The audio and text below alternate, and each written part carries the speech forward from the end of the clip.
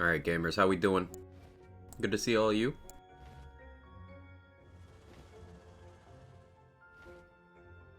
I got my coffee early and it's already cold. And Kevin, why are you whining? What happened? Kevin's having a rough morning, chat. He like threw up a little bit. I think something upset his tummy. But then I got him some new food. And I pet him for a while. And he seems okay. He's just like very emotional about it.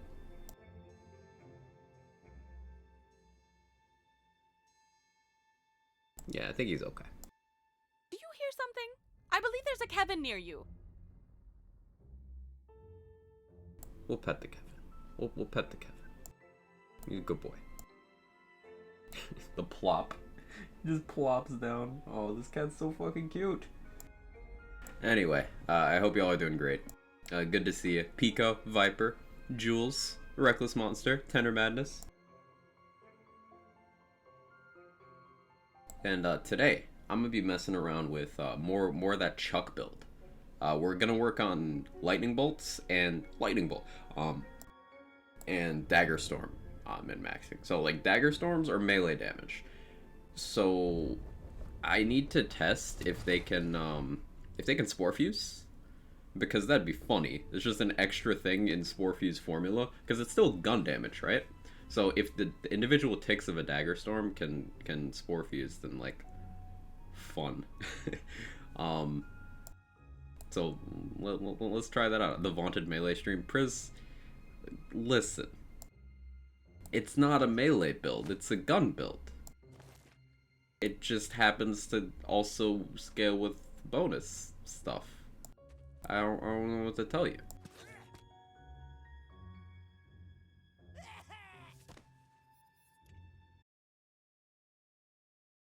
Hazel, how you doing? Good to see you. Wolfie, hope you're well. Dagger Storm's gun type, I know they spawn with melee, but like what are they? So Dagger Storms, do I have one here? I do. So Dagger Storms are gun damage, melee damage. They scale, they are damage source gun, but they scale with melee damage. I don't believe they get companion ability or spell. I think it's just gun and melee.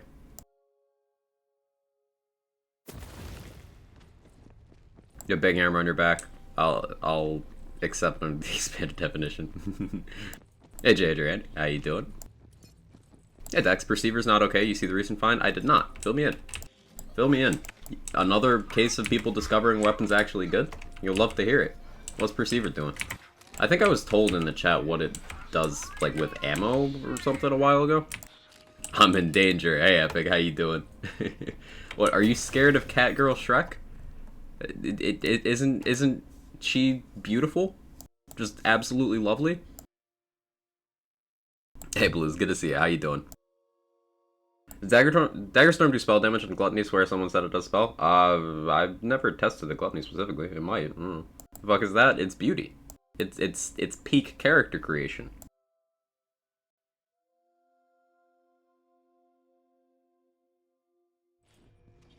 Crit chance and damage double dip. I'm definitely gonna want to fact check that, especially considering the source. But I'll keep that in mind, Dex. Let's go to the dummy. Let's go to the dummy. Misquote bot. We'll set up quotes again at some point. I'm just low effort.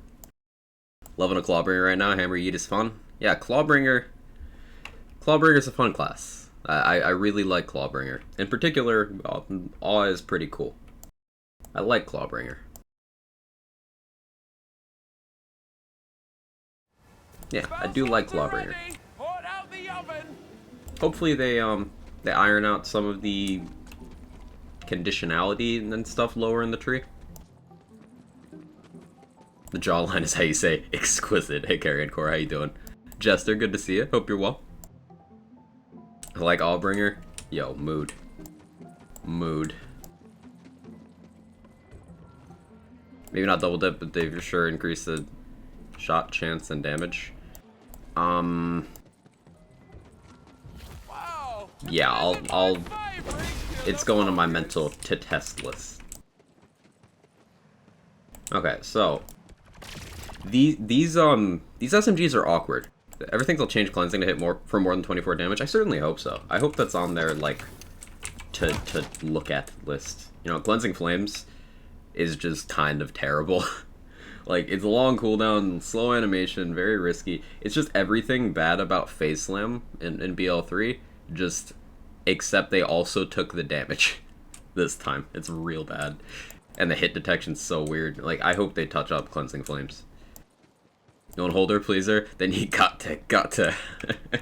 Hey, Alcazando, how you doing? Raw melee damage on a satisfied class, right? Yeah, but all the melee boosts in Tree, though. But look at all of them. It's the new additive versus multiplicative pet peeve I have. Oh yeah, people misusing double dip. It's why the people quantifying the damage formula right now are not rushing resources out.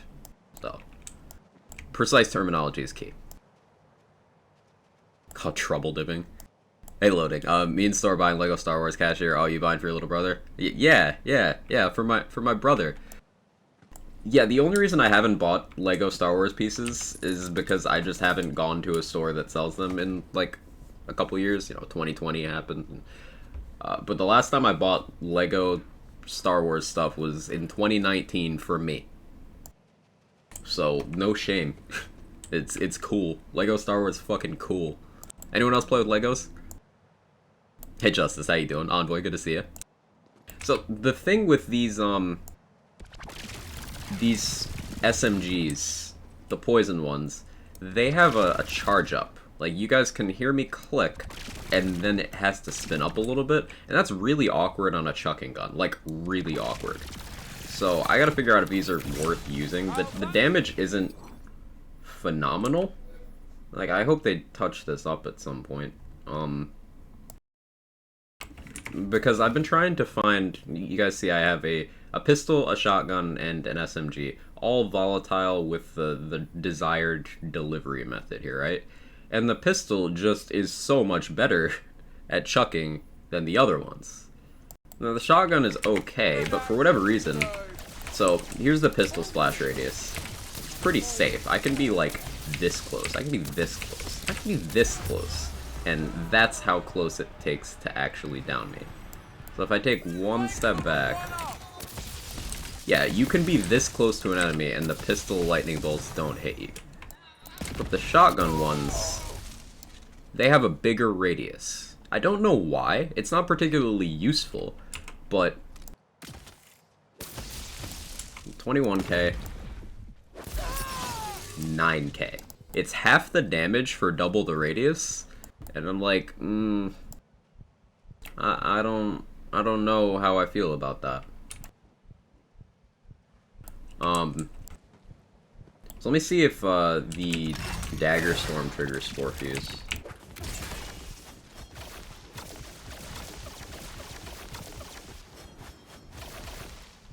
Is it?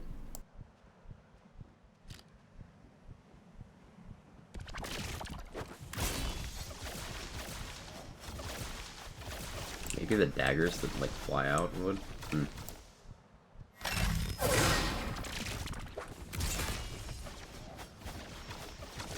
Doesn't seem to.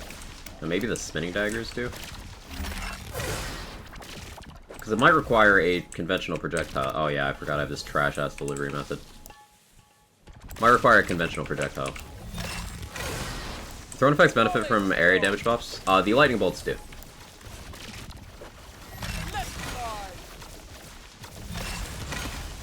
Yeah, no, it's definitely not triggering the enchant. So that's good info. I'm gonna store this for now. I'd say tentatively, don't chuck SMGs for damage. They're not very good at it. Definitely leave that to the pistols and the shotguns. But I started messing around with this warp paradigm. 2 points in Wrath of Nature, area damage. Melee damage would help if we were doing Dagger Storm stuff with it. Melee and ability increased by 50% of spell damage.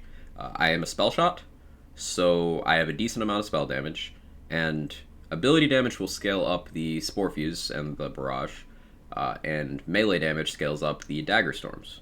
So I'm trying to find like a good Dagger Storm. I was hoping to not have to do it on shotgun ammo because these things are wildly inefficient to chuck. The shotguns, you can do okay damage, but they're just, you eat through so much. I need more shotgun SDUs, I think. So, which just brings us to, let's get more money. Let's get more money.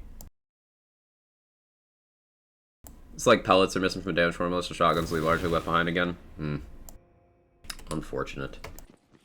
You can at least get the high damage, low projectile ones, Jack. Like a volatile ×1, a magic barrel, you can get up to almost 900. I think you can get over 900.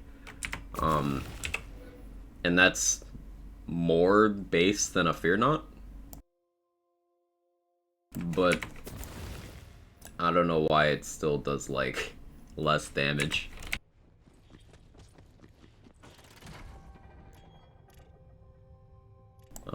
Okay, let's... I was gonna put something away.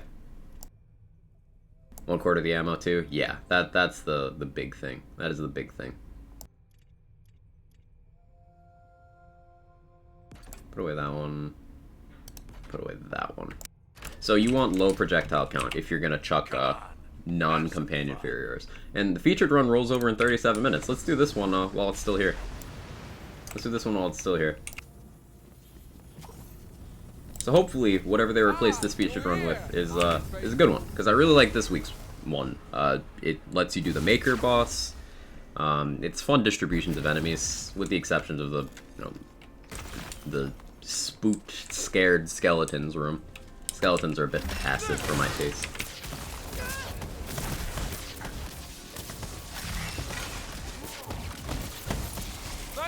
My game's just waking up.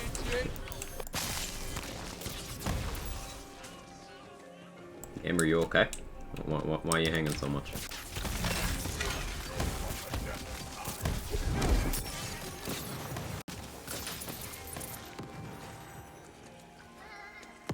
Yes, Skeep, hi. Once I finish min-maxing a Gluttony Chuck build, I'm gonna try a Sorterang. Be interesting to see if you can get damage out of Sorterang. There's a reason the Mimics don't want to die. Yeah, so there's, like, different kinds of Mimics. There's some that are immune to things that aren't melee, and there's some that are not immune to those things, and it's RNG which kind you get. So sometimes you'll get a Mimic that you can kill with a gun, or a dot, or a spell, and sometimes you'll get one that just says, hey, no.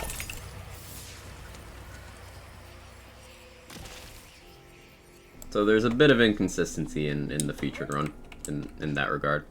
Hey Stone Swan, how you doing? Just got a cat, a Gluttony with ASA Dark Magic. No bricking today, let's go. Always love to hear when something's not being bricked. It's going 6 out of 3 Awe on a spell-based paradigm with mag size, crit chance, cooldown boost on a handbow wielding claw shot is dumb in a great way. Handbow and Awe. Yeah, that's a combo. That is a combo.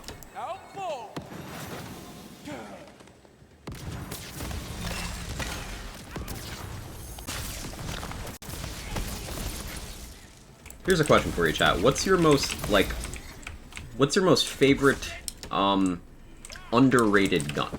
Like, what's a gun that you think people should use more of? That's just kind of like a sleeper hit. Like something secretly powerful. I'm just curious. You guys got any favorites in that department?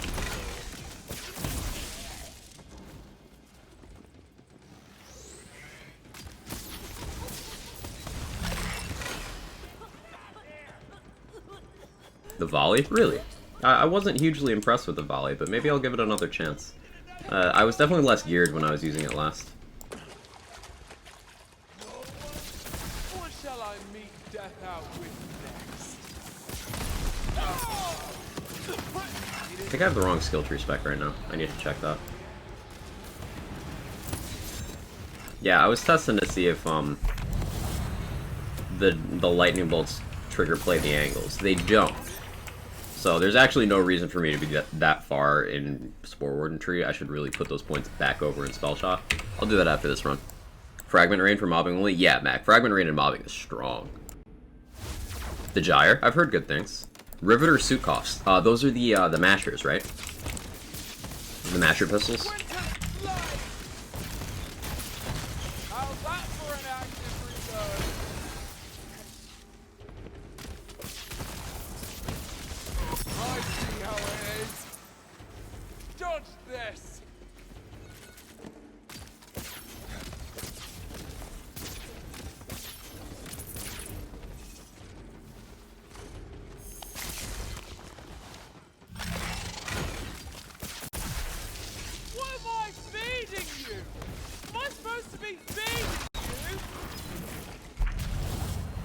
No, Borbotron, thank you so much for the Prime. I really appreciate it. Thank you.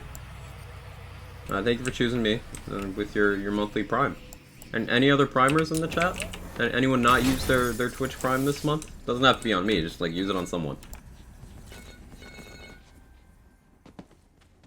I've had some luck with the Blazing Volley, but only on Chaos 5 so far. Yeah, I used it to get through the Chaos levels on my first character. Purple one, like the liquid cooling, just purple, any element. The purple Skulldugger pistols, yeah, I used a couple of those while leveling. They were pretty good. Hope one of these lands in an idiot. Yeah, I definitely have less damage in this skill tree configuration than the one with Spell Shot. Chat only, hello.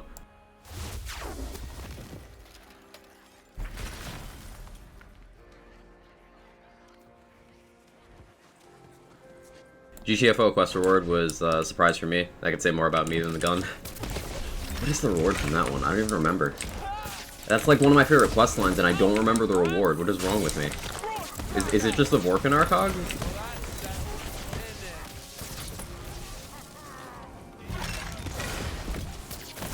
Or am I going crazy?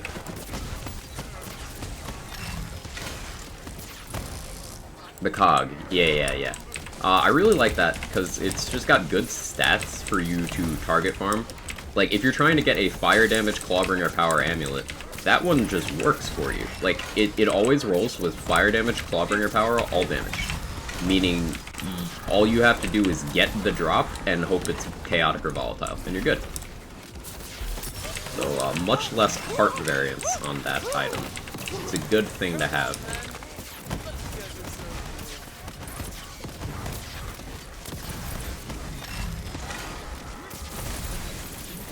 Bye, Pigwort. Fire damage, Stabomancer, joint training. Like, joint training is such a good thing, and on Stabomancer, I suppose it's nice to have if I was doing like a dot build. I'll take it. Maybe we'll use that. Repeating cast, concentrated magic barrage. I don't think I've ever used one of those.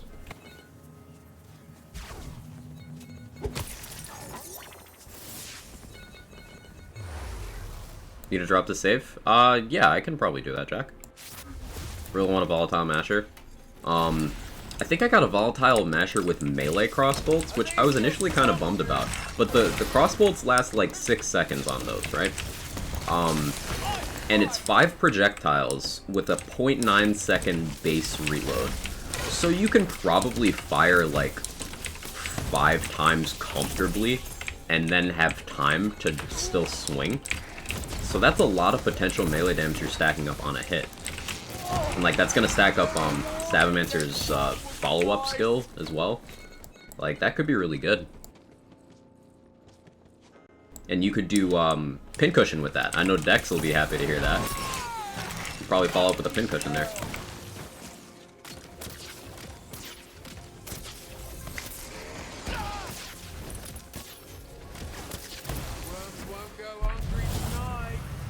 Yeah, Echo Pincushion. Good thought, Sean.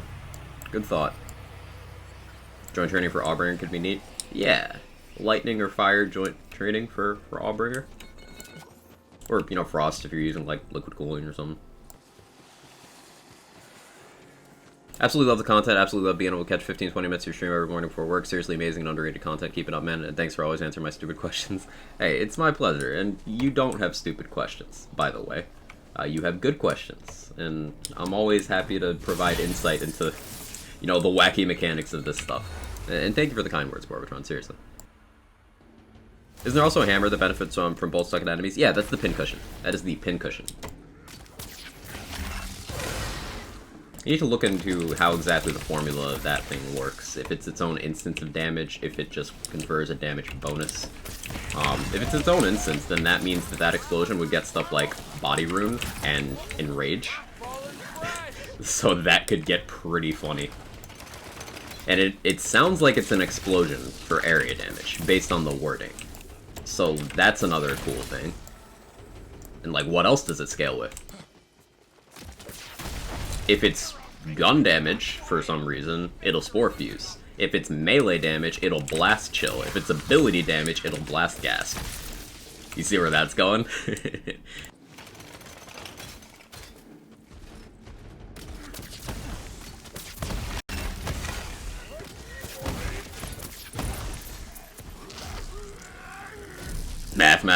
Math. Just requires some cook a combo stuff. I kind of missed that perk, cook a combo from Borderlands 3. There's just something satisfying about it. Shoot longer for more damage, just in every setup. I don't know. I'd love to see it come back as like a ring or something.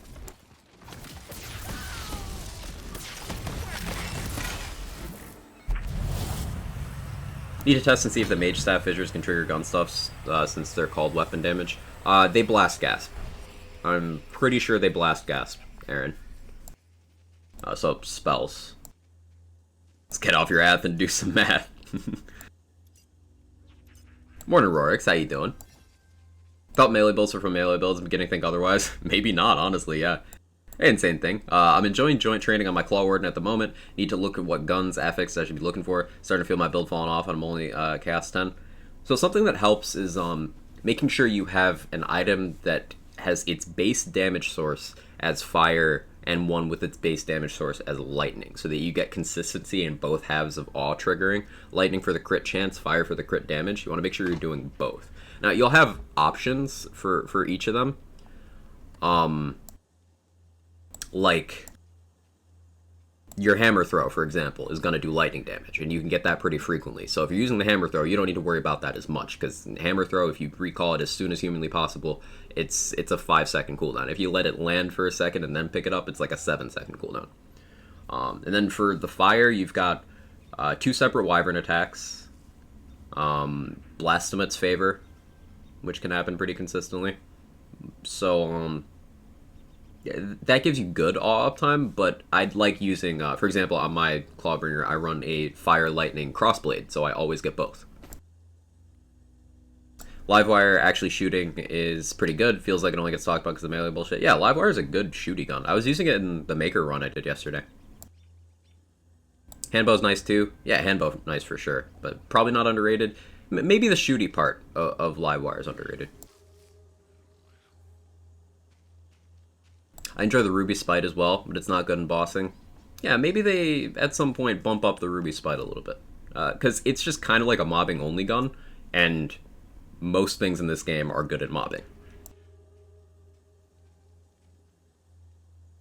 Body Rune a good choice to keep fire damage proc. So, Body Rune is a bonus element, and bonus elements do not trigger awe. The original damage source has to be fire or lightning for it to count. So Body Rune is just layering something on top of an existing damage source, so that doesn't trigger awe. Body Rune and Oath of Fire do not trigger awe. Neither does Oath of Lightning, Oath of Thunder, whatever it's called. Bonus elements won't trigger it.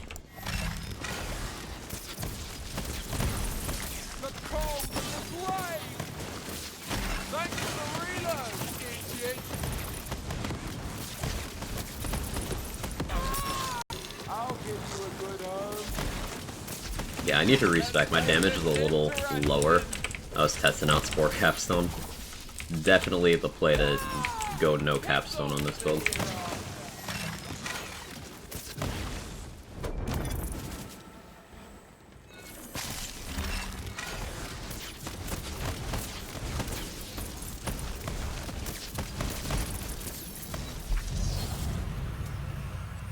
Rebuke also will not proc off for some reason. That or my game is fucked, but I'll go with former option. It might be... Like, does Rebuke have a projectile or anything, Asa? It might just be because of that. Like, it might just be a bonus element in the same kind of way that, if you remember the... You probably don't know about this one. There was an Anoint in BL3.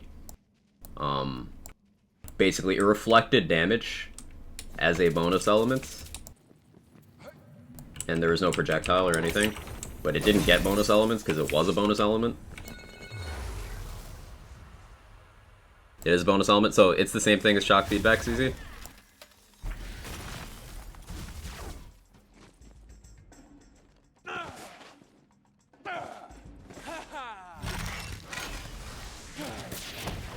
Same thing, cool.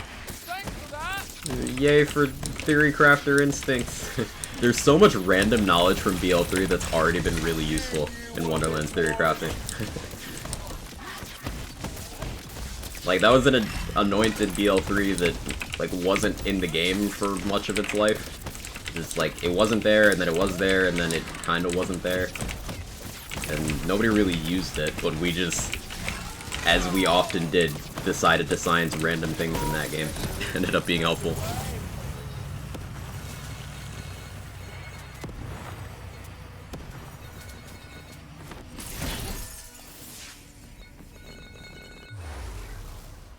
Run around with the Fatebreaker is another lighting option. I'll probably look for something with fire on it. I like the Fatebreaker. It's good at restoring wards if you're at a range where you can consistently deliver those birds. Also, having swing speed helps, so I think Stabomancer and Berserker get more out of the Fatebreaker than anyone else does. But it's still good, regardless. I like the Fatebreaker a lot. The more I've used it, the more I've liked it. For Rebuke, is the player counted as an ally? Yeah, it triggers off of you yourself.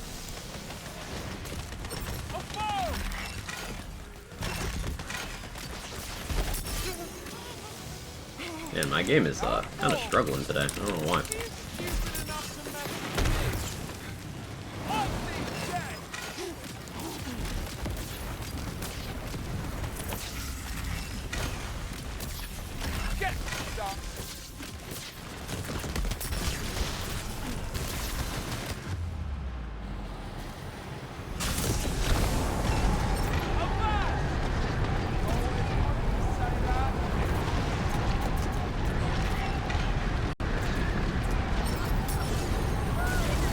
Big chunks. Big chunks. One of these lightning bolts to Bunnethog's weak spot does so much fucking damage. Actually crazy.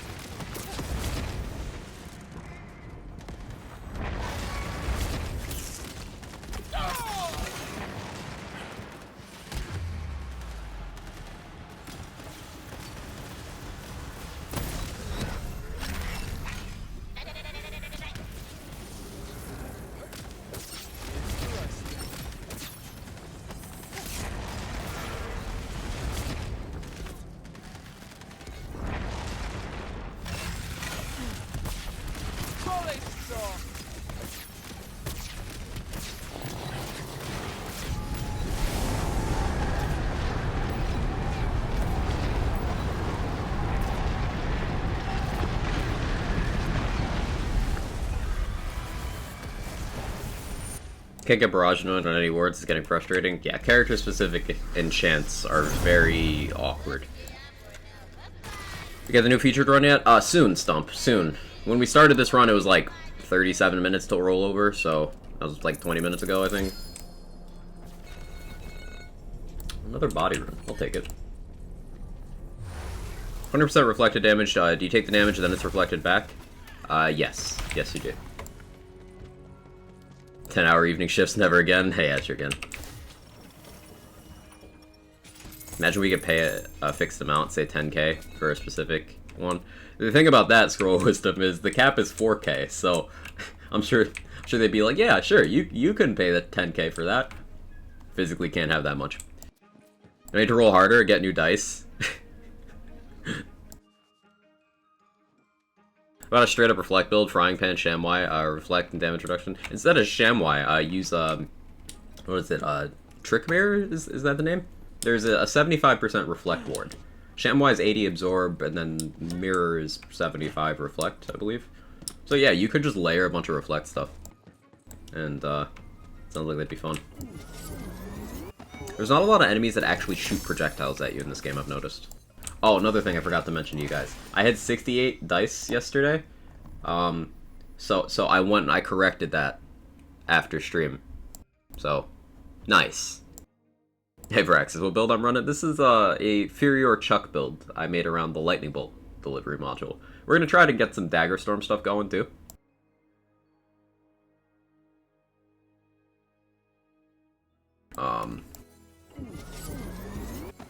But yeah, currently it's the Lightning Bolt spam build. How's that? Out for an I gotta respec into the correct skill tree. I was testing some stuff. Figure out what lightning scales off of. Gun damage, area damage, elemental. Swag. It is not a spell. It is not melee.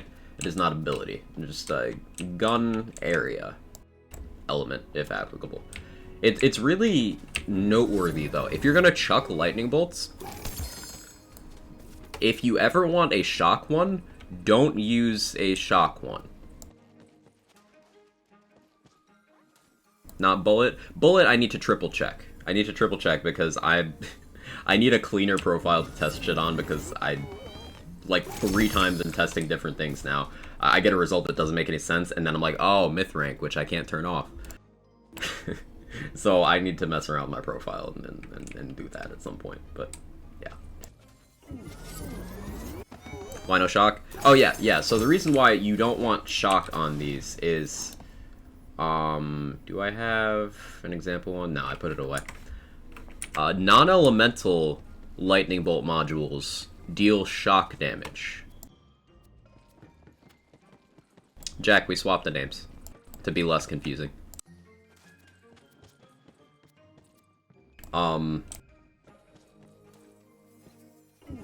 So the non-elemental ones do shock anyway. Meaning you just take the non-elemental for higher base damage, yeah.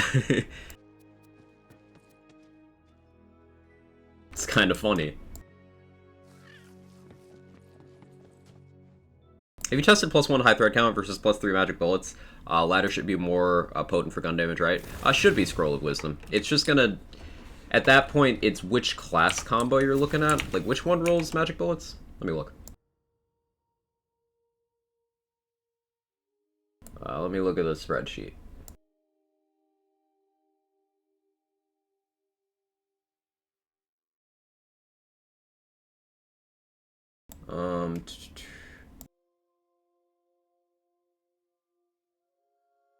Which one is it?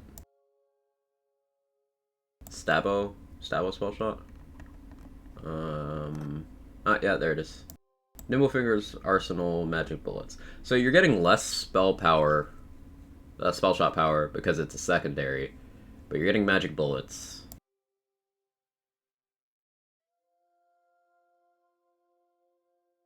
No, but high thread count is also spell shot secondary, so that's not a factor. Yeah, so it's just straight up better. As long as you don't need Spore Warden power, the Magic Bullets one should just be straight up better.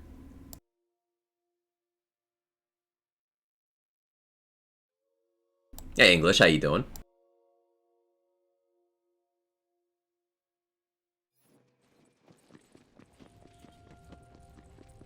You know what the mirror and frying pan damage scales off of? I do not. In BO3, Reflect was the weapon type of the bullet that was shot at you. And then it got any bonus elements that go on bullets. And then there was, at Mayhem 10-11, there was the shield scaling also applied to it. And global bonuses. So all damage bonuses should increase it. Stuff like this. Element of the bullet, I suppose. How's it going today? It's going well, English. It's going well. Oh yeah, I need to respec. Well, I need to put stuff in my bank, which I made a little more space. Be proud of me.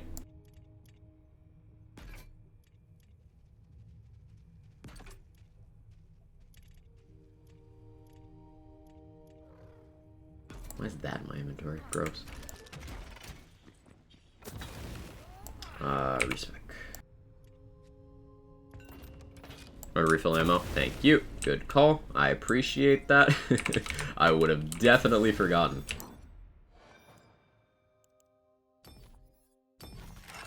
So we go max Eagle Eye. Well, first let's fill this stuff out. Magic Bullets, Prestidigitation, Mage Armor, Font of Mana. Yeah, back over here. Affinity. Medicinal Mushroom.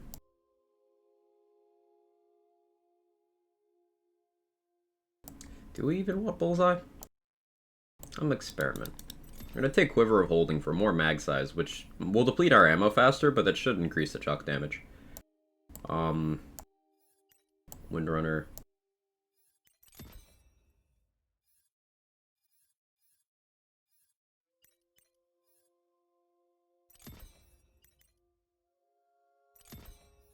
Okay. Now, do I take Imbued Weapon and 1 slot 1 kill? Or do I want Headhunter? How much would 1 slot 1 kill give me? 4% per stack. 9 stacks. Or 8 stacks, rather. It's more potential damage with 1 slot 1 kill. Unless... What multiplier is this? Even hit crit spots rely with this build? Against bosses, yes. Against bosses, very much, yes.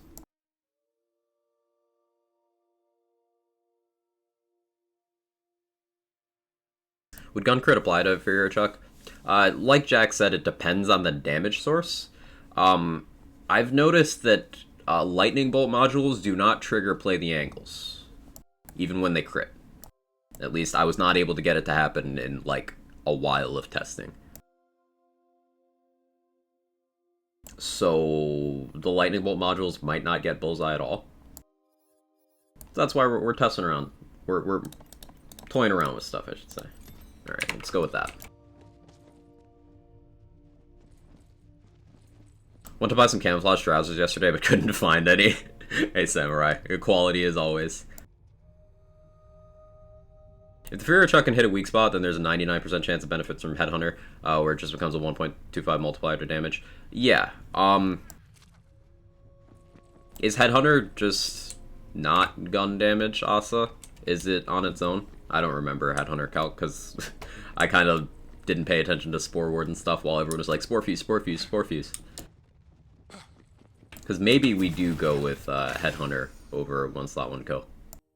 It is not gun damage? Alright, that's a winner then. Barrage and spells can also benefit. I do remember you mentioning that. Yeah, we definitely take that then. Cool. So 1 slot 1 kill is not a unique multiplier for the build. Ah yes, the build. So we don't need to worry about it too much.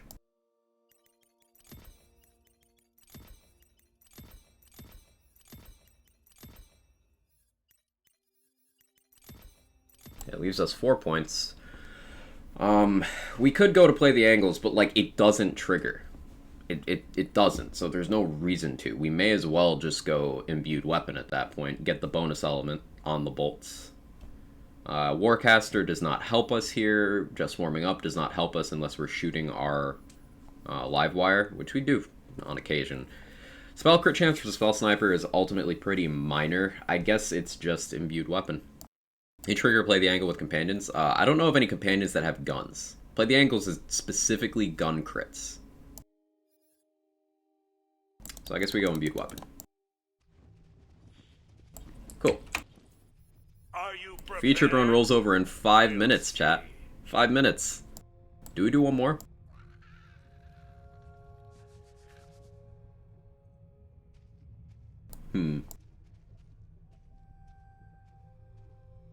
Yeah, you got me thinking about that again, Scroll of Wisdom. I can't think of a situation where, unless I was talking specifically for spell damage, where I would want high thread count over magic bullets now, after that change. Even if I was doing spell damage, I wouldn't go for high thread count. I would go for, other things. I guess if I was using Paradigm to convert to, like, other things, maybe high thread count's valuable for that. Helping hypers. Yeah, it's just an interesting thing to think about. There'll be a hotfix today? I don't know if they've announced anything yet. Skeep can drop from bunnies, right? Yes. Yeah, Amulet Bunny can be particularly cruel to your African cat. One more for the road? Yeah, we'll do one more. Do one more, just give me a second.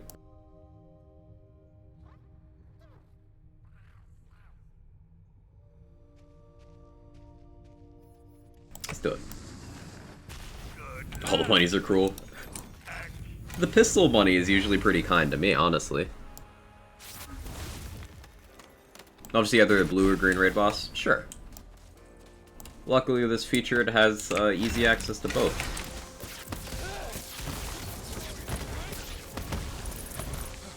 I want to do yellow again, so we'll do blue and yellow.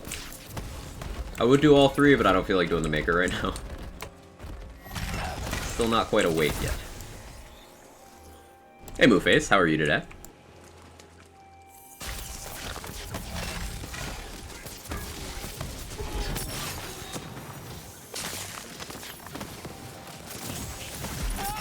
Yeah, definitely higher damage than the last setup. And when we hit those crit spots, it's gonna be juicy. Morning, Foster. Hope my week's been good. It's been pretty okay. You know, ups and downs as always, but can't complain too much.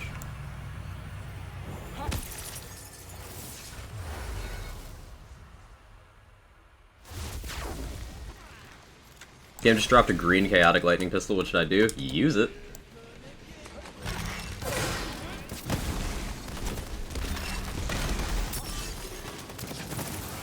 $249K on that hit. Yeah, that was a headhunter hit. 249K on a random mob. No butt stallion boosts. We just hit that hard. This build would also be pretty good with pixies? Probably, but like what isn't good with pixies?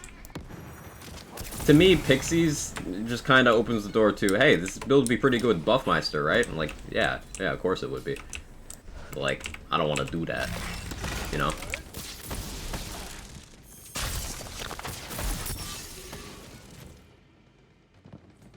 Drop the extra spellweaving stacks? Yeah, I went for a warped paradigm with, you know, converting spell into melee and ability. It rolled area damage, which is good for double dipping into Spore Fuse. But it's got 2 points in Wrath of Nature. So that's a pretty huge increase. And I'm using a Skeep with status damage and chance. Now, it just so happened to have those, but I ended up liking it. I'm using it specifically because Poison and Spell Shock. But it makes my dots actually kind of relevant.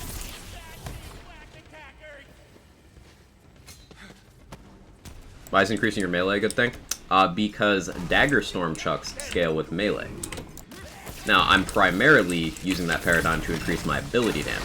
But if I happen to choose to throw a Dagger Storm, then melee helps that.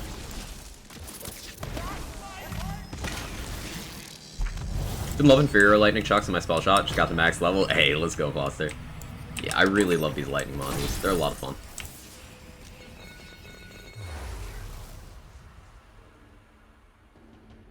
Dagger Storm get melee, kind of thought that. Yeah, it's one of those things that's like, you're like, huh. It makes sense, but then you're like, huh. But then it makes sense. Then you go, huh, again.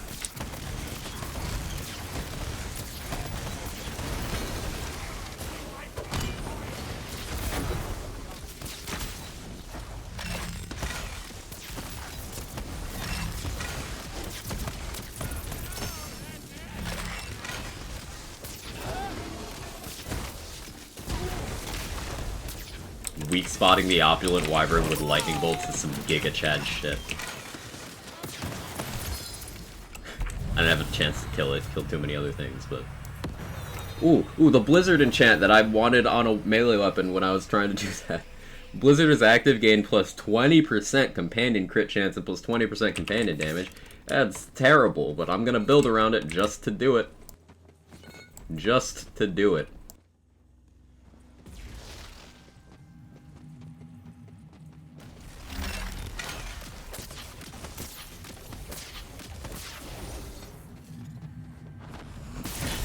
See the Perceiver discovery? It was mentioned earlier in chat, and that's something that I would like to verify through more trusted sources, to be honest.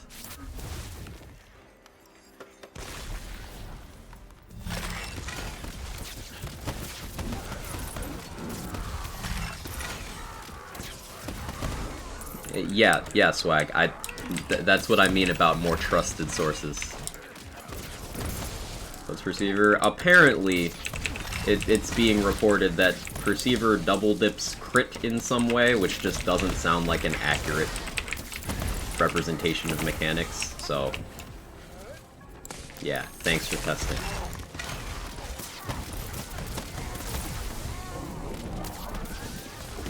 What is it? It's a Dahlia pistol. Legendary Dahlia pistol. Ooh, that dot. Big Horde, get fucked, my guy.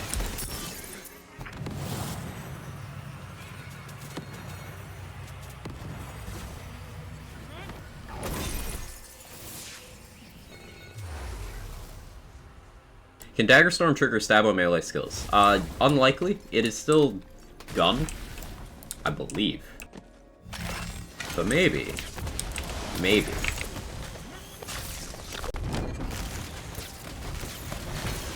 That damage is cracked. Hello?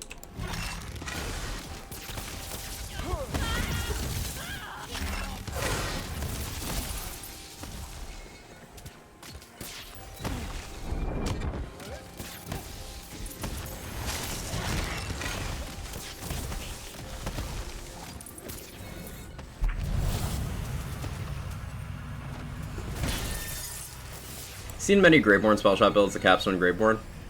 Here and there. Here and there. It makes a lot of sense to do so, because you're likely to want to max out Blast Gasp on a lot of spellshot Graveborn setups. And if you max out Blast Gasp, that literally brings you to the Capstone. So it's one more skill point there. So yeah, I'd hazard a guess and say that I see more setups doing that than the alternative.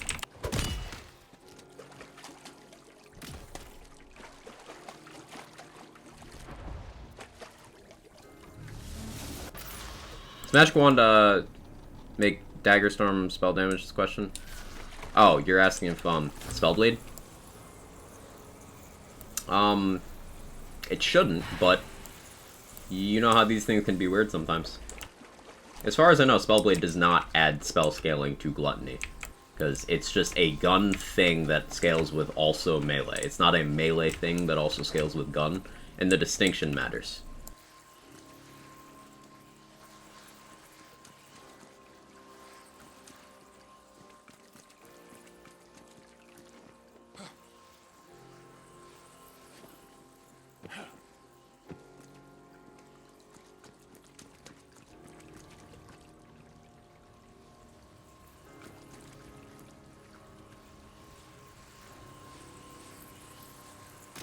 Seems to be a gun you want to stack crit chance and crit damage with. That's like every gun. That's the thing. It's like, oh, cool, do the thing you do with every gun anyway.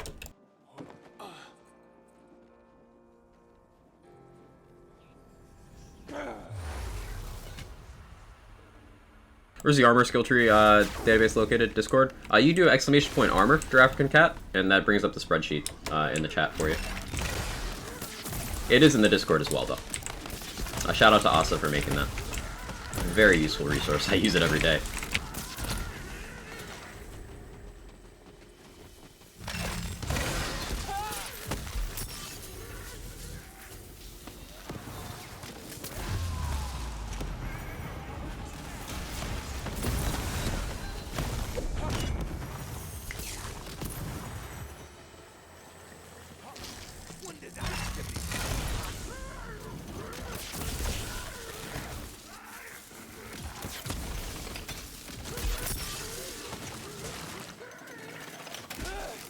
Yeah, I never moved over that that frost element, fear not, with the lightning module. I gotta try and roll Spore Fuse on that, because that's still gonna be more damage than this on bone bars. I do want to get one of each element. The poison one's gonna be the default one I use, but having a frost one for Lechance memeing, having a fire one for the various things that works on, etc. Not elemental for wards. Be good. Yeah, bro, the liquid cooling's conditioned me. Yeah.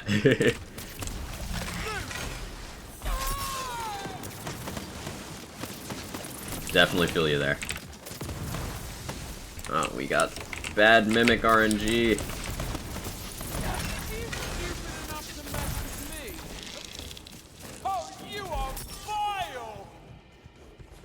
No, jump higher.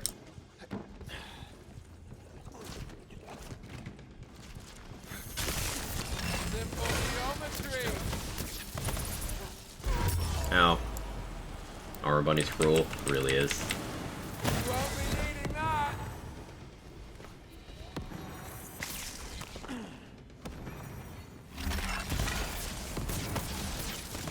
Let's get crafting and blasting.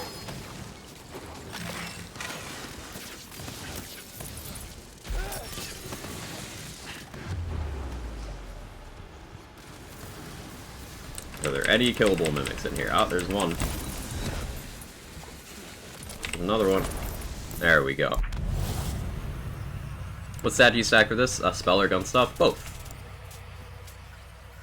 Huh. It's an interesting amalgam. Plus 2 to Quiver of Holding. 50% max size. Beak Chuck formula. Probably the worst part of this game is getting a class mod upgrade. I'd say enchantment bricking over that, personally, but yeah.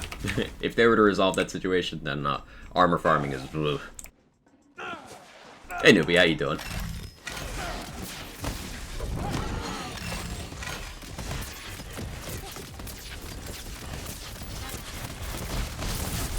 Won't go hungry tonight.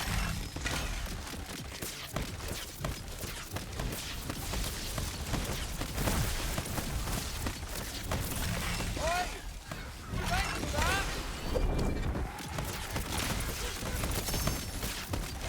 Ooh, that damage spikes hard when you have that natural crit spot available. You can, like, work around the enchants. Yeah, but ideally, you don't want the situation to be structured in a way that you have to do that.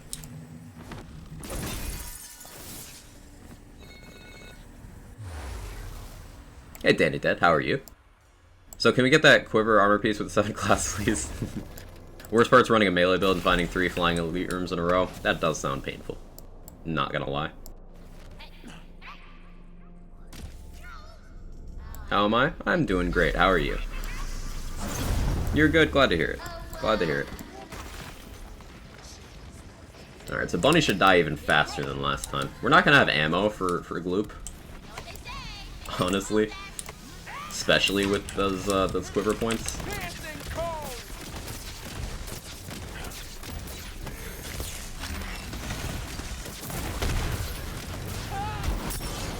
It begins.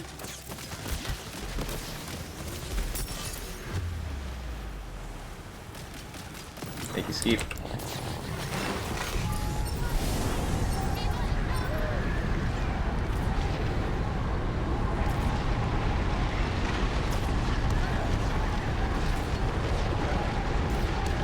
Goodbye. Good fucking bye. Oh. She's just a girl and she's on fire.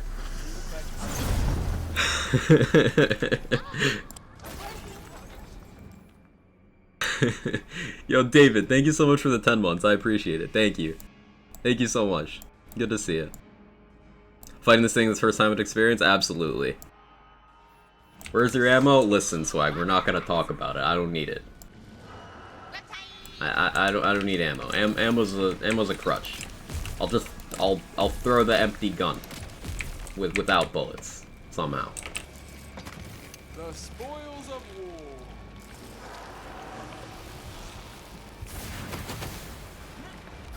See, we got ammo now. Kind of.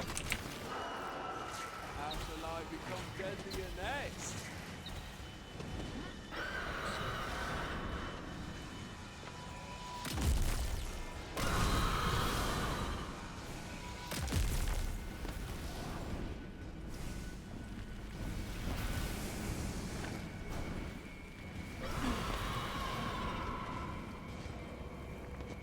Dodge this!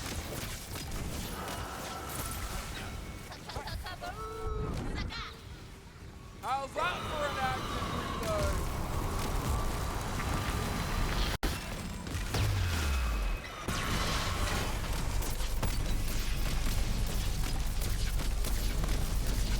Oh, little warning. Yeah, if we had a frost one, that'd go even faster. This build's got the damage.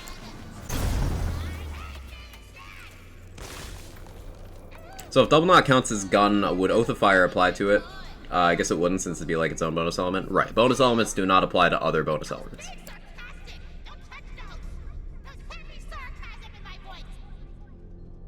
I love the Maker dialogue, it's great. Ooh, 2 drops.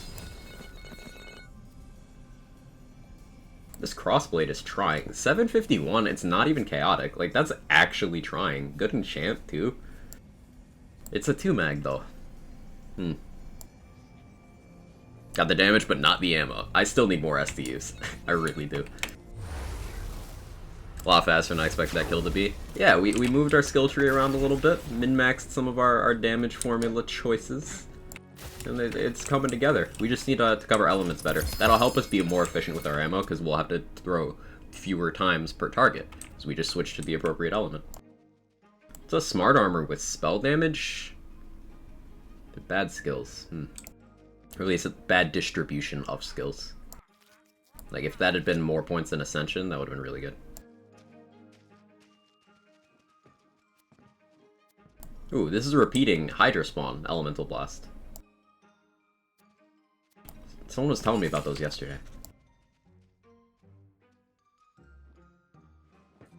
Scorching smite. Yeah, that's 3 Hydras from 1 spell. And the... Wait, Hydras spit out ammo? How did I feel like I knew that, but I didn't know that. Hydras spit out ammo?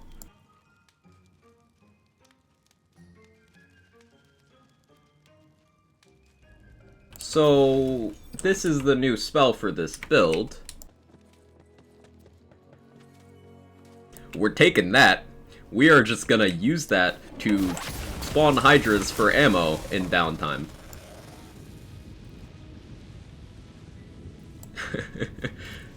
the tech, the strats. We just wait and do that. Easy. Looks like Christ, like, hold up. That's something I knew, but I forgot, you know? Morning, Schmidward, how you doing? Zomboss, the only place to farm for Rain of Bear's legendary drop. You got the Chaos Chamber. You got the bunnies. The bunnies are your friend. If you're going for a drop for something and you do not want the absolutely mindless, boring monstrosity of dedicated farming, just do some Chaos Chamber runs. Get some crystals. Hit the bunny. Go for what you need.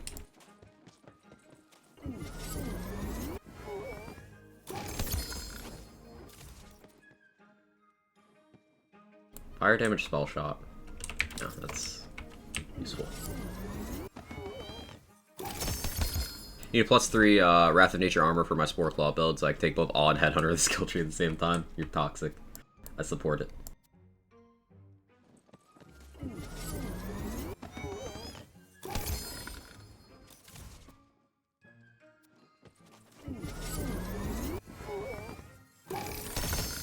Yeah, Wrath of Nature and Awe are great examples of just good tier 5 skill design.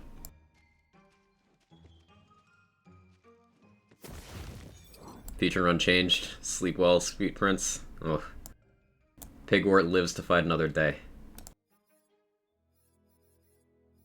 Ran out of inventory space again, chat. Again.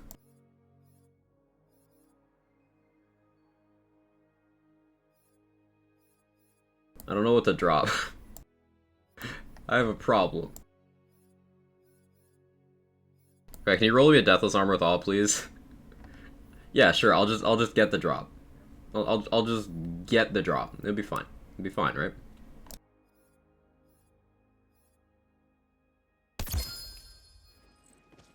Here, I'll just grab that for you real quick in the face. Hey, Trade Secret, how you doing? First part of fixing a problem is admitting you have one in the first place. Yeah, I don't have one. All Wrath of Nature, Blast Gas, Blast Chill, all great. Very much so, yeah. What else is tier 5? 1 slot, 1 kill, and Double Knot are, like, less game-changing than things like these, but they're still good. How go the runs? They go very well. We absolutely bullied a couple raid bosses. This build's definitely coming together. I just need more Fear Knots, different elements. I have a frost one somewhere. Let me check my bank. Bells are up.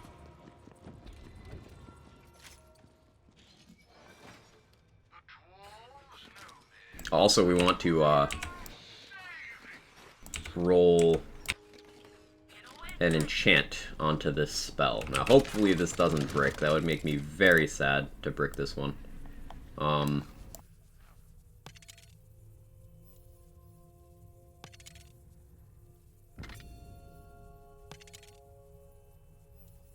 I want action skill start 20% damage. That's what I'm going for here.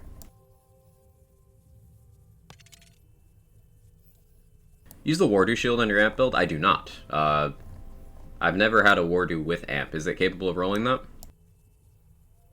Uh-oh. What's uh-oh? It's causing those lightning shocks to have such high damage. Good damage formula.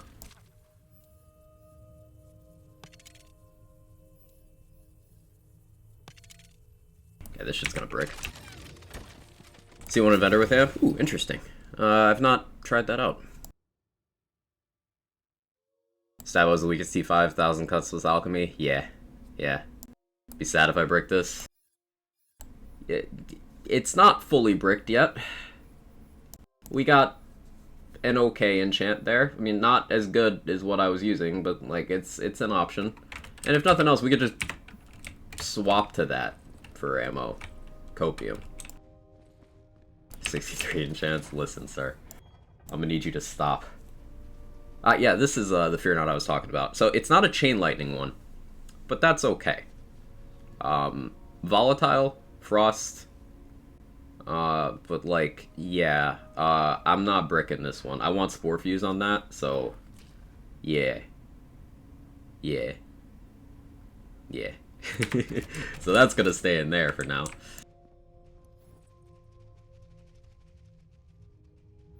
That expires in negative 28 minutes. Prepared?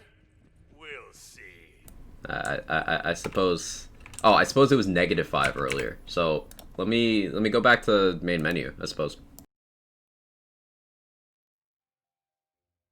Now, I'll keep ignoring when you get melee effects, but there's so many melee enemies in this game. Those enemies have a much higher tendency to actually bridge the gap, so I might need to rewire my brain. Yeah, I think I'll need to do the same. Also, you can break a gun by rerolling the enchants on it. So the term that we're referring to there is item bricking, like turning into a brick, because enchantment cost doubles each time you do it, and there's no cap on this, meaning after 11 rerolls, the reroll cost will be 4,096.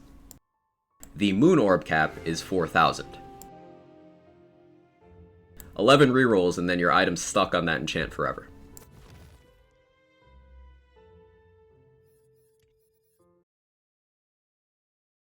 Should just cap it at 4,000. Yeah, one of many possible solutions. Been loving Spike on a shield in game. I've not messed around with Spike too much. I'll have to do that. I think 2,000 is more feasible, so you can reroll twice at max Moon Orbs. Just anything that is mathematically achievable would be an upgrade. Don't much care what, as long as it's, you know, physically possible.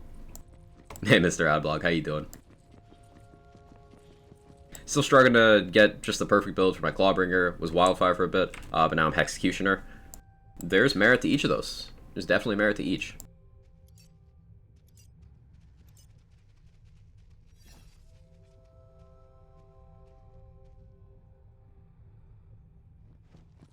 Choose, Fate Maker. Do I need to leave the area? Well, let's try that.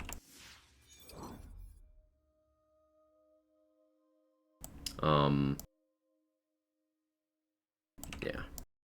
Is the Heckwaiter any good? It can't be enchanted, and the damage is kind of mediocre, so I can't imagine that it's more desirable than similar items now.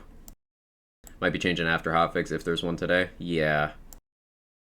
Yeah. I suppose featured rollovers work the way that, wonder if featured runs require hotfix or not, it's a bit unclear still. Yeah, I was just vocalizing that. I wonder if they work the way that the Maurice machine used to in Borderlands 3 before they made it an in-game cycling thing. Like, they used to have to change the Maurice location through a hotfix every time. Extra projectile and spell charge on a flock of spectral talons. Yo, this is the rack spell. This is it right here. This is the rack spell. Yoink.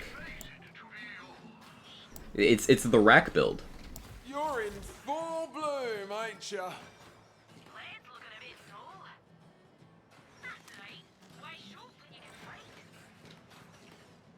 My backpack full again? Shit.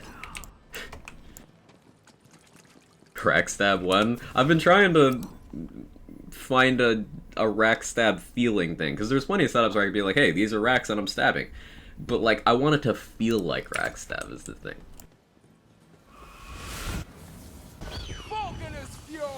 They even say the rack lines. It's just rack attack. I love it. It makes me so happy. Pure neuron activation right there.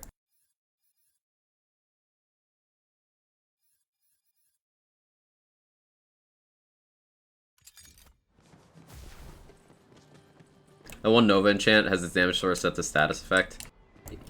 I didn't notice it scaling up with status effects damage. But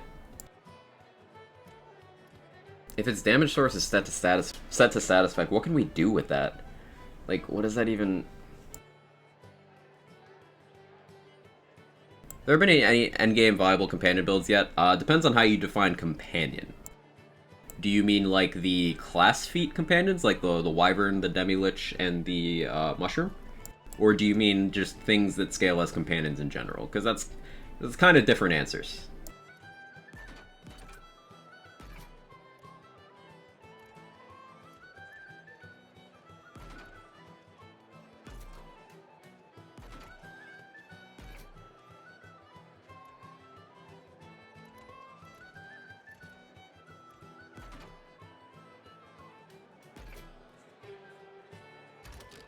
Do the Wyvern shot from swords count as companions? Not to my knowledge.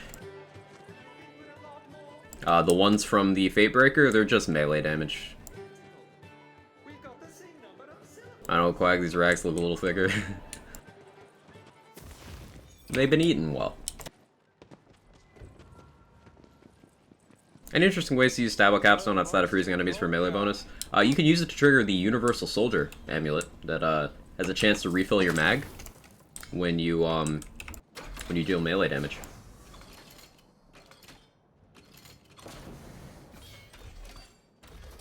I guess I should have those shotgun SMGs to use. Okay, we made the trip worth it.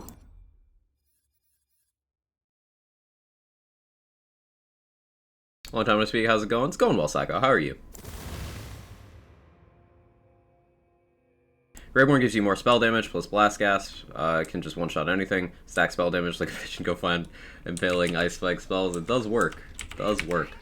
It's interesting that you can get Graveborn to a position where it can do more damage with spells than spell shot, but there's also the option of just combining them. Do I hunt for more dice or do Chaos Chamber? Chaos Chamber, for sure. Easy question, easy answer.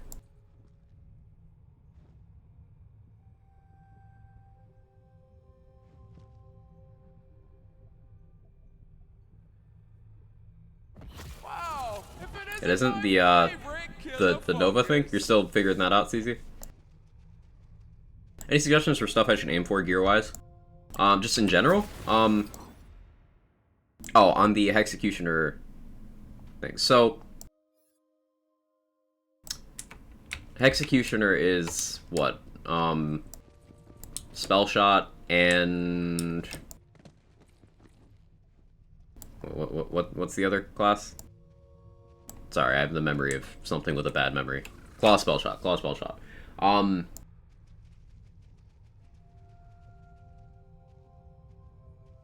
It's so hard for me not to say build around awe. Now the fun begins.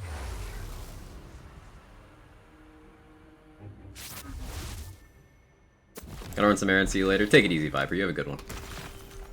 Honestly, my knee-jerk response there, Cheshire Kaz, is to just build around having as much awe uptime as possible. Which means make sure you have damage sources covered for fire and lightning, multiple avenues, so that you can always keep the crit damage and crit chance boosts running. A popular thing I've seen people doing is you can use a Spell Blade.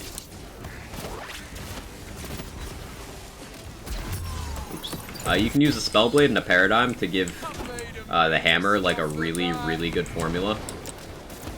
Paradigm converting spell into melee, an ability, and then just equip a Spell Blade. And that can increase your hammer throw by quite a bit.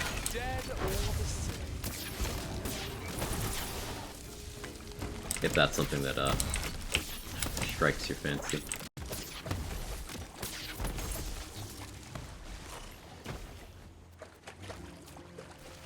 Simple geometry. I think I have an ability to spell in melee. The other way around, unfortunate. Yeah, converting ability damage is kind of the more awkward of the Paradigm flavors, I think. Because the only class that has ability damage in Tree is Spore Warden, and it's just the one skill. It's just affinity.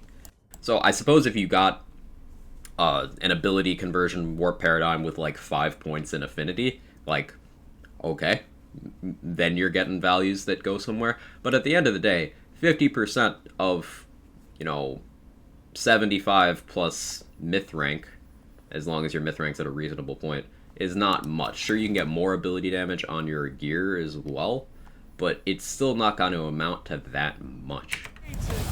And then, like, what would you be applying it to that you want the ability and the melee scaling? I suppose maybe a Feral Surge kind of setup, or Dreadwind kind of setup, but Feral Surge doesn't scale with melee at all, it's just ability.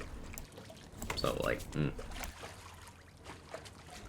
maybe a Dreadwind thing with that.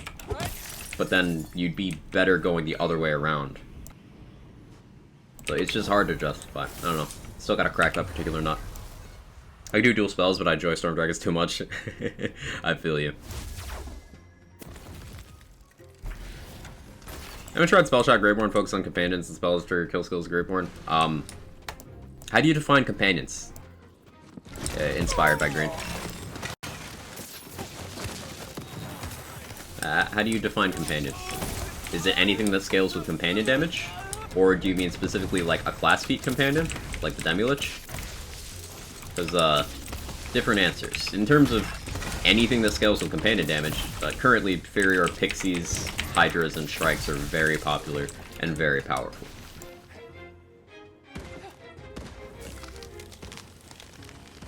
Full-on DPS Spellshock Graveborn right now, but what does full-on DPS mean? Because, like, the goal of all setups is to do damage. So, like, what are you using to kill things? Because in lands games, every build is a DPS build. Just your avenue of that DPS changes. That's my boy. I still don't get how Twitch has kept the reply feature as it is. Yeah, it's hilariously broken. Like, you've given the appearance of talking to yourself for several messages now, and I've just given up on trying to understand.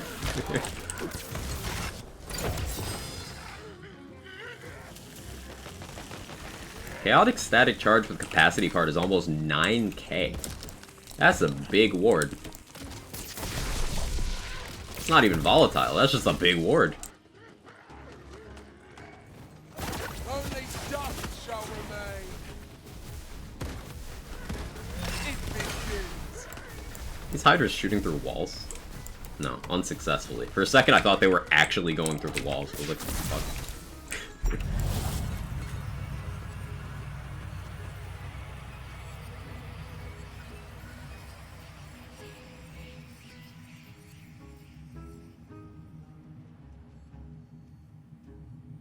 Using Universal Soldier with the Livewire this morning was working great. Get reload varied bay. Nice.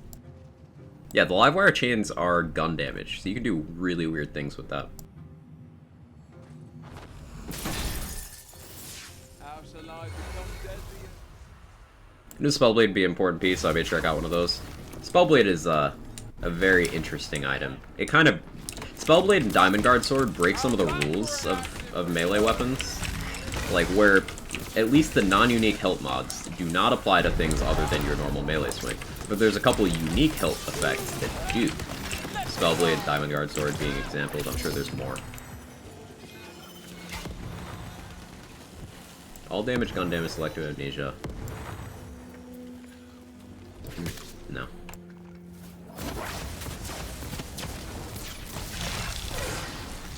Minmaxing being ability damage would be cool. And that was my initial assumption. And then status effect damage, proc wrath of nature. Yeah, Minmaxing just doesn't seem worth right now. It's got a fixed base and doesn't seem to have any sort of good scaling.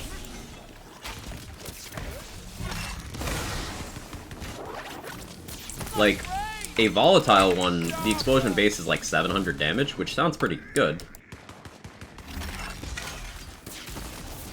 I'll go back to my other spell. This thing being a charge up is awkward. I like this enchant better.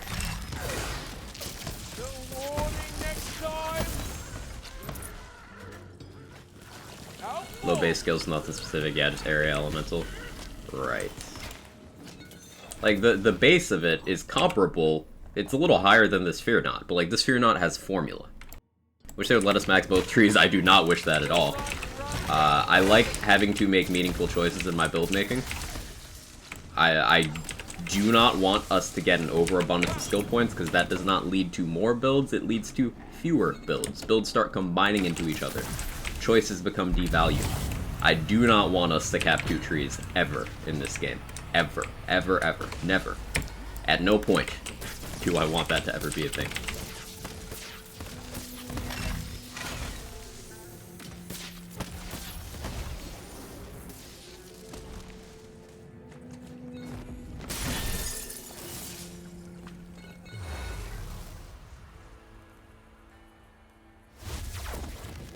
I've not lucked out with rings or amulets, which I think is my biggest hurdle. So rings are probably the least impactful gear slot for a build.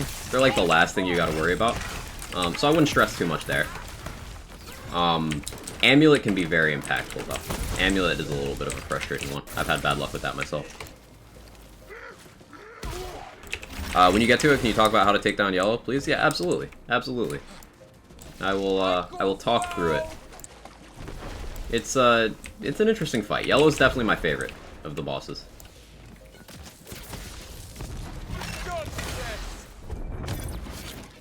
Definitely my favorite.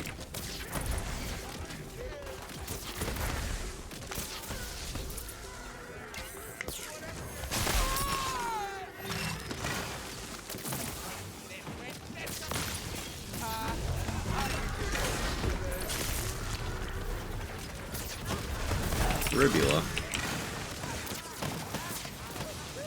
Goodbye. Skeep! Any recommendations on amulets to aim for? Yeah, Skeep is a good one.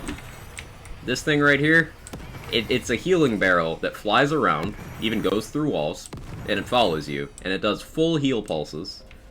And you can also kill it for death saves.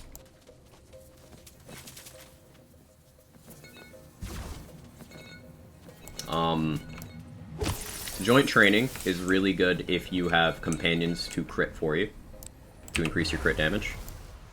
Harbinger is good if you want a little extra layer of survivability and you have an action skill you use frequently. Universal Soldier is good if you can weave in sources of melee damage into your gameplay. So like if you're using Ghost Blade or Storm Dragon's Judgment, or meleeing for Echo or Snake Stick very often, things like that, then Universal Soldier can be very good.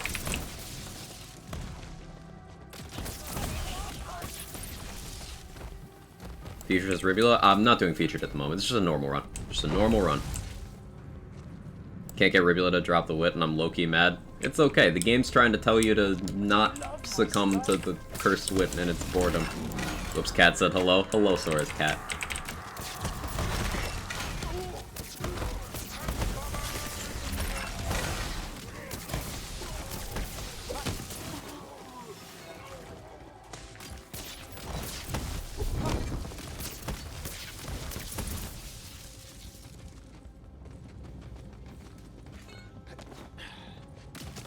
Yeah, getting even one of those ammo upgrades in a run is such a game changer.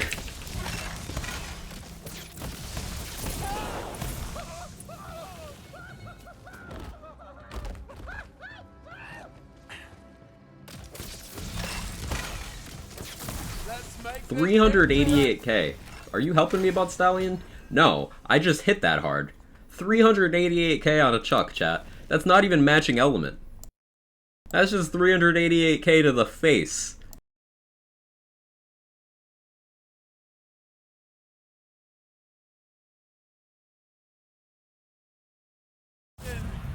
Oof. Oof. I think I've only seen the yellow boss. I can't get the blue orbs to follow me. I didn't know there's another boss behind the blue orb, though. Yeah, the blue orbs, depending on which map you get them on, the terrain can be kind of awkward. Like, I hate it on this one. Yeah, plus Pseudo Wrath of Nature. Yeah, it's for my armor. Oh, no, I have another two. Oh, that's what it is. Good eye, good eye. I saw that, and I was like, yeah, it's for my armor. So I do have plus Pseudo Wrath of Nature. Did I have that from that room? I have no short-term memory. I don't even know if that was just now. Either way. Damage. Feature run boss. Did it actually roll over yet? Do I need to like restart my game or something for that? You have to see a blue rune on a map, always get yellow. I like the yellow boss. Blue is kind of free, but I like yellow. It's a fun fight. That was a nice, satisfying chain. With Clawbringer and Stabbomancer, I like the Wyvern and Spinning Blade, just trying to work out where I want to go with it, now I'm level 40. You got lots of options. There's no, like, bad class combination in this game. That's one of the things I love about the multi-class system. And the fact that we have limited points.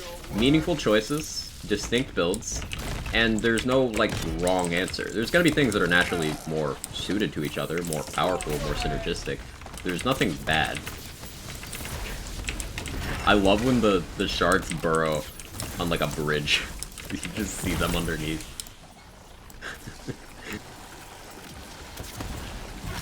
Unleash hell.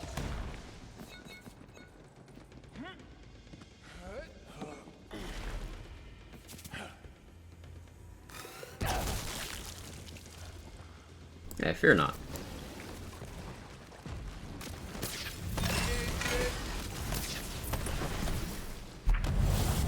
That was beautiful, yeah. Side note, last 7 runs to Chaos, nearly every map is that Cyclops feels bad. That's unfortunate. Is main attack throwing your weapon? Yes. Yes, it is throwing this gun right here.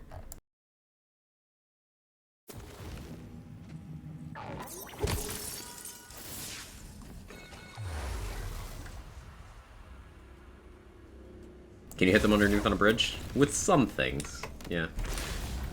But they're like mostly immune when they're tunneling.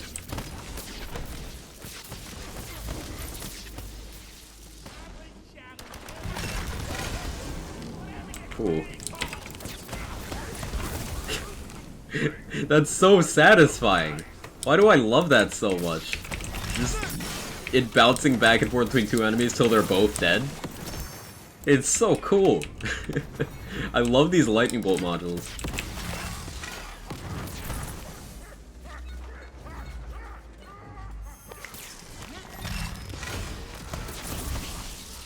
$415k. It's like the Trickster Ice Spike. I've heard things about that. I've not had the opportunity to use one yet.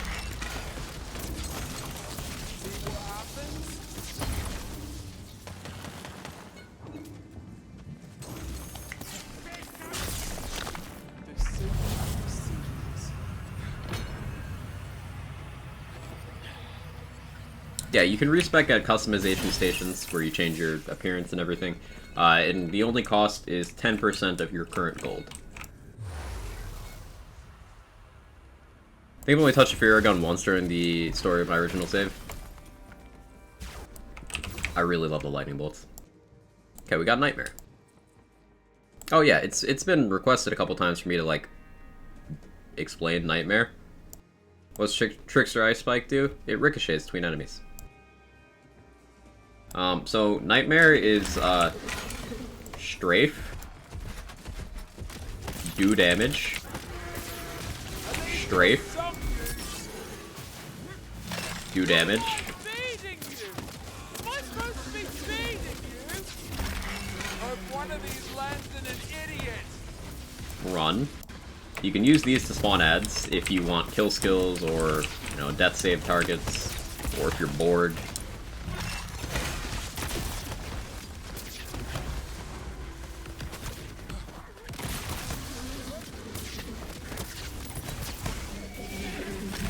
You strafe more. The only thing that really sets Nightmare apart from other bosses is it moves. That's all. Nightmare is not mechanically complex, it's not difficult, it's not punishing, it just moves. That's all. That's all it is. I promise you, the only thing giving people trouble about this fight is movement. So then you enter this phase, and it teleports away. Now, the location it goes to varies here. So with the horizontal swipe like that, you just crouch under it. And you just do damage. It's teleporting away. It decided to teleport to me. So, easy fight. I'll give you a good home. Obviously missed it indiscriminate. So we were expecting to play the angles, and in my testing, I was not able to get the lightning bolts to trigger play the angles. So we ricochet without it, so it's, like, fine. Homing spells when it's above give me trouble. Have a good shock weapon, lightning weapon, excuse me, ready for that. Livewire does the job very well. Can you hit the summon button while you save your soul? I don't think you can. So you want to be prepared. I'm trying to go full on Thor Hammer Throw damage, which I aim for as my secondary. Likely Berserker. Probably Berserker or Spell Shot. Okay, let's do Yellow Boss. So, it starts out the fight with, it'll target where you are and make a big circle if you want to avoid that attack. It's pretty much telling you what the most important mechanic there is. So you want to just get in a little bit of chip damage during this section. This is not where you're going to do the majority of your damage, but it's a good time to build up your kill skills and stuff on the zombie.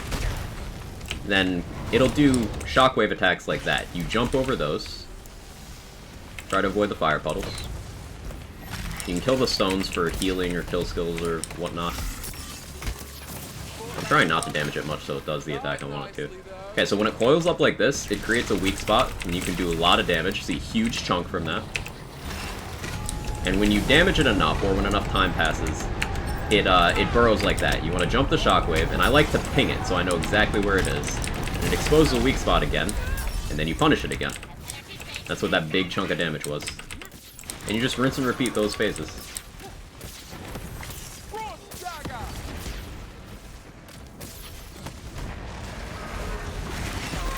That attack is probably the most threatening that it does, where it just kind of, you know, blitzes you like that. Movement speed is a good way of avoiding that one.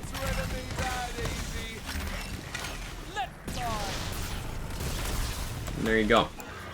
Easy. For your build, yeah, son. I don't think the horizontal strike and the fact that it splits the high ground and low ground always make people panic. So the vertical strike is just sectioning off an area of the room for you, really. The horizontal strike is just crouch. The stampede is just crouch. And other than that, it only has a couple attacks that are actually threatening, which it doesn't often even attempt to do, realistically. That's great, I think I got it now. I'm glad. I'm glad. Yeah, you do so much damage to those weak spots. So if you're not confident in your build's damage, or if you're just focusing on survival, that's fine. Just focus on living until it does one of the attacks where it exposes a weak spot, and then you can punish it. Just make sure that you are careful. If you don't have the DPS to immediately pop the weak spots like that, then just make sure you're always turning around and looking away. You don't want to, you know, lock eyes with it. Notes? Alright, let's see.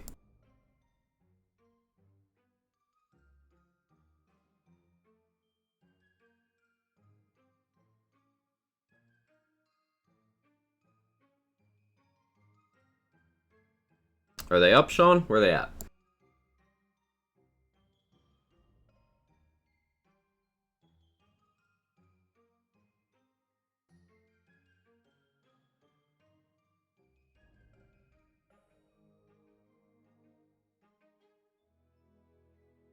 I see nothing in my feed. There we go. Thank you.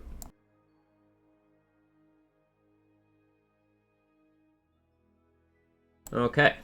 Weekly event. We've got fortunate encounters. Dice from random encounters in the overworld will now drop more loot and moon orbs. Okay. So, overworld for moon orb farm. That's interesting. New featured run. We got Banshee into King. So free Obelisk boss this time. You can elite that pretty safely. Banshee is a little more complex of a fight than Parasite, but that's fine. Featured runs have received an increase to the boss's dedicated drop chance for that week of the Chaos Chamber. That's nice. That's comfy. Increase the chance for raid bosses to drop dedicated gear.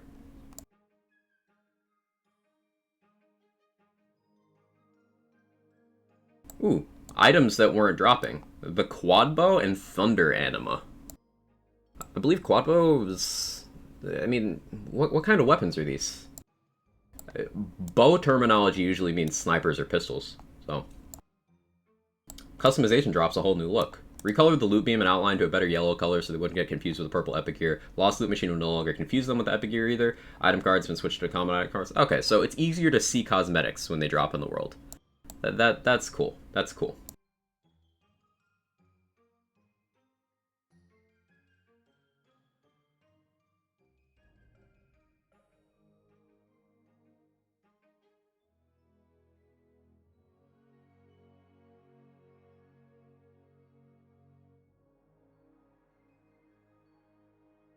So, I'm not gonna say that I understand this one. For reference, last week they buffed Spell Shot. This week they nerfed Clawbringer. Don't ask me, because I don't know. I'm just gonna move past that one.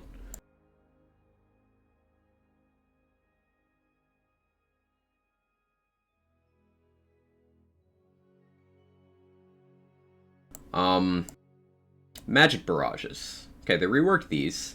So the concentrated ones are the ones that are like 5k damage with 4 projectiles. So they removed the free extra projectile. So the times 2 is no longer times 4. It's now just 1 projectile. Looks like they decreased the damage, but gave it another charge stage. So the damage probably works out to be overall lower.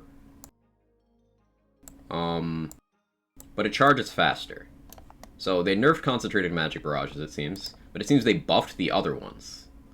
So the multi-projectile ones, the super spammy ones, they buffed.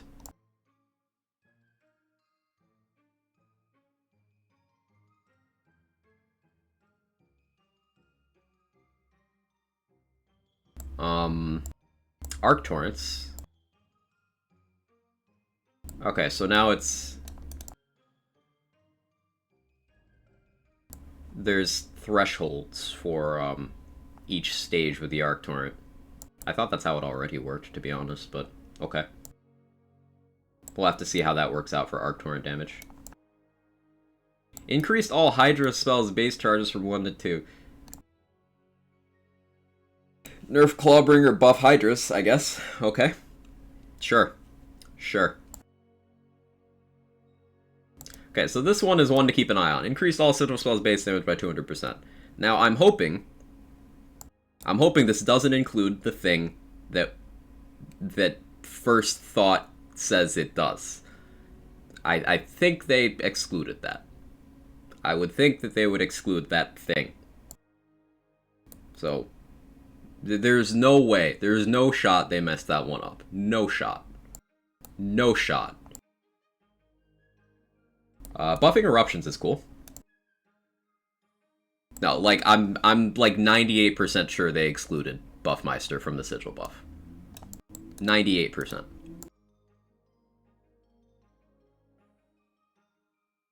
Increase all sniper rifle damage by 20%. See, this is something that I'm afraid of. They unnecessarily buffed blanket categories of shotguns last week. And now they're unnecessarily buffing sniper rifles as a whole. So, like, the Sawmill was already a monster. The Carouser was already a monster. those didn't need 20% buffs.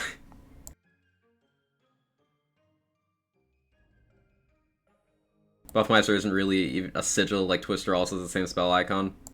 It does have the same icon, but you never know, Asa. You never know. I'm gonna take it though? Yeah, yeah. If you guys didn't know, Carouser was like one of the highest per shot damage guns in the entire game. Like, crazy good. And Sawmill is just the BL3 Sandhawk.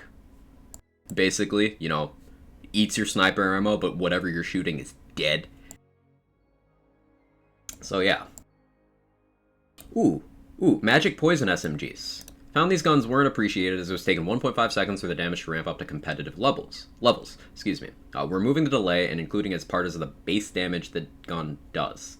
So removed the scaling over time. It had a ramp up mechanic similar to the lasers of Dal and Vladoff lasers in and I think COV lasers in BO3 all had that. So they removed that, but then just increased the damage. So now they just do flat damage. They don't ramp up. That's good. I think it still has the charge up, so that's awkward. Unless this is worded weird and they removed that. Yeah, and they buffed all the magic poison SMGs. Cool. And they reduced the chuck by a little bit, but that still works out to a buff, I think. White Rider's dual beam damage remains unchanged, overall increasing the damage each beam deals due to the Dahlia scaling change. So, dual beam better because they buffed Dahlia magic poison SMGs, of which the White Rider is one. So that's cool. White Rider buff, I guess? But then, single beam was getting scaled twice. Damage was close to what we were aiming for these buffs, but due to the additional increase, we reduced this modifier's form by 11.8%. Thank you for the specific values, by the way. That's nice. But I have questions about how this is worded. So this implies that they fixed the issue where it was scaling twice, and then also nerfed it by 11.8%. Which I hope they didn't do, because that's like a massive nerf to the White Rider. Sure, you get the 50% buff, but then cutting the damage in half and then nerfing by 11.8 is still a net nerf. So, like, what does that mean? What does that mean? That'll have to be tested. Legendary pistols. Okay, here's pain. Reduced masterwork handbow damage scaling by 30.8%. Reduced masterwork handbow crit damage bonus by 50%. Reduced Catatumbo damage scaling by 6.67%. Reduced Queen's Cry damage scaling by 15%. Reduced Pookie's Chew Toy damage by 28%. They really just don't like black powder unique pistols, I guess. Reduced Ruby's Spite damage by 30.8%. So remember that gun that we were like, hey, it'd be cool if this got buffed so you could use it for, you know, things other than mopping. Yeah, it just got nerfed. Is Ruby's Fight even that good? No, it was decent in mopping. Decent in mopping. That's it. Decent in mopping. It's still lost in DPS compared to almost every other unique pistol. Almost all of them. But okay. Increased auto magic by 50. Why? Chat, wasn't the auto magic good already? Like, the auto magic was, at the very least, serviceable, right?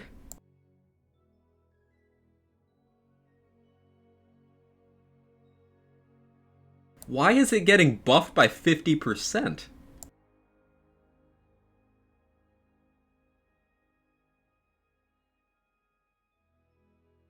I don't like the auto magic, feels weak to me.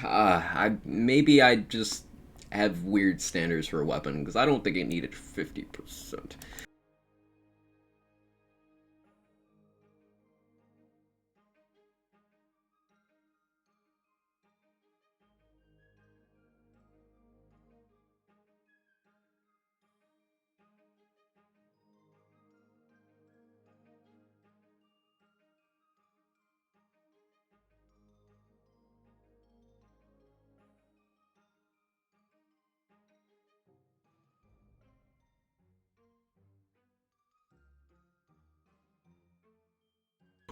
So, if you guys didn't know the gluttony, literally one of the strongest items in the game. One of the strongest individual items. Like, you could have an absolute shit build.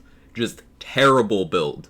And Gluttony will carry you. Gluttony does more than an entire skill tree on its own. And it's got a cracked formula. And it got buffed by 15%? What? Increase the message reload speed by 50%. Sure, cool, whatever. Address an issue with how liquid cooling damage scaling is being calculated. Yes, we were warned of this a bit earlier. Liquid cooling, think of it like how the yellow cake was in BO3, where there was a little fucky-wucky with the values and it caused it to have higher damage than it should have. But the thing with the liquid cooling is that even if the damage takes a severe dip, it's still mechanically excellent. Like, I would not be worried about the liquid cooling. You might need to actually learn how to counter certain boss mechanics on some builds now. But the liquid cooling is still extremely sustainable DPS. High projectiles, no breaks, it's still going to be a good weapon. Even if the damage gets cut, like, in half, it's still a good weapon. I would not panic about liquid cooling. Fucky Wucky? Yeah, Arctic's Empire. Well, fucky Wucky. Morning feed, how you doing? Just got this game downloaded now, can't wait. Hey, let's go, welcome in. So Awe now multiplicative certainly seems like Awe is now acting like regular crit based on the wording, which is like, why? Backstory changes. Village Idiot gets a wisdom penalty, so I guess Village Idiot do less dot damage, cool, whatever. Raised by Elves increase the dex bonus, so more crit chance from Raised by Elves, that's nice. More attunement. Attunement's what, ability cooldown? That makes Raised by Elves a lot better. That makes Raised by Elves a lot better. Failed Monk, bigger wisdom bonus, bigger intelligence bonus, still kinda meh. Rogue Alchemist gets an attunement bonus now. So, the nerf to Village Idiot doesn't change anything. But the buff to Raised by Elves will be nice if you're already that. These I don't see being impactful on, like, anything. No UI notes. That'll likely be stuff that requires a patch, Mahoney. Hot fixes are not something you, like, install. UI stuff is going to be big enough that it'll require a patch. And we're likely getting a patch next week. Because next week is a DLC. 1 week from today, DLC 1. Which would likely require a patch. So, I'm betting on, hopefully, UI stuff next week. Nerf Auk is fuck Clawbringer, right? I don't understand some of these changes. Like, what is the reason for this? 28% nerf to Pookie's Chew Toy. It's just like, did someone watch the speedrun and be like, no? Gluttony buff? I do not know where this would have come from. Has anyone ever, like, anyone here used the Gluttony and were you unimpressed with it? Just, I'd like to know if these people exist. What are magic poison SMGs? The ones with the weird looking barrels. The spiky barrels, the laser beam SMGs. Just those that are the poison element. So stuff like the White Rider. Those are magic poison SMGs. Gluttony's nutty. Gluttony's super strong. And it's got a crazy formula. So, like, the Gluttony change, I don't understand that at all. Liquid cooling, justified. Even as someone who enjoys the gun, an adjustment to the liquid cooling is 100% justified. Hopefully it's not, too big of a change, but like I said earlier, even if the damage of the gun gets cut in half, it's still mechanically excellent. It's still worth having. You just might need to actually learn how to boss on some builds now, instead of just hold down trigger, which is probably the intent. Ruby's Spite change I do not understand at all. That is not a gun that needed to be touched in either direction, really. Like, if anything, people would have liked it to be slightly increased, rather than massively decreased. Hey, Bird. I'm a new Clawbringer power lover of legendary pistols. What are my options? Have you heard of the Gluttony? Have you heard of the Gluttony, Bird? I mean, or how about the Auto Magic? This is a new patch, this is a new hotfix. It's a new hotfix. Hey, the shower is cold. How you doing?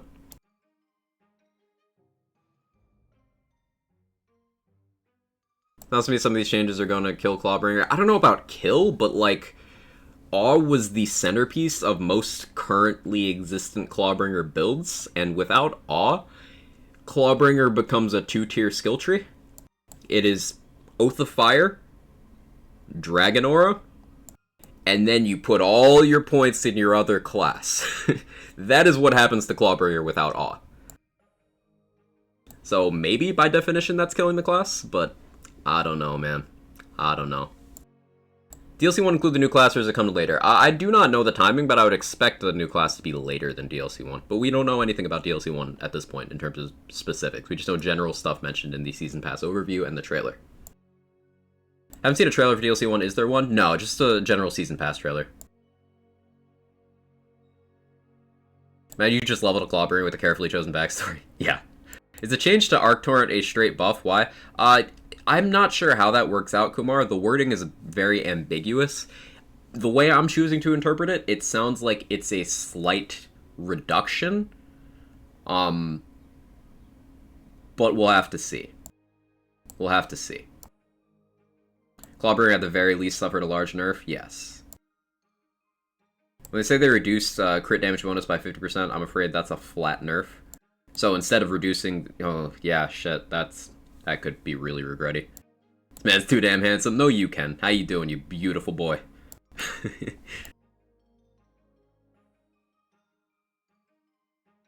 Sad about Pookie's Chew Toy? Yeah. Yeah. That was an interesting decision. I don't understand Masterwork either. Handbow did a lot of damage, but it's awkward to use. Now, I'm sure it was a situation of they saw From the Shadows Handbow use, and they're like, oh, that needs to come down. But, like...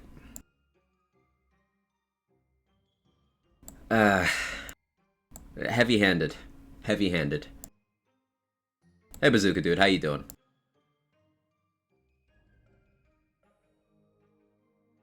I think it's currently 60%. It depends on your parts, CZ. It depends on the parts. And because it depends on parts, I think you're right that it'll be a flat, like, what you can get is just halved at every point. That's what my guess would be. Because I've had different handbows with different crit values, so, like... Thought it was fixed? No, I'm mostly certain I've had 2 different crit values on handbows.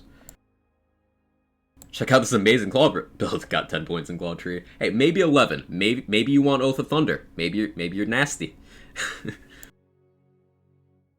Yeah, so for reference, chat, my Clawbringer build, my primary one. Sorry, my 2 Clawbringer builds. One of them was using Awe as the centerpiece of the damage and using various guns. So, like, that one, it'll just do less damage, but I suppose mechanically it's still intact. And then the other one was using Awe to crit with legendary Black Powder pistols.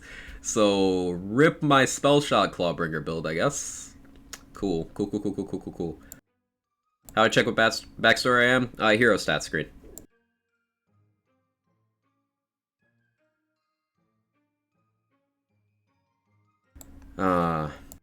Like, I rarely saw people outside of speedrunners talking about Pookie's Chew Toy, I guess because level 19 is 43 times 5 damage. Even still, it's not too insane. That's like high damage, to be fair. It's just, it can't be enchanted. It's not elemental. There's reasons not to use it. Game balancing tough. Game balancing is tough. Just some of these changes, I do not understand the logic. Like, there's things you can understand the reasoning behind, and things that they explain the reasoning behind, which, again, I want to say a very big positive here is they gave us precise values in many cases. Like, precise percentages. Always good to see. And things like the explanation of certain changes. I like that. They explained exactly why they were buffing poison magic barrel SMGs, and that's great. I would have liked some logic, you know, down here. But they gave it to us for backstories. They gave it to us for poison SMGs, and that's appreciated. I don't understand buffing Hydras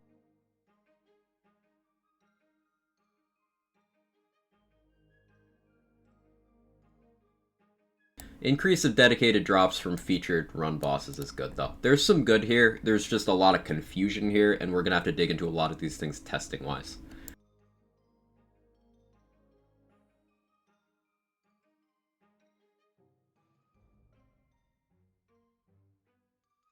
Reasoning when it's provided is awesome. Where it's provided is awesome. Yeah, absolutely, Kumar. Absolutely. Mod check Buffmeister changes. I'm hopeful that they triple checked and made sure that Buffmeister was not included in the sigil changes. Hopefully they triple checked that one. What does damage scaling mean? Card be reduced or increased by the percent mentioned? Yes. They've said that it's the per level scaling, but that's not actually how it works, so I think there might be some miscommunication between the change being made and how it's explained to the person writing the notes. And I just want to say, person writing the notes, good job. Appreciate you. Seriously. Expressive hotfix notes, huge deal to me. Really love that.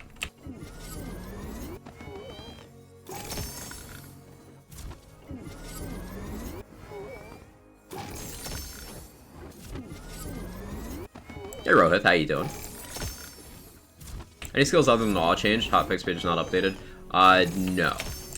They did not mention changes to other skills, just awe. I think I understand the Buffmeister's use case. Clawbringer. Lightning damage, Clawbringer power. I can use that with awe. Aw.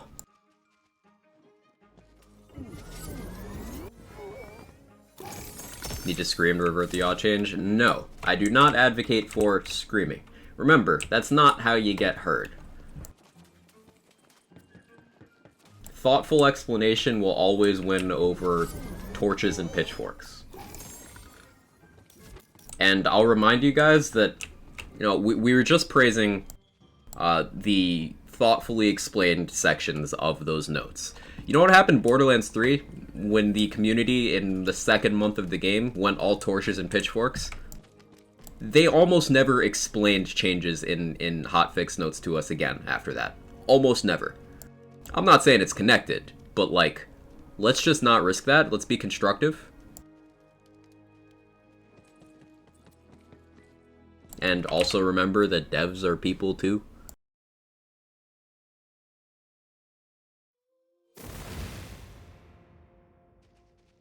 The people who are fielding all of us on social media and everything are not the same people making these changes.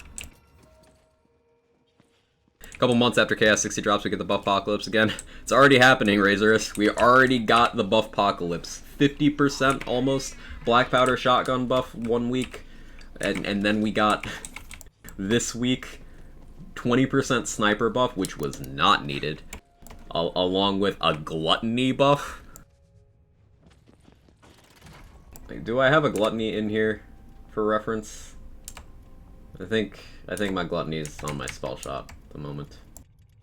Yeah, I don't have one readily available, but White Rider damage is gonna visually go up on the card, but we'll have to see if it works out to actually be a buff. Liquid cooling's gonna go down. Are you handsome? I don't know. I got okay genetics. I have cute hats. I don't know. But welcome. I feel like the gun adjustments aren't going to be as bad as people think. In some cases, Ken. But there's adjustments to things that did not need to be adjusted in either direction, is the concerning thing. Like, I try to put myself in the headspace of, okay, what's the logic behind this change? And for some of those changes, I can see no logic. And that's a scary thing. Which is why, one of the many reasons I'm urging that we remain constructive. Because I don't want to lose that inroad of us getting things at least partially explained to us in the notes. We want to keep that lane of communication open. Because understanding is key with this stuff. I just smell it, Sword Explosion buff by under 50%. Yeah, it's like, Sword Explosion, maybe use a small buff, like 20, something like that. But, we'll see. Hope that damage scaling over time is just SMGs. Yes, that is what it says. Reread that section if you're scared about that. They're very clear with the poison SMG stuff. That whole section is good. I like that. I just want to throw my damn hammer. Yeah. You know, Sword Explosion would be one to get it, if anything. Yeah, nostalgia. Yep. Yep. Enter the chaos die. No main, no transmission buff. Yeah, unfortunate. Hope Liquid Cooling didn't get nerfed to hell, spent way too much time farming for it. It'll probably be a fairly significant reduction. But I think that Liquid Cooling, as much as I like the gun, it did need a reduction to get people to use other things. I feel the same way about the Buffmeister. If an item is stopping people from making other choices in a game solely built on creativity, then it deserves a change. So I do support the Liquid Cooling change. I do support that. However, this snowballs into several other cans of worms. For example, if you're going to balance guns by significant amounts like that, like shave off currently an unquantifiable amount from the Liquid Cooling, shave off 30% from Ruby's Spite, what happens when people can't get enchants on guns because they brick? So, like, if you have to restructure your build from a balance change, but you can't because of bricking. Ah, you fell for it.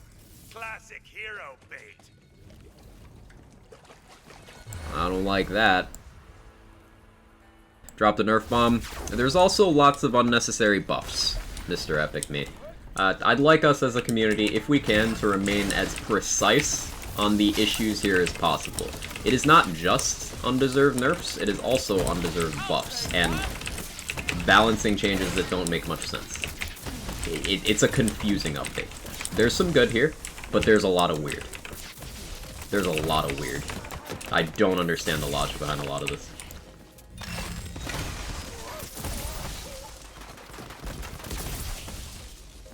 Now, as a general thing, I am still remaining optimistic about balancing and such, because we are getting a DLC next week, which likely means a patch next week, which likely means big stuff, big changes.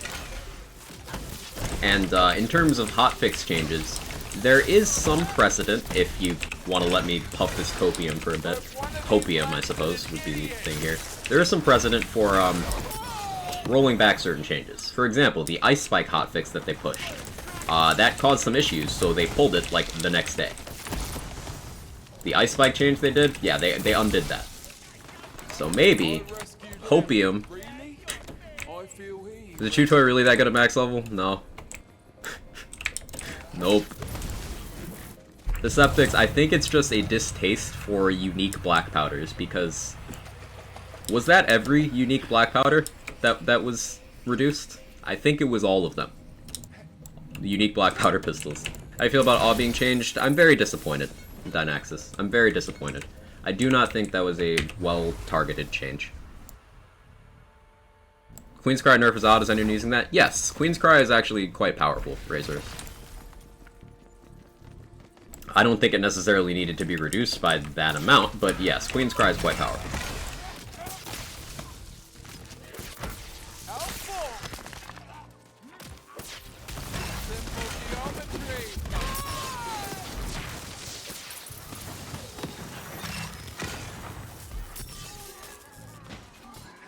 Saw a video calling this patch a nerf apocalypse and felt disingenuous. What's the scoop on spell pistol changes? I'd say calling it a nerf apocalypse is a bit reductive, because it's also a buff apocalypse. It's just, there's a lot of changes that, from my perspective, I would consider to be either ill-timed or poorly targeted. There's buffs that didn't need to happen, nerfs that didn't need to happen, and changes that just work out to be confusing. For example, the Gluttony was buffed. One of the strongest pistols in the entire game, one of the strongest items in the entire game, was buffed by a large value. Meanwhile, Clawbringer's centerpiece for its entire damage formula was nerfed.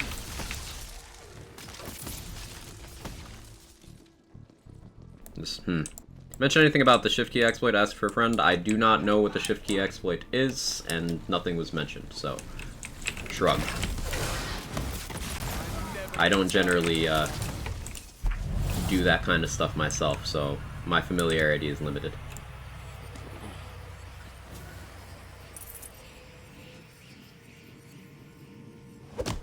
This should be interesting. What has Claw's damage formula? It was located in Awe and Dragon Aura. And now Awe is, Needing that. Awe is going to the ranch, chat. Awe is going to the ranch. Unleash hell.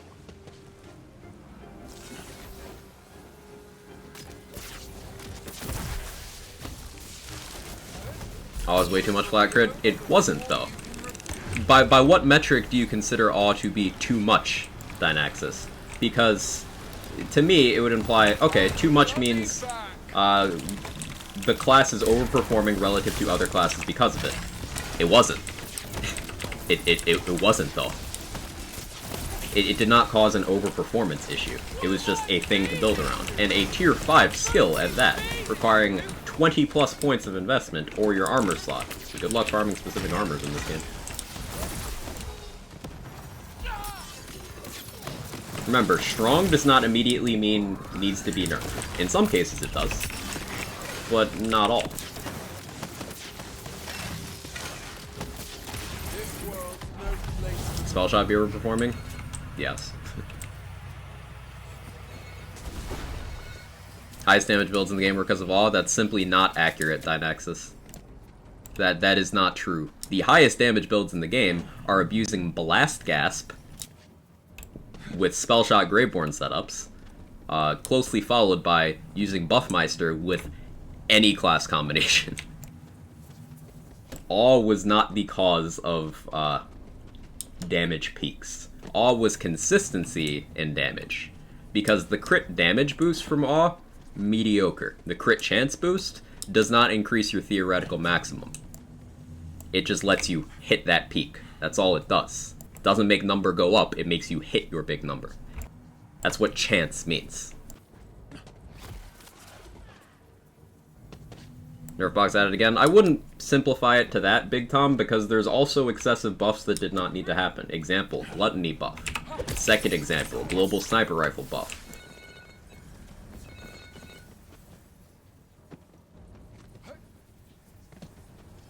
Was Liquid Cooling not nerfed? Yeah, Liquid Cooling nerf is in the update. It's there. Hey Kingman, happy to see you're staying positive because the community a little heated. Understandably so, but I choose to remain optimistic and keep in mind that we don't always have all the info. We don't have the logic behind some of these changes, we don't have the information on future changes they're looking at, we don't know what else is on their priority list. I'd like a little transparency on those things, especially in the face of some very questionable decisions, but I'm choosing to remain level-headed to the best of my ability. Saying it's not a little distressing would be a lie, and I try not to lie. 18 million from Clawbringers is a little bit high. Yeah, that's peanuts compared to the shit Graveborn's doing, buddy. The worst service you can do to any sort of thing in a build-based game is misrepresent its power level, because then you end up with situations of things that never receive the balancing that they need to be playable or enjoyable. Misrepresenting Clawbringer's Awe skill as this source of massive damage, it's not even how the skill works. So, let's chill on the misinformation, because that's not even accurate. To reiterate, the way Awe used to function before this hotfix is the crit chance was calculated as post-add, meaning it worked as a flat increase, increasing your crit consistency. Now, Awe also rolls with a moderate amount of crit damage. However, that crit damage was less valuable than, say, rolling it on a ring, because of the conditionality and the points required. It was inefficient to go for crit damage from Awe. You took it for the chance, and the chance alone.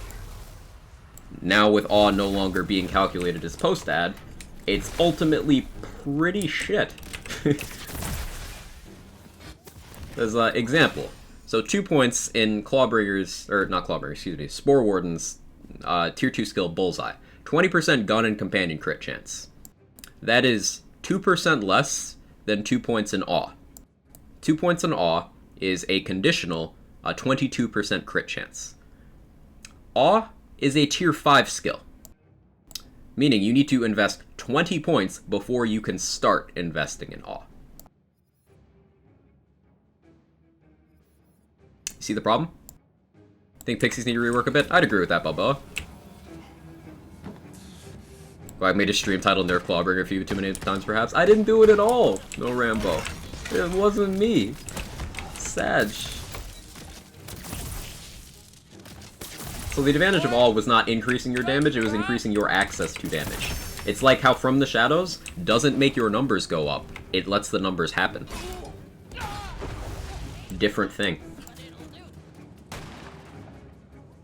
All being a ridiculous amount of flat crit chance allows you to focus critical damage twice as hard, but that does not increase your numbers, Dynaxis. You are not listening. It is still chance-based. You are still theoretically capable of hitting the same amount of crits without Awe as you are with. All Awe did was enable consistency. And consistency is a quality of life thing that did not increase the ceiling.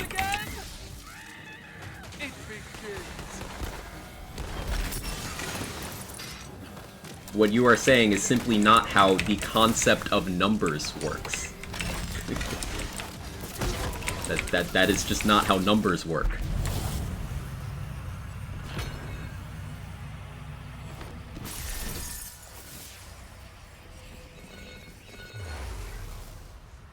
If they're insistent on reducing Aw's usefulness, reducing the value but leaving it as post ad be better? Extremely. That would be much more valuable.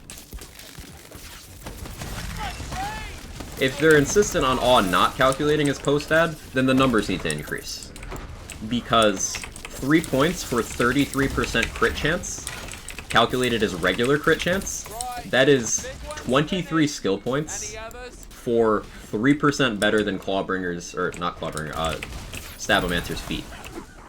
And that's trash. That's actual trash. I'll agree to disagree and let us both move on. You enjoy your time in the parallel reality where up is down and numbers aren't numbers. That's just not how numbers work. Didn't understand what did to White Rider is confused as hell. So, the White Rider is a unique Magic Barrel Poison SMG. They took all Poison Barrel SMGs and they... I knocked over a bottle. And they buffed all of them. But to compensate, they decreased the White Rider's single beam. Not the dual beam, but the single beam. Now, the way they worded the single beam specific change does have me a little confused, and I'm gonna have to test and see how exactly they ended up doing that. Because the wording could be one of two things. Either they noticed the issue where it was getting double scaling, and they left that alone and gave it an 11% reduction. Or they noticed the issue, corrected that issue, and also gave the 11%. And that means two wildly different things for the White Rider. One of them means we just use it single beam as always. The other means we use it as dual beam, and it's still way worse than it was. Undead Pact. Nice.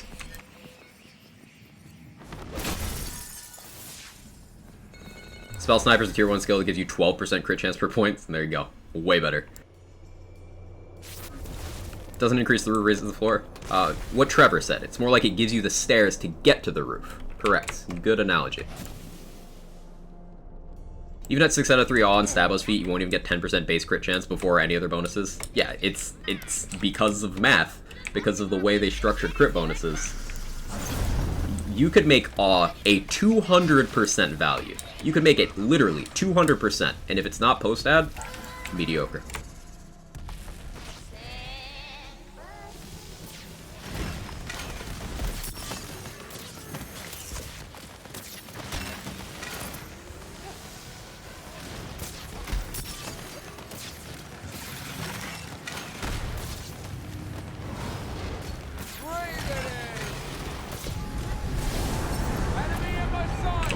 Bunny. I didn't mean to do this much damage to you. I wasn't paying attention. Like, why are we... Sorry, Bunny. You tried. Change is good? No. What if, and this is a shit solution, just increase the global base crit chance? I don't think the solution to a Clawbringer nerf is a spell shot buff, Asa.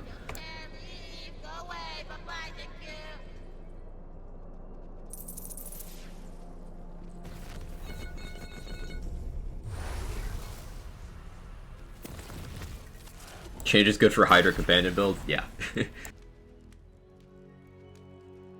I use Dual Beam for my Skeet build so it does less damage and spams my spells more. That's a smart call, Big Tom. High hit count for lower damage to spam more Polymorph. That's a good build concept. I like that a lot, actually.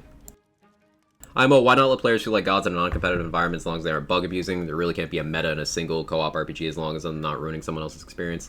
Your mileage may vary on that conclusion, No Rambo, because the reason why balance still matters in these kinds of games, PvP or not, is longevity. Ultimately, a bored player will leave the community or leave the game sooner.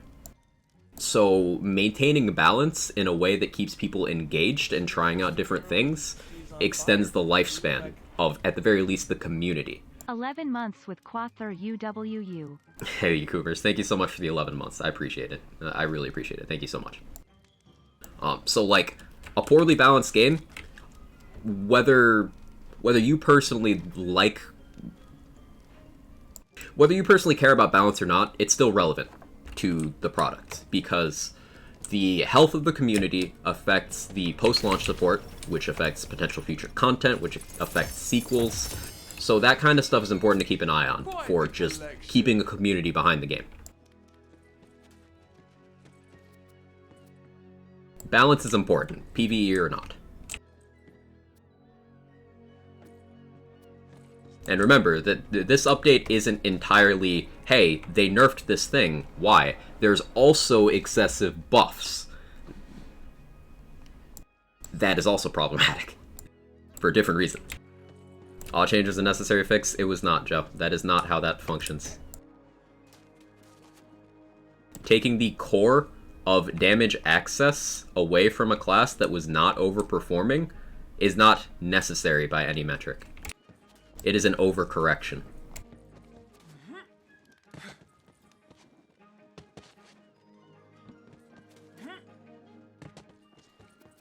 So they buff poison SMGs. How's poison faring on its own for non-SMG poison damage? Still the same?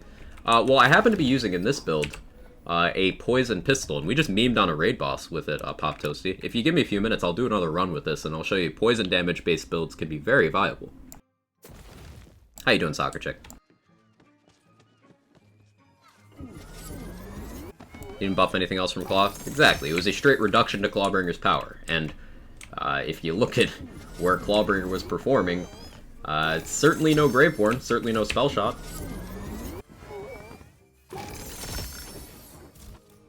Surely Gearbox has statistics on which classes are most and least popular in terms of primary picks. Clawbringer nerf could have been backed up by the numbers. Yeah, no, Rambo. Randy actually tweeted out, like a week or so ago, just which classes were the most popular and, like, which backgrounds were popular with the most. Like, I believe he said most Berserkers are Village Idiot background. So they do have these specific metrics. And from what I remember, Clawbringer was not the most popular. Joint training, Dark Magic Spell Shot.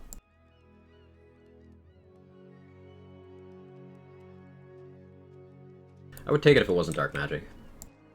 Poison Clawbringer, cooldown. No thank you. Salmon and Cube dot buff, you reckon? Do they need it? I feel like people just need to put more time min-maxing into those things.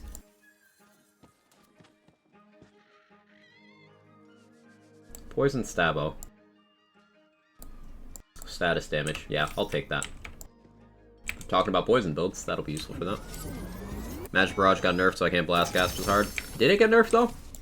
Because one flavor of it got enough changes that works out to maybe a slight reduction. But the multi-projectile one seemingly got heavily buffed.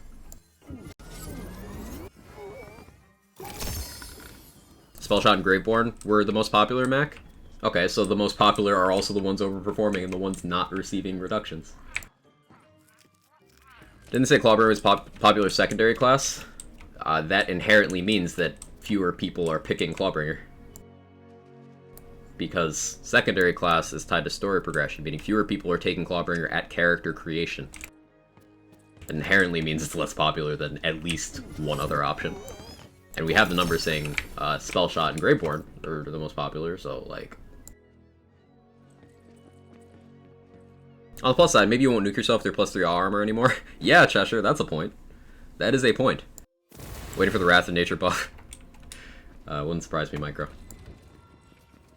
Heavily doubt Gearbox intended ought to be Clawbringer's DPS source. Nerf is probably inevitable and the whole tree needs buffs. It's likely that Awe was indeed an accident, Cordon Human, but here's the thing with that. It's a delicate balance, right?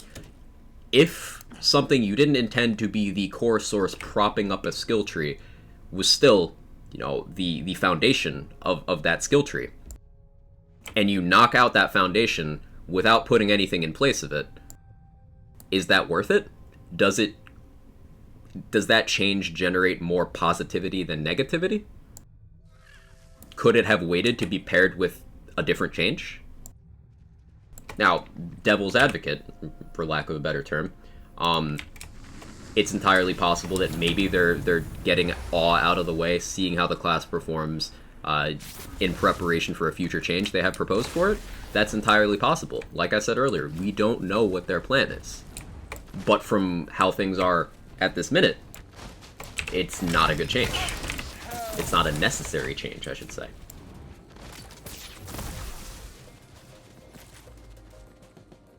I know the problem is not buffing the rest of the tree, not the nerf, but it's the same thing at this point in time.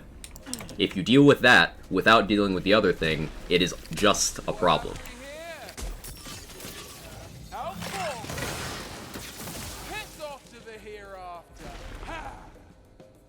Didn't need a rework, maybe 2 skills needed addressing, now needs a lot more work. Yeah, like, before Awe being changed, my personal recommendation for a Clawbringer adjustment would just be Cleansing Flames action skill needed love, and reduce the cooldowns on things throughout the tree. So the Wyvern attacks and the Capstone, I'd reduce the cooldowns. That's all I would have changed, honestly, after getting more experience with it. But now we're in a situation where, okay, the cornerstone of damage access was taken, and now there's no reason to go past Tier 2 of Clawbringer Tree. Seriously, look at Clawbringer Tree. You have Tier 1, Oath of Fire, Oath of Thunder. Tier 2, Dragon Aura. Tier 3, you get Blasphemous Favor, which is straight up trash. Tier 4, you have your 8% gun damage skill. That's secondary use was to proc Awe. And then you have your 12% damage reduction skill, which is admittedly pretty good. But its other use was to proc Awe.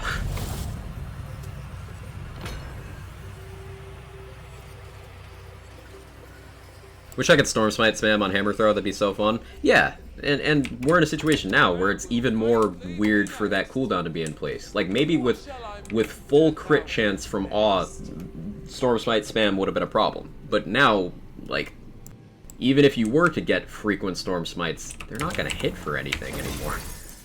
At least infrequently, they'll hit for something. Maybe they could make the skill that boosts Wyvern power just boost Companion as a whole.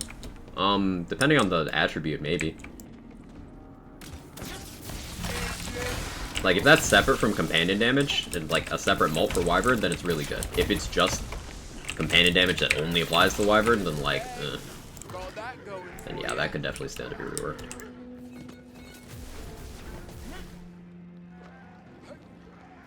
Respec and 38 hero points and crit makes some seriously quick kills. Nice.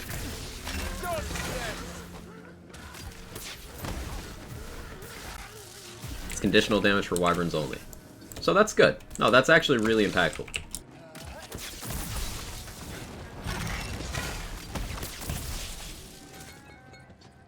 So it's a separate mult, then that skill's really good.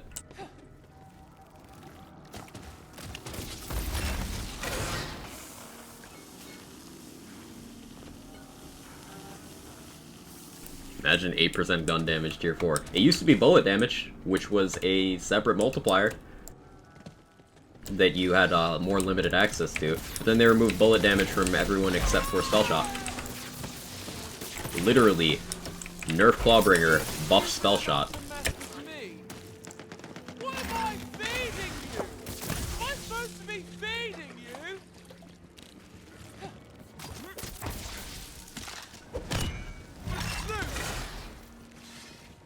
Found out Gluttony's getting buffed? Yeah, Trinity. Gluttony is getting buffed. It's questionable. It's questionable. I'm remaining positive, though. We do not know what their incoming plans are. The IB main at Gearbox chose Spell Shot. Plan to do Spore Ward and Clawbringer. They have changed Clawbringer main Spore secondary. I feel like I regret my choice. Hopefully they will hear this feedback, Mizu-san, because a statement I made earlier today was I really love that all class combinations feel powerful and viable in their own way. With this awe change, Clawbringer is a 10-point skill tree.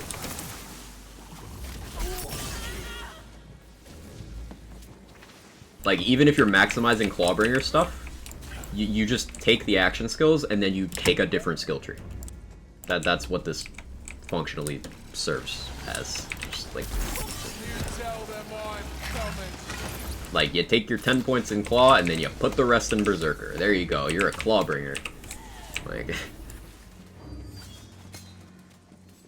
Also, Weird is great before the nerf, despite it being so anti-synergistic with the rest of the tree. It had a gameplay loop around it. You had to make sure you were using things that actually triggered the effects. It wasn't free. It was high investment, required specific gameplay decisions, and did not serve to increase your ceiling, it just gave you access to your ceiling. So now the Amara-like situation where the access to damage is the main problem. Now that's happening in Claw with this incoming change.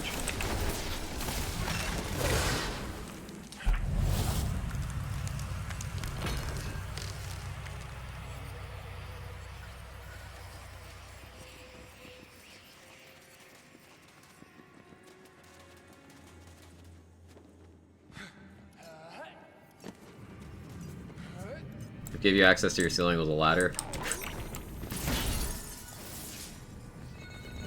They do say chaos is a ladder. Multi-layered reference. Laugh. Laugh, damn it. Or if one of these lands in an idiot.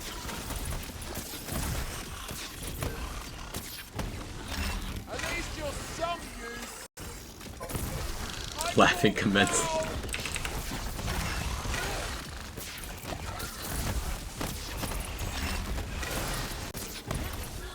Laughing complete. Dude, just give me an elevator. The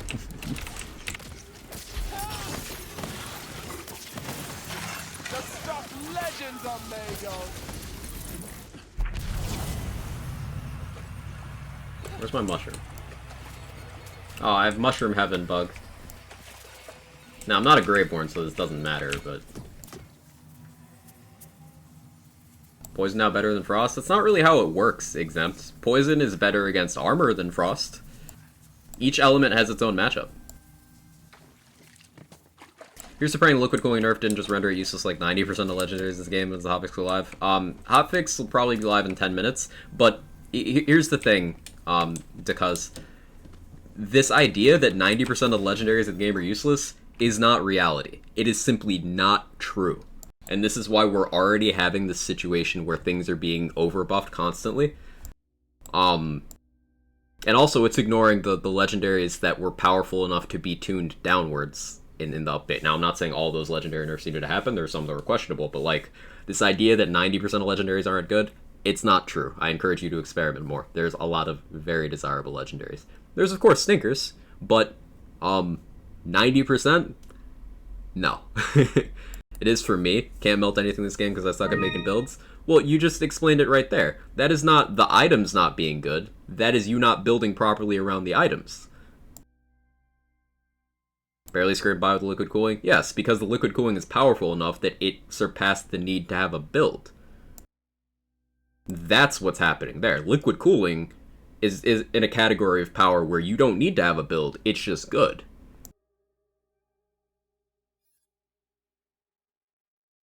$64? What's happening there, Foster? What's happening? Is the donkey one of those thinkers? I've not used the donkey enough to have a educated opinion on that one, Cass. Torn on the sniper buff? Yeah, I don't think the sniper buff was necessary, because there's already DPS monsters in the sniper category, namely the Carouser and the Sawmill, were already incredible. And them getting buffed is like, why? I've had nothing but good experiences with non-unique black powder snipers. Non-unique Stoker snipers felt really good. I didn't use non-unique Dahlia as much. How do Dahlia snipers feel, chat? That one I don't know. Torg enjoyers can't keep getting away with it. He can't keep getting away with it!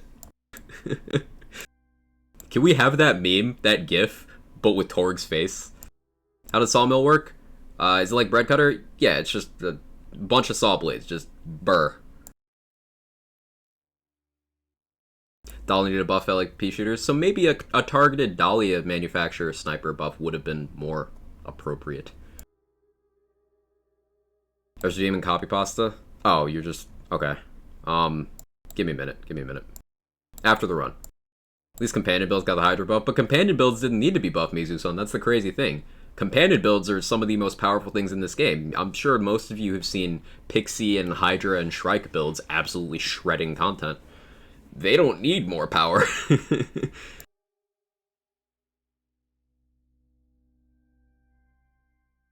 I agree, but most people don't play casually.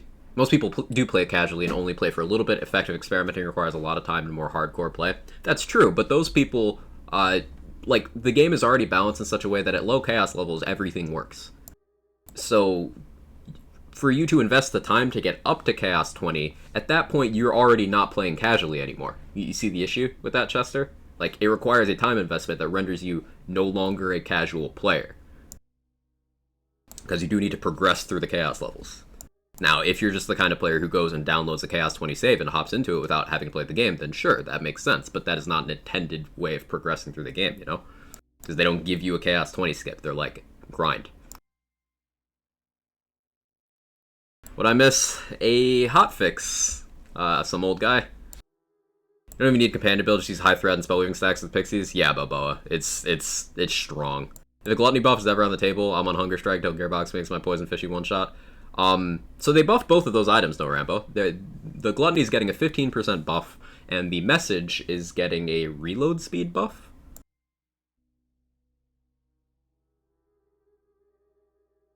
Ice Spike something you can vendor farm? Yeah. I do love my stuff. So if I'm enchanting all my stuff for elemental damage and cryo damage boost, should I be going Stabo, Permaclass, and Berserker rather than Stabo and Spore, what I'm using currently? Those elements can work on either. Now, Berserker is going to benefit a lot from increases to frost damage because of that enrage bonus element. That's very true. Berserker also has that skill that gives you more damage to enemies that you've either frozen or have slowed with frost, so that could work out in your favor for sure. What's the message? It's a Torg pistol that shoots a fish. How do you feel about the wizard pipe? Because I just got it as volatile. It feels mediocre, Trevor. Like, it's not terrible, but it's not particularly good either. It's just like a gun. I'm pretty neutral on the wizard pipe. I do see that and agree. I'm just saying experimenting is hard for lots of people. Absolutely. It's not something everyone wants to do, but it's not something the casual players have to do either. It's only something that becomes more necessary at higher levels of play. So I think it's kind of a moot point. Well, guys, Randy here with another hotfix. Pixie seemed to be underperforming, so we decided to give another form of damage to the formula. We're also taking out Oath of Fire. Oh, no. Oh, no. Just got 2 Twisters and a Glacial Cascade. Nice, Stomp. Nice. I still want Twisters with multiple charges. I feel like guns with high magazine size always hit like a wet noodle, like the Wizard Pipe. There does seem to be a trend like that, because I think you're onto something there. Frequently, though, weapons that do have the capability of rolling a high mag size, that part gives a damage penalty if you get the higher mag. So that could be part of it. Love the Twister? Me too. Twister's great. How do you feel about the Frost Wizard's Breath? I really want to use it in my Frost Blizzard build. I'd say the damage is underwhelming compared to other SMGs, especially of the Frost element. Like, at that point, honestly, just use a Spriggan or a Nightshade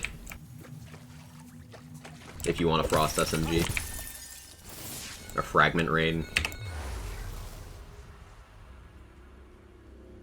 Doubling Hydra spell charges is kind of a big deal. Yeah, I don't understand that one. I miss Big Mags. Yeah. Yeah.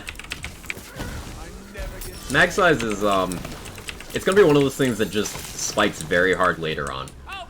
Because I believe a double rolled amulet with mag size at volatile is 56% mag size? 56. And you can triple roll certain passives on rings.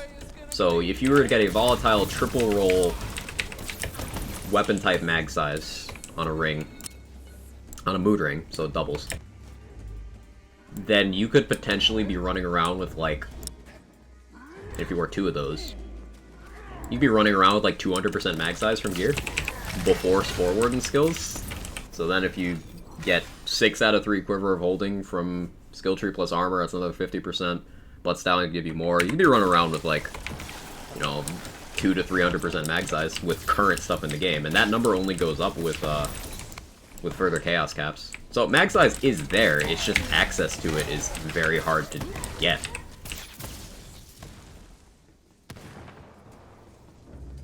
How do you feel about the White Rider change? I'm gonna have to test it, because the wording of... I appreciate the explanation, and I'm glad they provided precise percentages and the ideology as to why they changed the White Rider the way they did.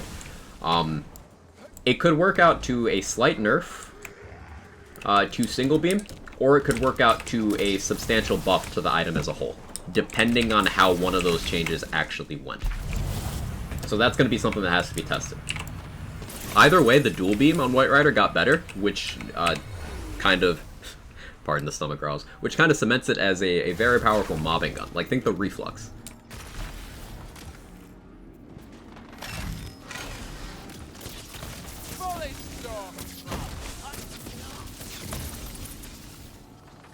Have to get a triple stat volatile mood ring to boost. Easy. Easy. It's easy. Just get the drop.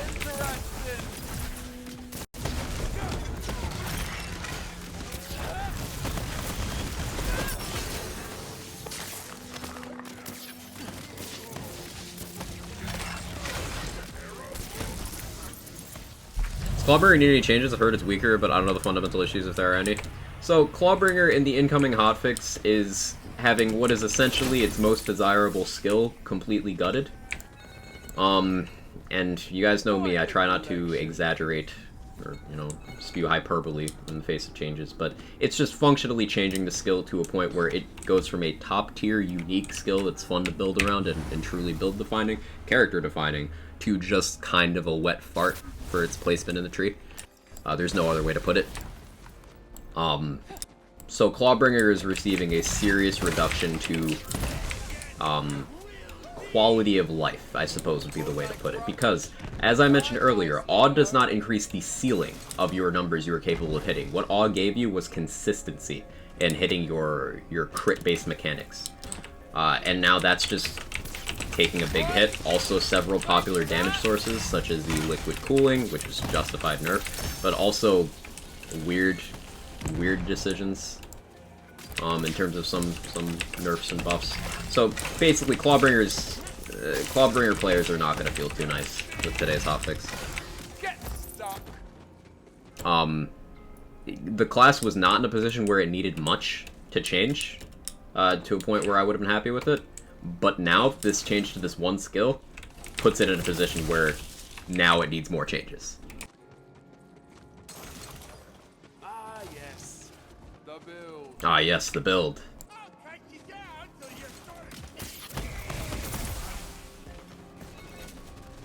Would it need to be changed in your opinion? So, reducing the cooldown on the capstone would have been a welcome change. It's a 25-second cooldown. Now, if you're using Cleansing Flames, which is a terrible action skill, that's the other thing I would change. Cleansing Flames already has a 25 or 26-second cooldown, so, like, it's kind of redundant. Now with the hammer throw, they were probably afraid of using Storm Dragon's Judgment to spam Storm Smite. Because if you recall the hammer immediately, at base, that's like a 5-second cooldown. But you don't need to give it no cooldown. You could just make it, I don't know, not 25 seconds, make it a 10-second cooldown. So every other hammer throw if you're spamming as fast as physically possible. Instead of every 5 hammer throws if you're spamming as fast as physically possible, you know? That would be a start.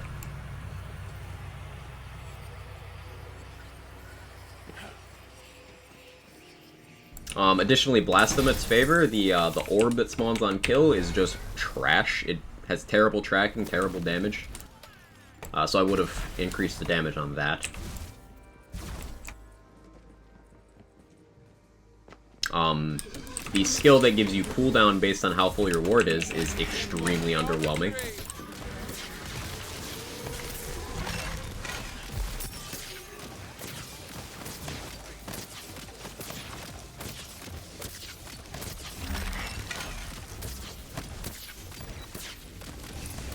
So I've changed those things. But now Clawbringer's in a position where with the change to Awe,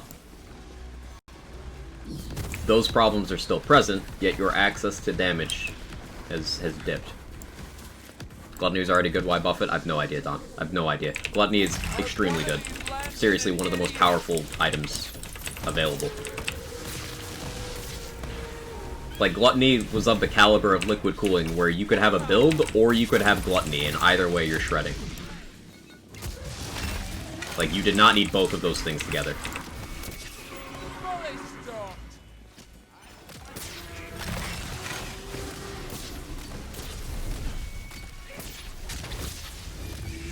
But it's being buffed.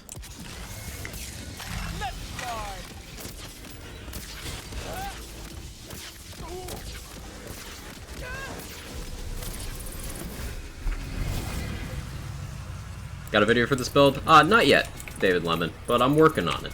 How's it looking to you so far? You enjoying it? I'm pretty proud of this. It's somewhat unique.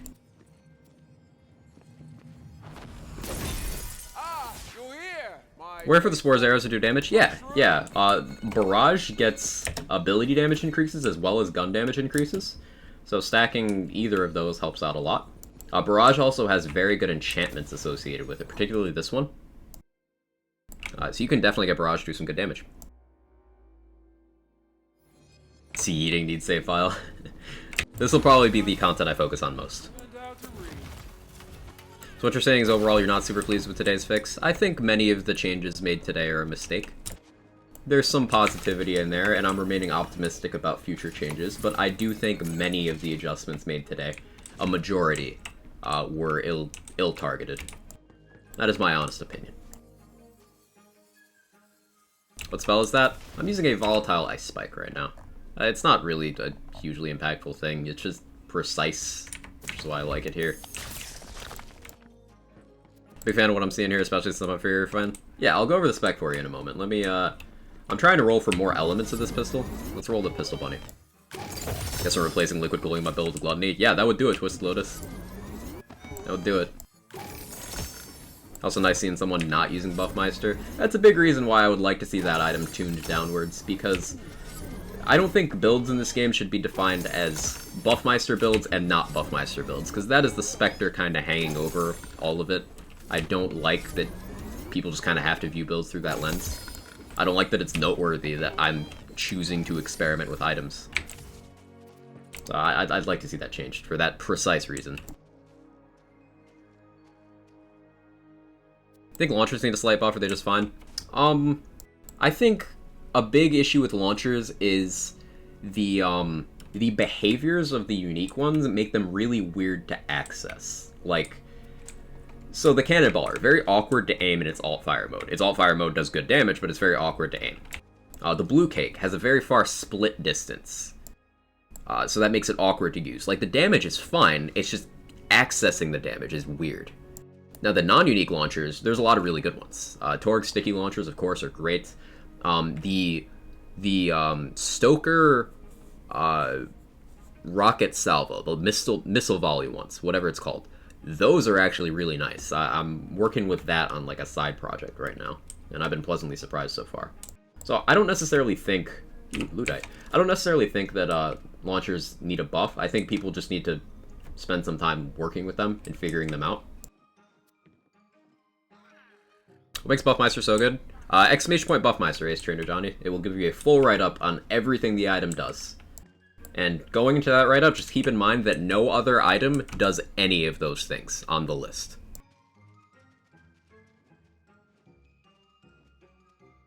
No other item in that slot, I should say.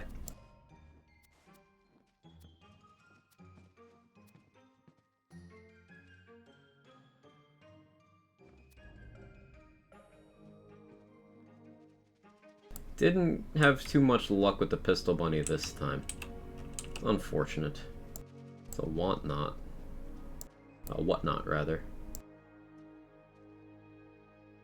Okay, as for the build. So the thing we're chucking is this Fear Not. Now, it's not even perfectly rolled. I'm pretty sure there's a higher damage variant. And also, I got melee crossbolts instead of damage crossbolts. So it's minor, but it's a little unfortunate, but, you know, not perfect gear. But it's pretty good. It's volatile.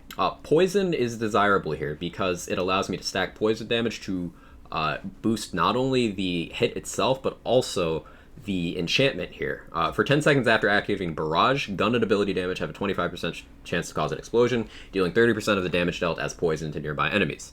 Now, this is an effect that does what's known as double dipping. And this means that it's a damage source that is based off of the damage dealt of another thing. So our hit happens, and then any of the bonuses that also are included in the formula for this enchantment's hit are multiplied again, which basically means we can achieve a much higher damage ceiling with that, because this Fear Not Lightning Bolt counts as area damage, which the enchantment also gets. It's poison damage, which the enchantment also gets. Our global damage boost supply, so we can hit really big numbers with this enchantment happening. Now these lightning bolts, this is a chain lightning module, so not only is it very fast, but it ricochets to multiple targets, and it can Spore Fuse, which is the affectionate name for that enchant, on every target. So this can mob very quickly. It's very precise. We can chuck it at crit spots, which it does benefit from. So we're investing a lot of formula into that. We have a lot of reload speed from Prestidigitation. We've got spell shots, gun bonuses, and such. We are wearing a Warped Paradigm that converts spell damage at a 50% rate into ability damage, which boosts the effect of this enchantment. So we're built around that pretty forcefully. We've got a body rune for some healing and extra fire damage. We've got this enchant that gives us a charge of barrage every time we reload. So I can run around spamming my bow. Oh no, I'm out of charges.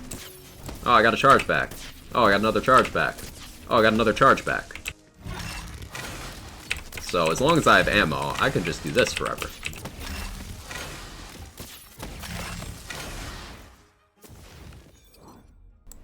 Using a peg leg for even more reload speed. So we bonk an enemy, and for 10 seconds we get 40% more reload speed on top of our 40% here. So 80% reload speed. Make this thing go even faster. Hey Pupty, how you doing?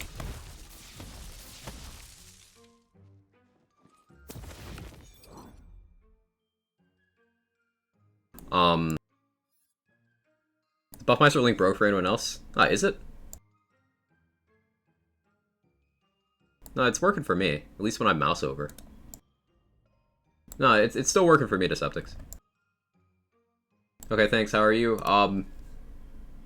It's an interesting day. It's an interesting day. But I'm doing okay. I'm doing okay.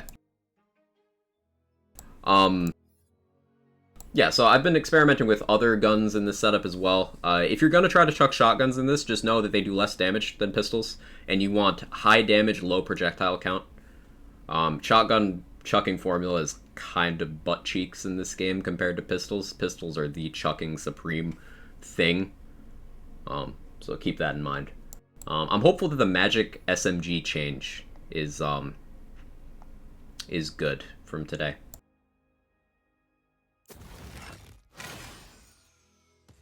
And then we, yeah, Wrath of Nature, crazy strong damage, which we can apply very consistently with Barrage. It's just a fun build. We can do another run with it. Return, quick question. What does it mean it says scaling, liquid cooling is reduced? What's the word scaling mean here? Damage. Remember the yellow cake, how it had a scaling issue? And them correcting that lowered the card damage? Same thing. Did not hit Livewire that buff? Livewire didn't really need it. The buff was targeted at poison SMGs specifically, David Lemon. So Livewire shouldn't be touched by this, unless some spaghetti happen. Hey Shiv, how you doing? Long time no see. Who got World First Speedrun done? Of this game? I have no idea. I have no idea. Pasta. Right, Foster. I owe you a pasta. 1 second.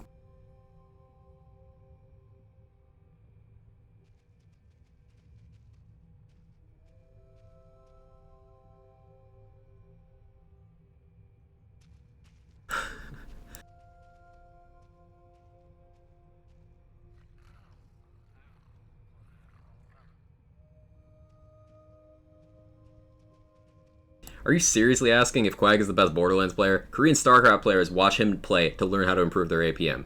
Russian chess gurus watch him play to learn how to improve their mind. Dwayne "The Rock" Johnson studies his casual pose to learn how to look more swole. Quag isn't the best Borderlands player, he's the best gamer. Nay, human alive today. Period.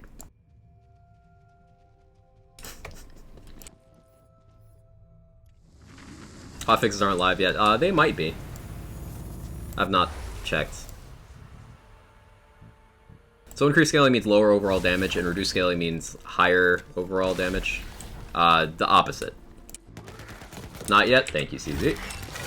And modest, too. I'm the most modest person on the planet. Everyone wishes they could be as humble as me, honestly. Nobody's as good at being humble as I am.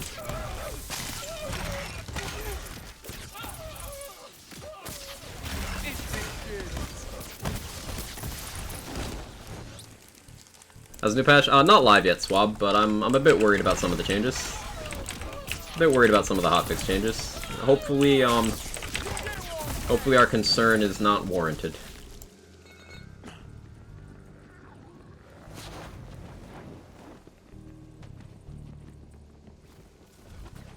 So yeah, this is the build. We run around doing when enemies are around. We debuff them with the bow, and then we chuck, and we hit huge numbers.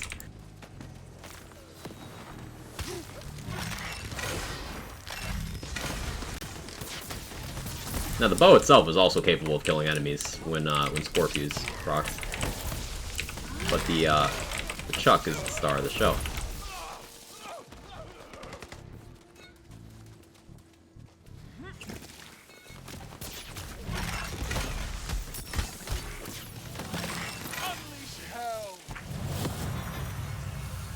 What's the big concern? A Clawbringer nerf? Misplaced weapon buffs? Those are the big ones for me.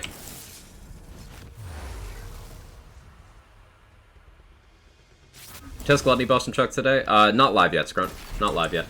Gluttony is already extremely powerful, so a 15% buff to the Gluttony is like about why though. Do you like the sniper buff though? It wasn't needed, is the thing with that, Swab. Because in terms of non-uniques, Black Powders and Stokers were already good. In terms of uniques, the Carouser and the Sawmill were incredibly good. And I've heard the Envy was at least okay.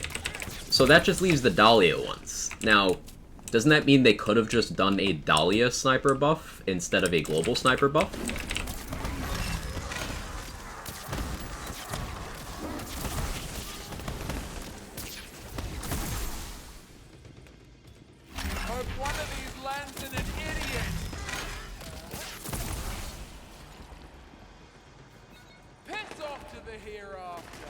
Gluttony on Dark Magic build is already stupid good. Gluttony on any build is already stupid good.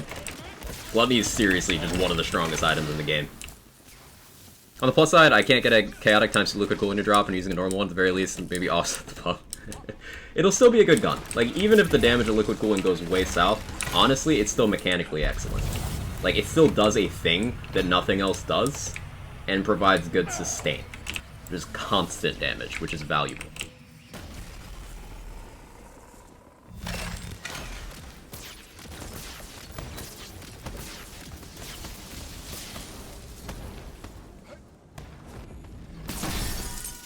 liquid cooling nerf? We don't know the exact value yet. Liquid cooling adjustment I feel is needed. I agree. I feel like that is a justified change. Because when an item is causing people to not experiment, and when that's causing them to view other items incorrectly, that's when it needs to be changed.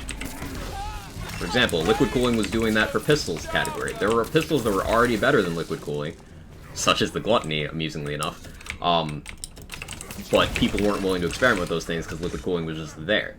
Buffmeister does the same thing for the spell slot. Hopefully that one gets addressed at some point. Oi! Thanks for that!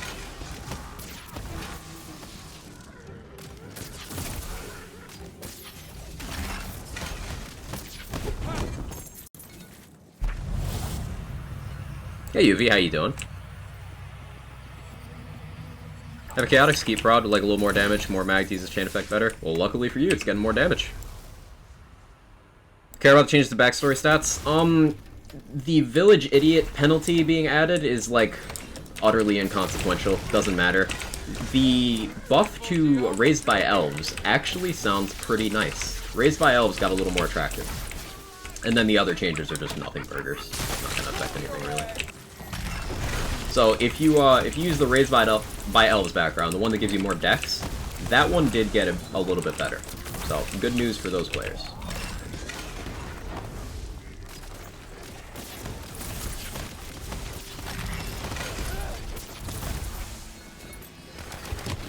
I'd have lived if you'd run. Is it on? The hotfix has not been pushed yet.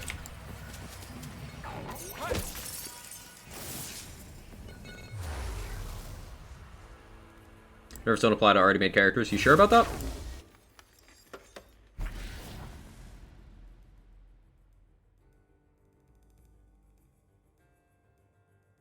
It says a note here. Backstories cannot be changed after you pick one, but the changes will still be applied to your characters when you play the game. These changes will all apply to new characters. Now that implies that maybe it goes to new characters, but it also sounds like it's applying to existing characters. 9:30 Pacific time is hotfix time. They usually give a deadline for themselves. It's by that time, not at that time. Usually. Has to apply to existing, I feel. Yeah, I don't know how they would separate that out. It apply to everything? Yeah, I think so. I want Ludite Pistol badly, but no luck. The Pistol Bunny will be your best bet for that, I think. But, you know, if you're already doing that, then yeah, I'm sorry for your bad luck.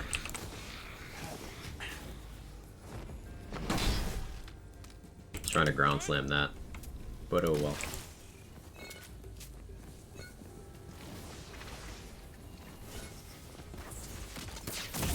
I'll take that. Ooh, ammo. Yes, please. How much ammo do we have with these upgrades? Holds 1,650 pistol bullets. I don't even have max SDUs. That's great. That's great. Cosmetics sell for twice as much. Yeah, that's a nice change. That's definitely nice for the money grind. And they made cosmetics visually distinct with their loot themes, and they don't get caught up in lost loot. So just it's easier to pick out cosmetics and, you know, a pile of loot with this incoming hotfix.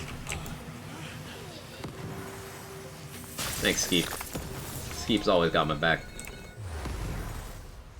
Hey, Amber, you gotta try out the new items yet? How are they? The hotfix is not live yet, Amber. It is not live. So, I've not yet. Really want to see what the patch is going to change? Yeah, we're likely to get the patch next week, because DLC is next week. So we're likely to get some big changes next week.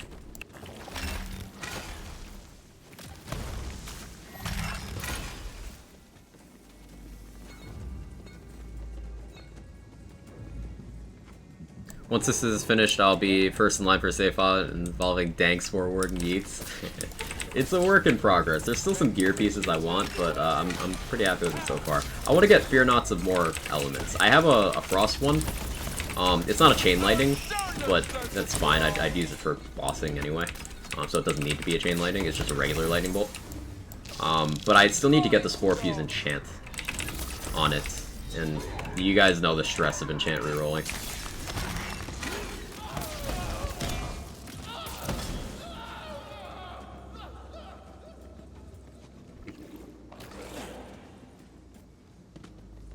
Live now, thank you, CZ. Appreciate it. We'll relog after this run.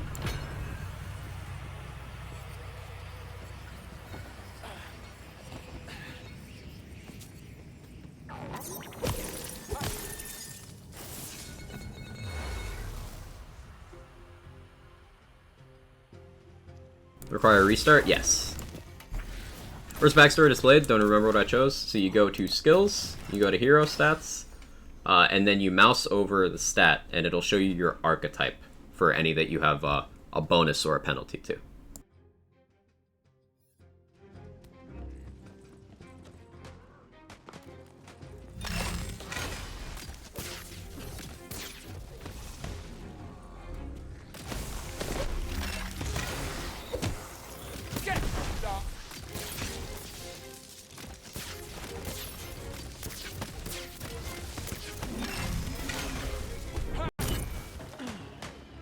I also have Echo on my peg leg, so I can deliver some good damage whenever I am reapplying my buff.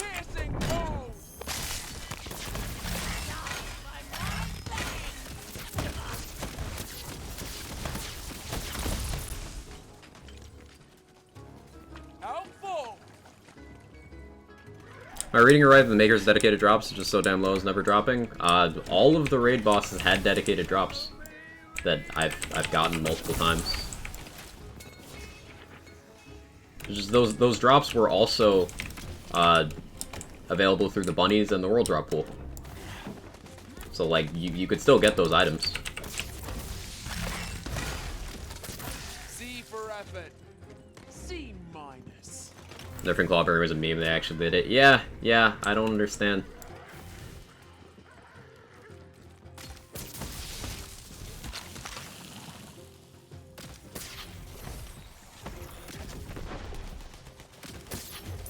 Awe was not causing any problems, so I'm hopeful they have some sort of plan for Clawbringer.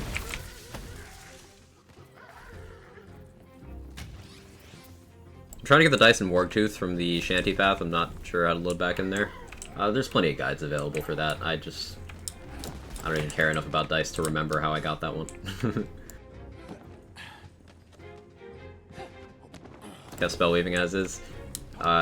Yeah, not only that, but Magic Bullets is still the only in-skill tree bullet damage buff. It's not gun damage, it's bullet damage. It's a separate multiplier. So they literally buffed Spell Shot 1 week and nerfed Clawbringer 2 weeks in a row. Interesting design philosophy. I hope that they offer some clarification.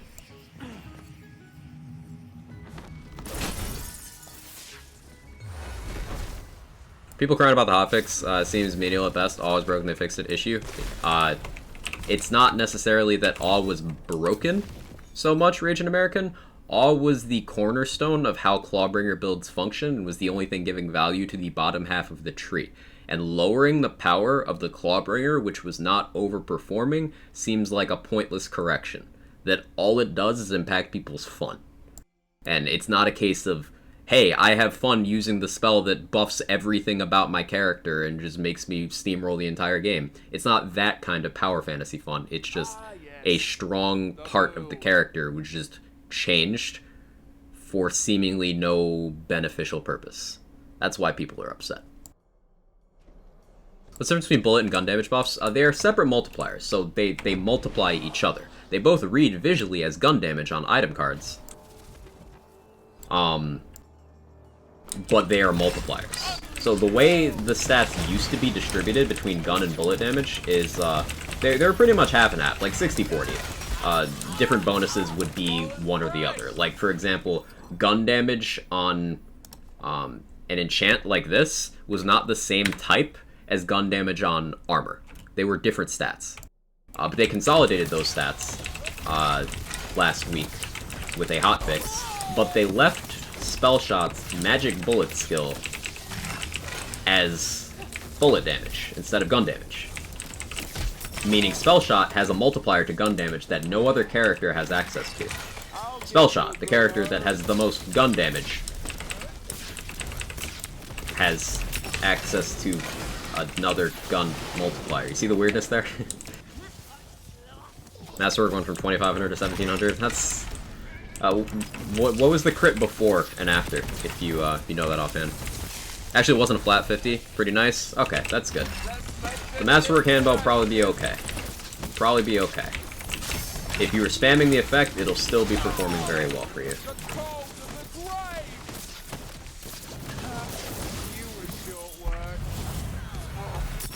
Liquid cooling drop from 824 to 280 times 2.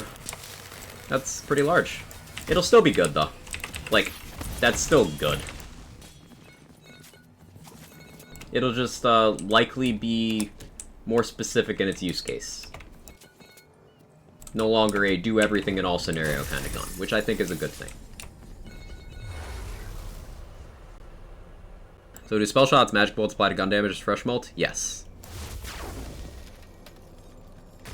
Thingy isn't out. The hotfix, it should be out already, Mason. Just reload your game. Restart your game.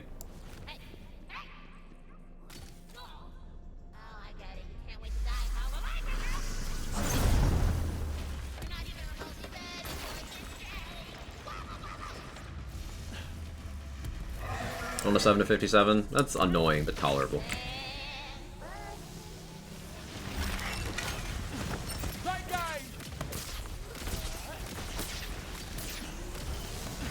I'm gonna have to eat this one. Thank you, Skeep.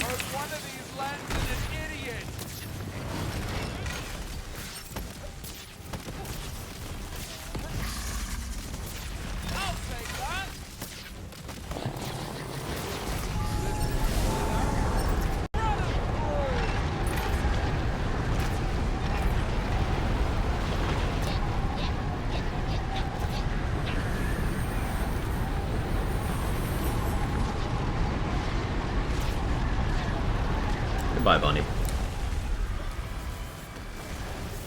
That is Gluttony now. Gluttony was already extremely good, so yeah. Gluttony go even more burr.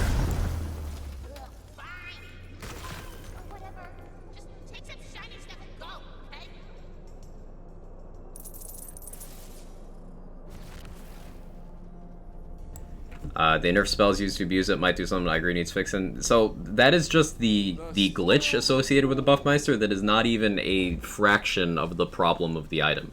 Buffmeister, glitch or not, is problematic. Using the glitch is one use case of it, but ultimately it's the item itself.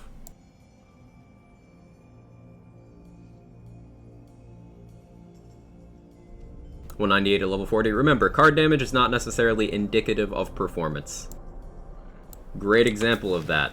The White Rider has 151 card damage and slaps harder than most guns. I'd use it before you panic. It'll be weaker, but probably still desirable.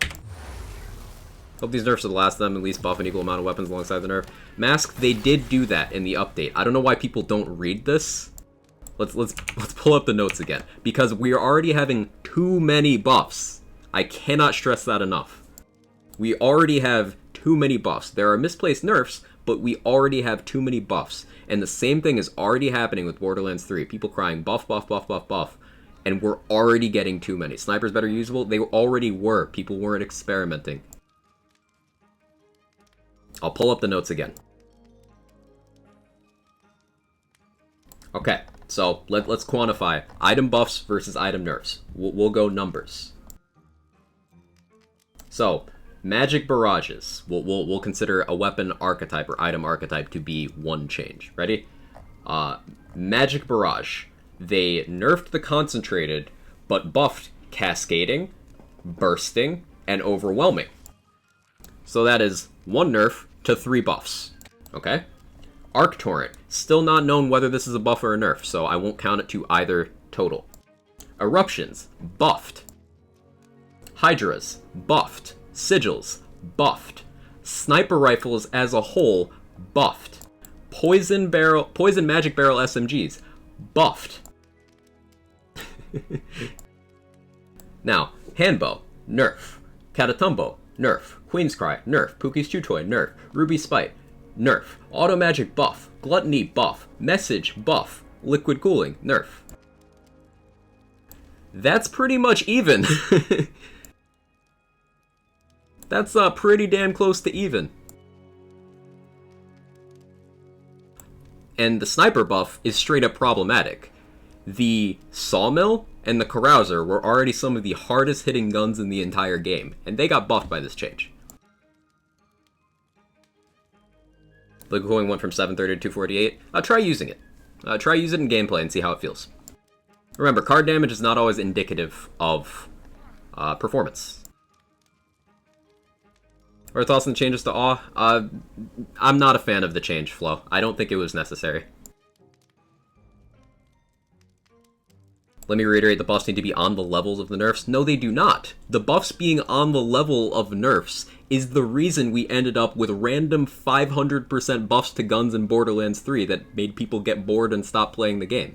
We don't need this constant culture of buff, buff, buff, buff, buff, buff, buff, because that's how you end up with things like a fucking Gluttony buff. Because apparently not enough people talked about the Gluttony, when I know for a fact many builds and just the Gluttony was extremely good already. I know Epic put out a build really leaning on the Gluttony and showcasing its potential. I've been using it a lot. Lazy's been using it a lot. Jolson and K6 have both talked about how good the gun is. Karma's been using it. Like, it's a good gun. But it got buffed because all people say is buff, buff, buff, buff, buff, buff, buff. That rhetoric leads to changes like this. Remember when the crit and the hail in Borderlands 3 got 500% buffs? Remember when the Herald had its damage doubled in BL3? Like, constantly screaming for buffs, and then later complaining that the game's easy. You cannot have your cake and eat it too. You are making the bed that you will be forced to lay in. So, pump the brakes on buffs. I agree, there are absolutely misplaced nerfs. Like, nerfing the Ruby Spite, like, I don't get it. Why? But, complaining that we need more buffs in an update where there's an even amount, in similar magnitudes even, like, it's a bad faith argument. Ruby Spite's so situational? Yeah, I don't know why that one got... I don't know.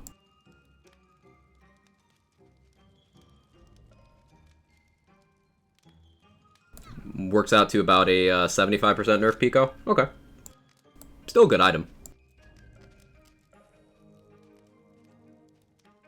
Also prevents people from making builds when the rules keep changing constantly? Yes. Try to volatile times too, so sad. Unfortunate, but, you know, people move on and try other items now. Closer to 66% game? Okay. I know Liquid needs the random not doing damage to fix.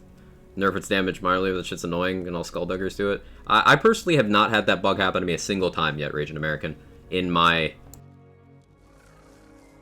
what's my playtime?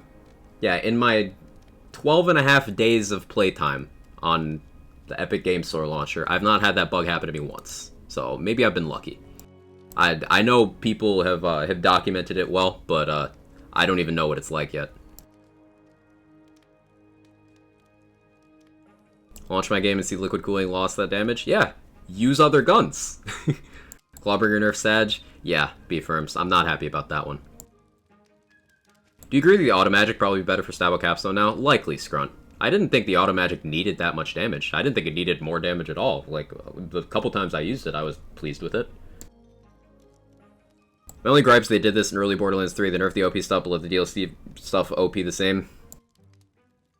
Borderlands 3 early on was another situation, though, of they were buffing as much as they were nerfing, but people ignored those because it was convenient to their narrative. And then that laid the groundwork. Remember, all the backlash from, oh, you nerfed this item by 8%. Dead game. People saying things like that. I'm not saying it's necessarily, you know, 100% connected, but we started getting fewer explanations on adjustments. We started getting fewer nerfs overall, even to things that needed it. So the community kind of created a culture where they ensured that the game would have terrible balance later in its life.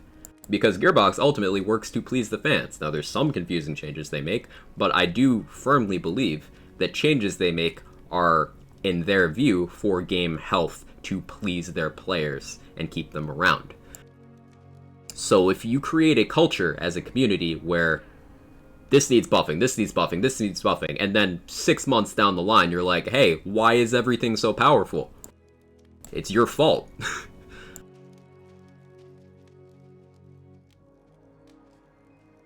Awe needs a big buff. Flat rate wasn't the move IMO. Flat rate's a scary thing in Borderlands. I think if Aw's changed from being flat to a traditional crit chance buff, the value should increase massively, because it's now not valuable for where it is in the tree.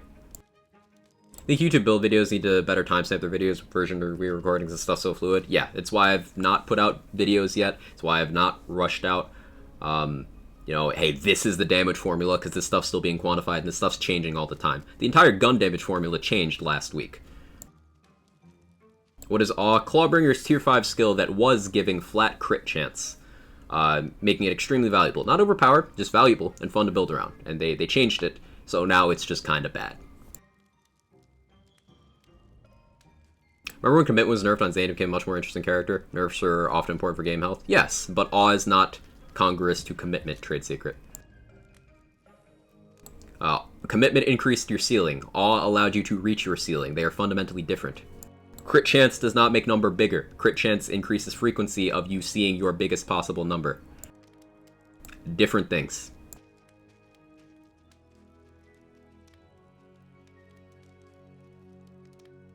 Need to institute internal policy where a player requested changes to do more over time before they pull the trigger on it. We don't know that their changes are based on player feedback at all, is the thing. Because I don't know that anyone said that Gluttony needed a buff. So I don't think it's necessarily as reactionary as people say thing, they do thing. But I think it's a factor. Still think Claw needs capstone damage buff. I don't think the damage on the capstone needs a buff. I think the cooldown should be reduced.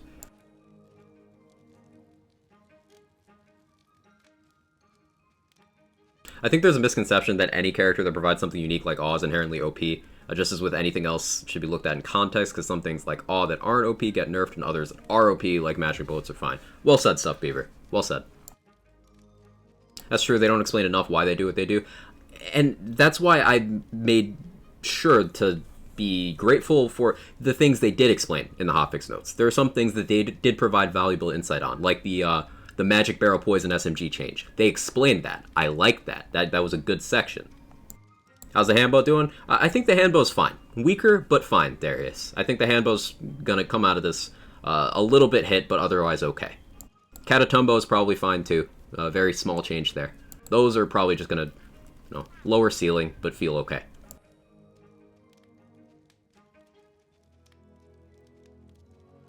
Some changes can make sense from a playthrough point of view. Lots of people don't stay in endgame. I think that's what the Pookie's Chutoid change was, Scrunt. It was a playthrough change, because it's a popular gun for the speedrun, which is a playthrough.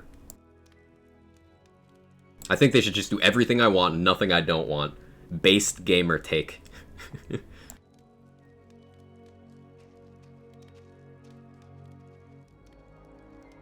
Saw 600 number damage drop in my Iconic Handbow. Yes, 600 out of your, what, 2,000. So that's not the end of the world. Handbow is good if you had skill used from the shadows. They can nerf it, but not that much. Try using it out in gameplay. It's easy to be worried from the change on paper. Try it out in gameplay, see how it feels. Handbow's definitely still going to be slapping. Yeah, 600 out of your 2,500. Like, you're fine. You're fine. I now have 2 × 7 repeating cast magic barrages, Mother of Blast gas procs. That sounds really fun, Raging American. That sounds really fun. What if we took the bad stuff and push it somewhere else? Surprised they didn't touch Furrier pet builds. I'm expecting that in a patch, because there's a lot of serious bugs associated with Furrier stuff in terms of the companion department. So maybe that happens in the patch.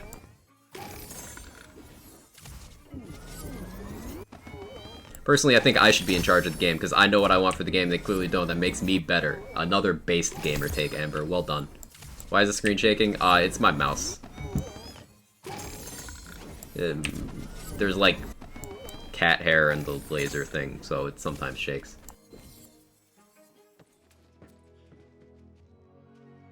clean my mouse.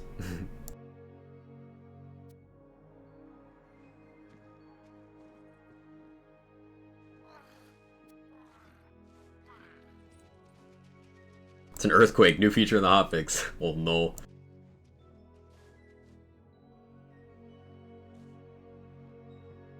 Fear not? What delivery method are you? Why don't you tell me? Oh, you're ×2 in shock, I don't care. Ugh.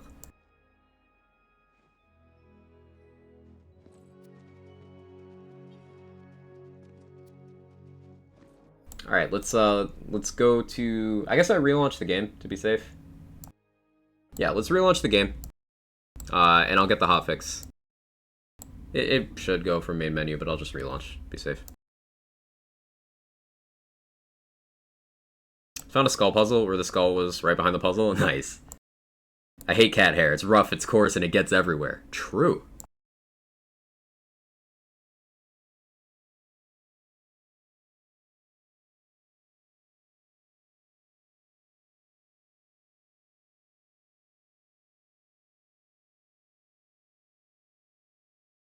Guess I'll have to farm a volatile handbow to reduce the nerf values. See, there you go. Easy fix. Want to mess with Blast Gasp and Wrath of Nature. Then 35 hits, proc and gas can only be good. It sounds strong, yeah. New featured run doesn't have move speed buff. I wasn't really taking the buffs much during the featured run anyway, Voodoo, so. Does it have ammo?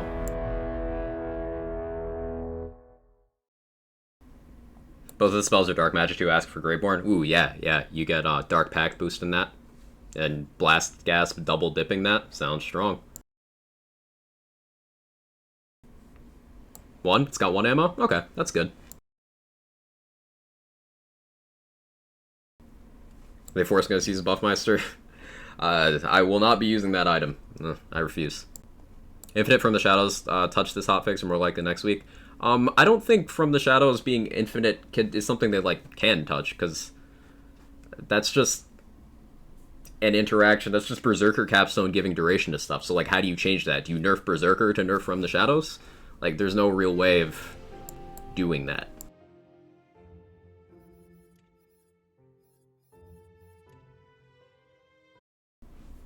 Gonna take a while to get volatile with the increase in damage instead of melee. Yeah.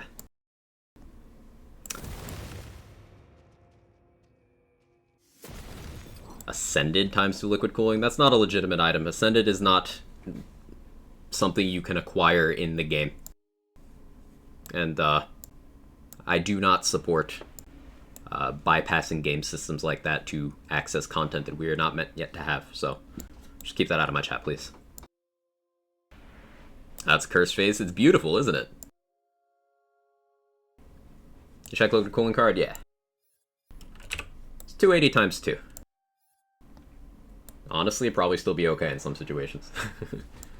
White Rider, that's much higher damage. That's much higher damage. Ooh, that bodes well. That White Rider damage is high. I like that.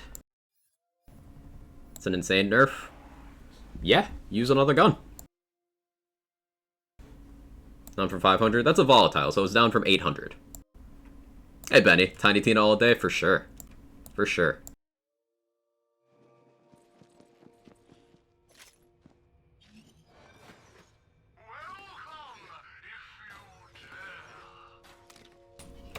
Easy auto magic now? Yeah, auto magic will probably slap. Oh, what else got changed? I have a blast off here. 1.5 second reload on the blast off sounds juicy. Maybe mess around with that at some point. Okay, the Fear are SMGs. That's definitely a higher value.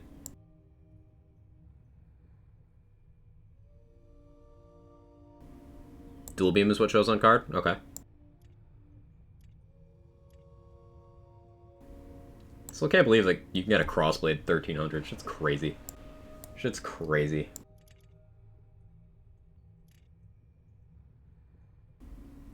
Yeah, White Rider card damage looking strong. Catatumbo, yeah, that's barely a change to the Catatumbo at all. That's fine. Volatile is still almost 1700, whereas that was 17 something before. Catatumbo barely changed. Okay, what else we got in here? Sawmill. See, why 742 times 4 on a chaotic? That's insane card damage. The sawmill was already cracked. Overbuffing is a problem. It's a problem, and I'm not okay with it. Auto magic 408 times 3. Let's try out that. Let's see how this goes. We'll try the White Rider and the auto magic.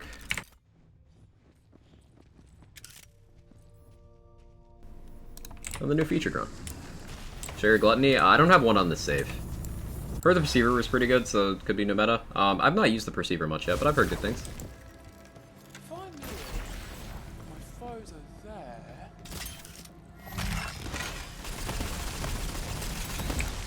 That's not bad. Like, honestly, that's not bad. Like, against mobs. That's really not bad.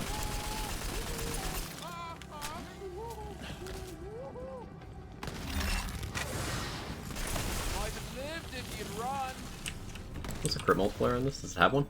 No. Like, it's fine.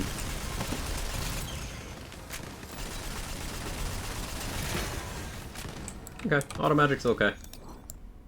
Satisfied my interest. Queen's Cry took a little nerf, but it was a baby nerf. Doesn't mean anything. Let's compare that immediately to Liquid Cooling.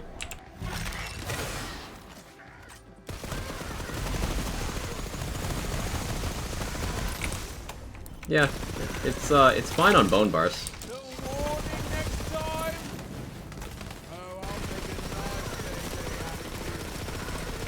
Definitely weaker. The ammo consumption will probably become a real issue with this gun now. So this will probably still be good for, like, Gloop, the blue raid boss, because open crit spot, bone health bar, you just lay into it with this. Still a good item to have. A lot weaker, though. I'm honestly okay with it.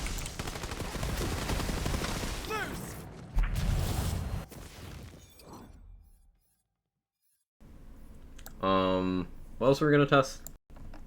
Oh yeah, I have that Ludite. I should favorite that so I don't actually throw that out. We'll put that on there. Oh, we're gonna try this. We'll try this.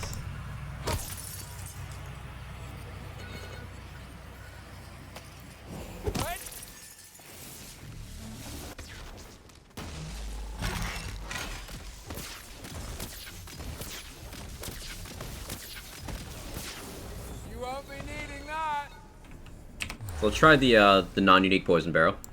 That's a volatile one though. Yeah. White Rider will be next. White Rider will be next.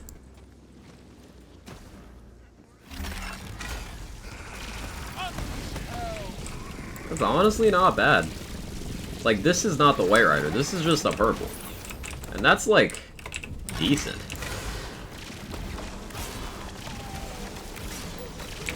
That's pretty decent. Better than Liquid Cooling, Omega Lol. But that's fine. I'm okay with that.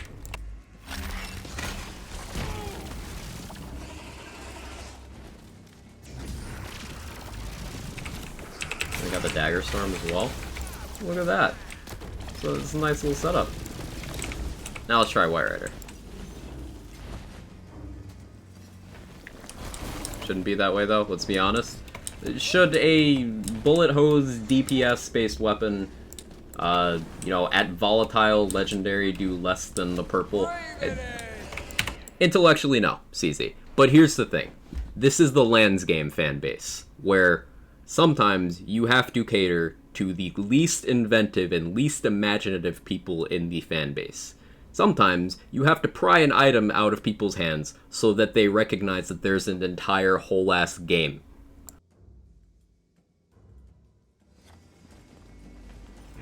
Let's make this interesting.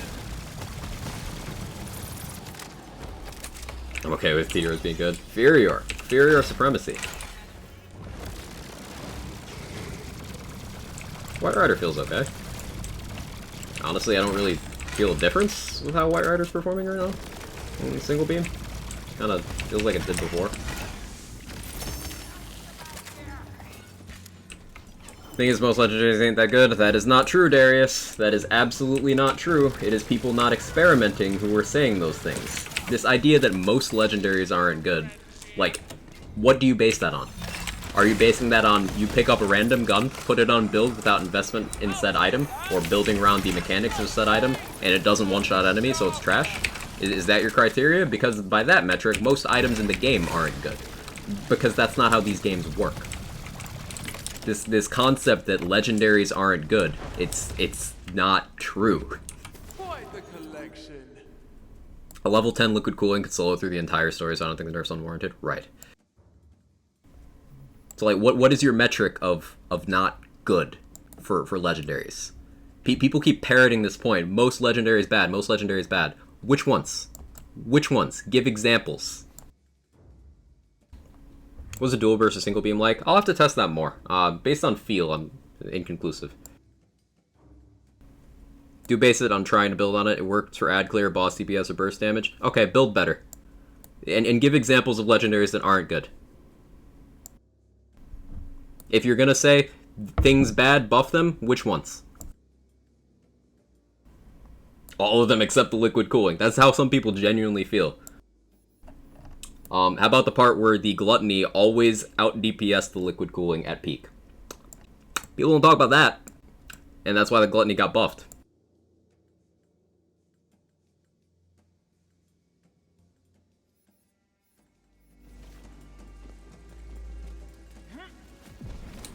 And Livewire slaps cheeks. It's so good. Fragment Rain, insanely good in mobbing.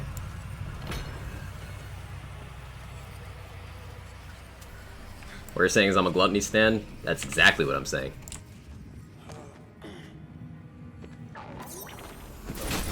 Buff crossbow generator. I've heard that's good in a masher role. I've not gotten a masher one yet, Cub. Anyone here use a masher crossbow generator? Never use the gluttony, to be honest. Don't generally like Superior. Okay, so you see what's happening here, Darius. You, the same individual who said most legendaries bad, when presented with a legendary, you're like, oh, I didn't use it. You see the parallel? You see the connection? Like, am I crazy?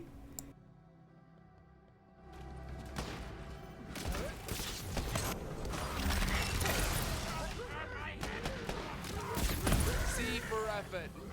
C minus. Yes? Is the imp good? The imp is good. The imp got a buff last week. Skulldugger AR's got a buff. And the imp, I'm told, is very good.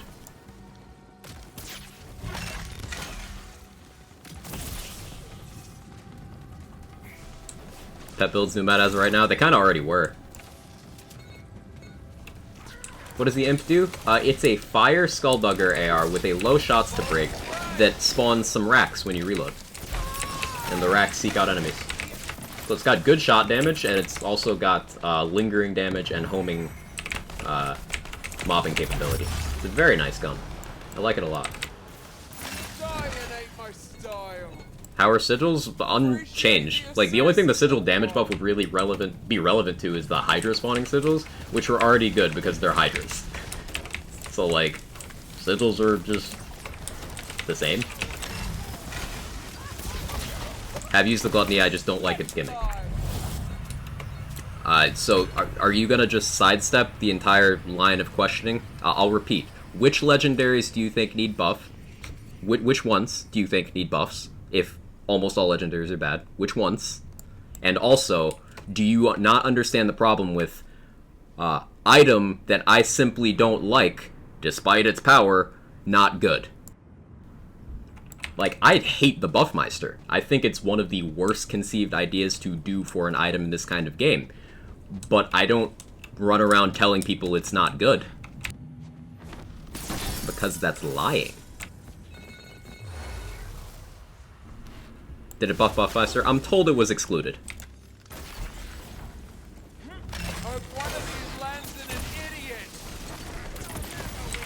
So I strongly advise anyone who subscribes to the narrative of Legendary's bad because I've only used the liquid cooling.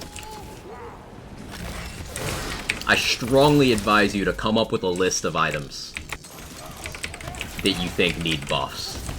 Really. Because you look like a clown.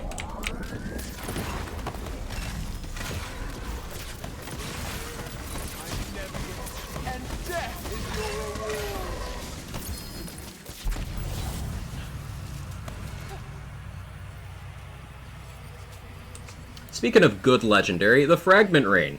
If you don't know what this thing does, it's a ×4 SMG that ricochets to every enemy in the map through walls.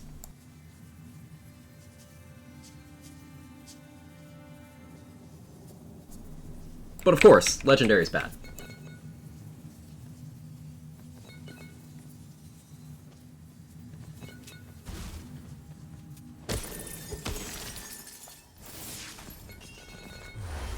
Needs a buff. Buff it. Buff everything. Buff everything, then complain the game's too easy in 6 months. Easy. Gamer strat. Pro gamer move.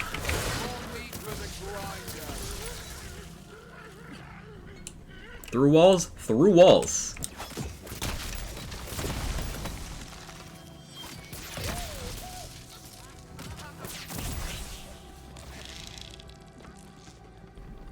As well, all legendary ARs are pretty underwhelming, except the one that shoots saw blades. So all legendary ARs except for a legendary AR. How many legendary ARs are there? Okay, the Rogue Imp, which we just talked about and confirmed is good. So you're just kind of ignoring that. The one you're referring to is the Bread Slicer, which is good.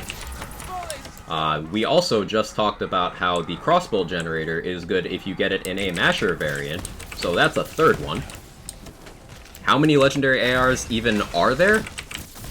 They added 2 to the pool today. There you go. Even more of them. So once again, you are saying that things you have not tried aren't good and need buffs. Which is exactly the kind of thing that should not be taken into account for feedback. It's like me saying, yeah, that food tastes bad, and not tasting the food.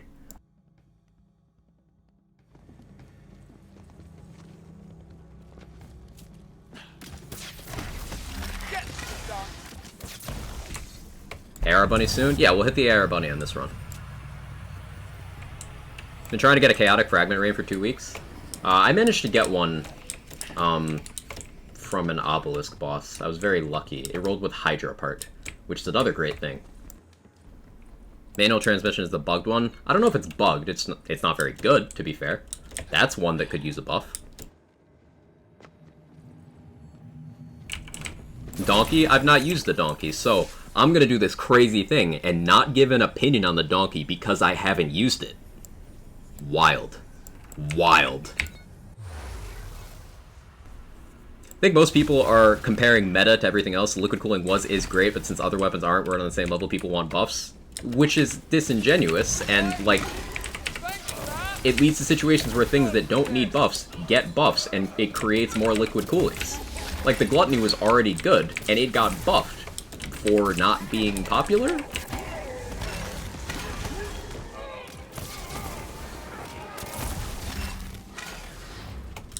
Quag's taking souls today. Quag is sick of people's shit.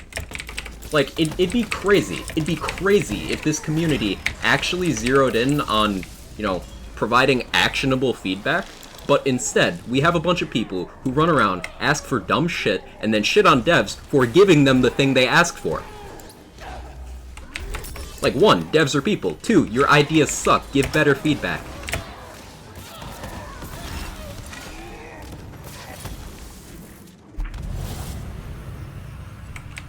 So this is how cosmetics work now. Yellow beams. That's much more visible. I like that a lot. And they sell for a lot. 13K.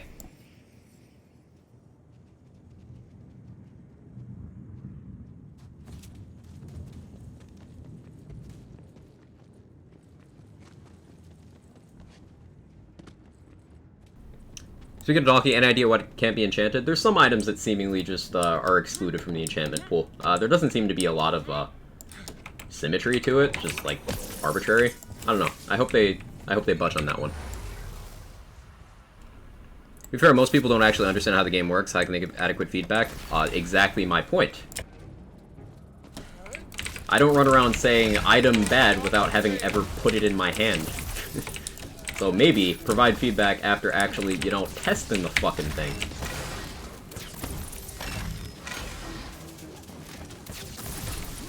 Don't get me wrong, some of the changes in the hotfix today have me worried, a little bit annoyed, a little bit frustrated, but I'm trying to channel that into constructive feedback on the issue, but people running around doing dumb shit like saying Legendary's bad, buff everything, when half of the update is unnecessary buffs, and then not listening to basic, like, causality of ask for thing, game become easy. Like, it's frustrating. Feels like I'm losing my mind.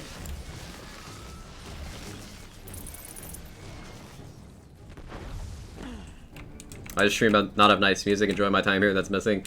Be honest, Voodoo, like, my computer probably would not be able to handle running this game, playing, you know, some sort of music app, and OBS.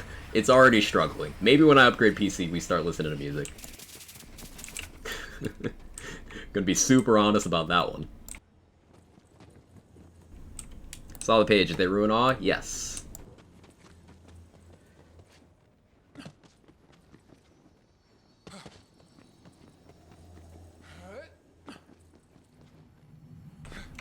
Blue? Let's do blue. Same people said BL2 you can only be Hawk and use Moxie weapons. Community always gonna be like this? Yeah. It's the same energy. It's the same thing.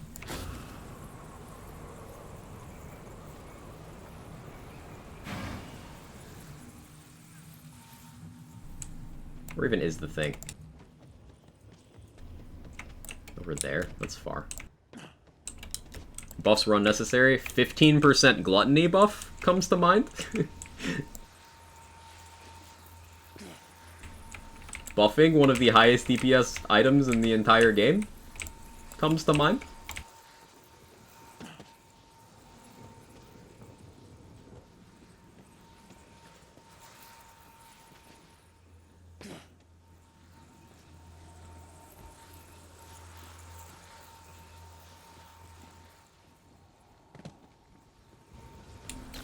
Oh, hit the tree. You know what? I don't care enough to do that. That's awkward terrain. I'm not that interested. Which armor do you recommend for Bereaver? You're most likely going to be looking at, depending on your choice of action skill, a Warped Paradigm that converts spell to ability damage. Be really good, because you can convert the spell damage from Ascension into damage for whatever ability-related stuff you're doing. Or you're looking at an Amalgam with good stats. Or a Selective Amnesia. Yo, K6! Thank you so much for the raid. Welcome in, Raiders. How we doing? How's the update treating us? What we thinking? How we feeling? Let me see the donks. Get stuck.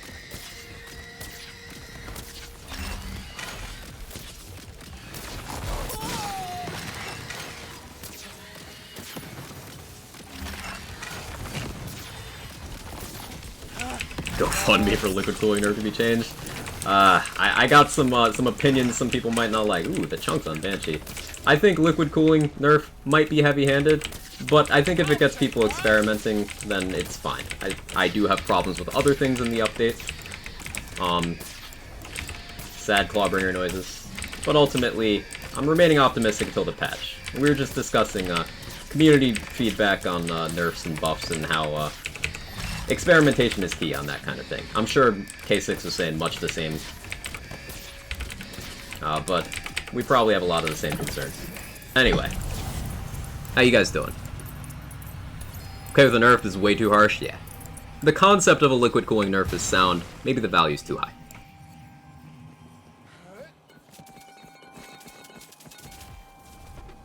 Auto magic got buffed. Feels pretty nice, honestly.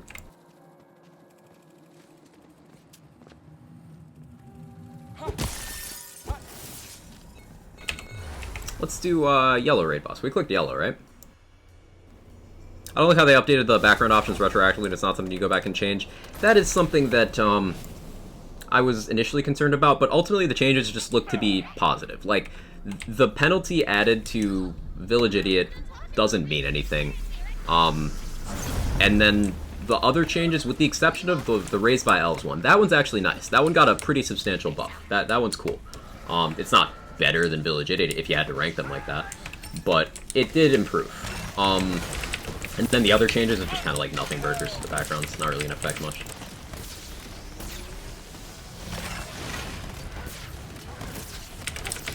But yeah, this is our Chuck build. The damage is pretty okay. It's pretty okay.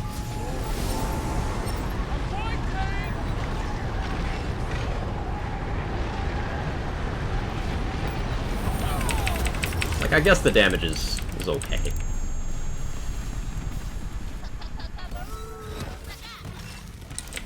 It's okay. It's fine. Stabmancer plus Greyborn equals good? Heard. Onyx used Sandstorm. Hey, Denanzador, how you doing? Now that Osmond gutted, what does Claw have going for it other than Hammer Throw? You take 10 skill points in your Clawbringer tree. You take Oath of Fire. You take Dragon Aura. And then you put all your points in your other skill tree. That's what you do as Clawbringer now. New colors, cosmetics, poop, they look like Legos now. I saw a visual change for me. Like, it looks definitely distinct, if you were to ask me. And, I like it. It makes it much easier to see and pick up. Kinda decent, just chunking the raid boss is not a big deal, kinda mid, yeah. Corrupted Plate Mail with ability stuff. Blazing Volley. Fate Breaker with Archmage.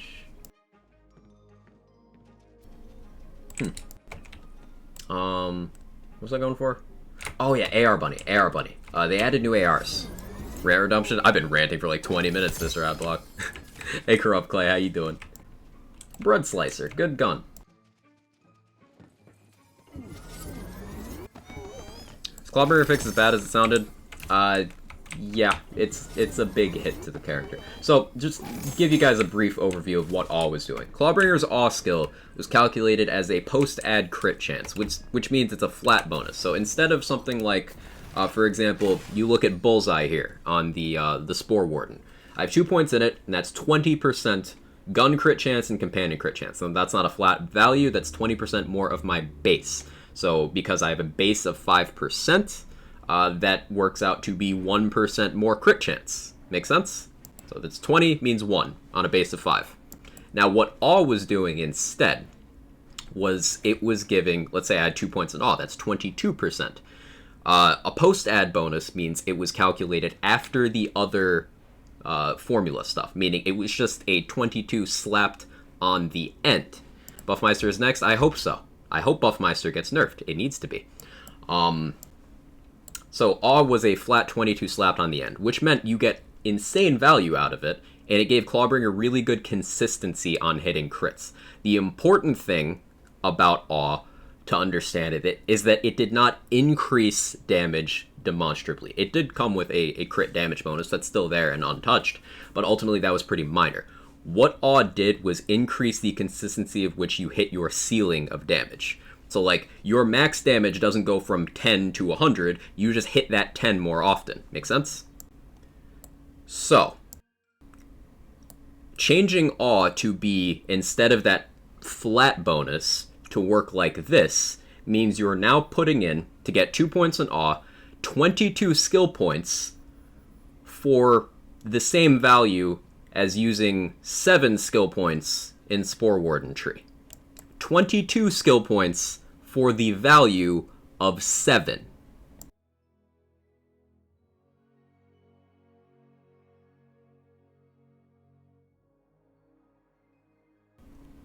That is why Awe is a big deal. The value of the skill as a tier 5 has gone.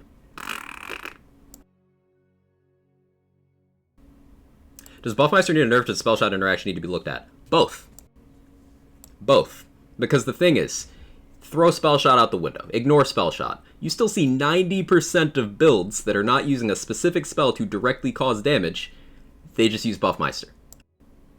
If something is that popular, and there's nothing that competes with it, mechanically, because that's not a problem that can be solved by buffing other spells. You increase the damage of my Ice Spike to 50,000, still not picking it over Buffmeister on builds that are trying to do damage with specific things. Still not picking it. So Buffmeister itself is a problem. Liquid got heavily nerfed? Yes. This is what a volatile times 2 liquid cooling looks like now. This was 800 about before. It's a very big nerf. I guess the Revolter also needed a nerf in BL3. The value was bigger than it needed to be, Darius. It was bigger than it needed to be. But Revolter was not the only thing competitive in that slot for that purpose. The shield slot in Borderlands 3 is actually very stacked with valuable options, and a lot of builds just did not have room for the Revolter, so it was not this thing hanging over people's heads.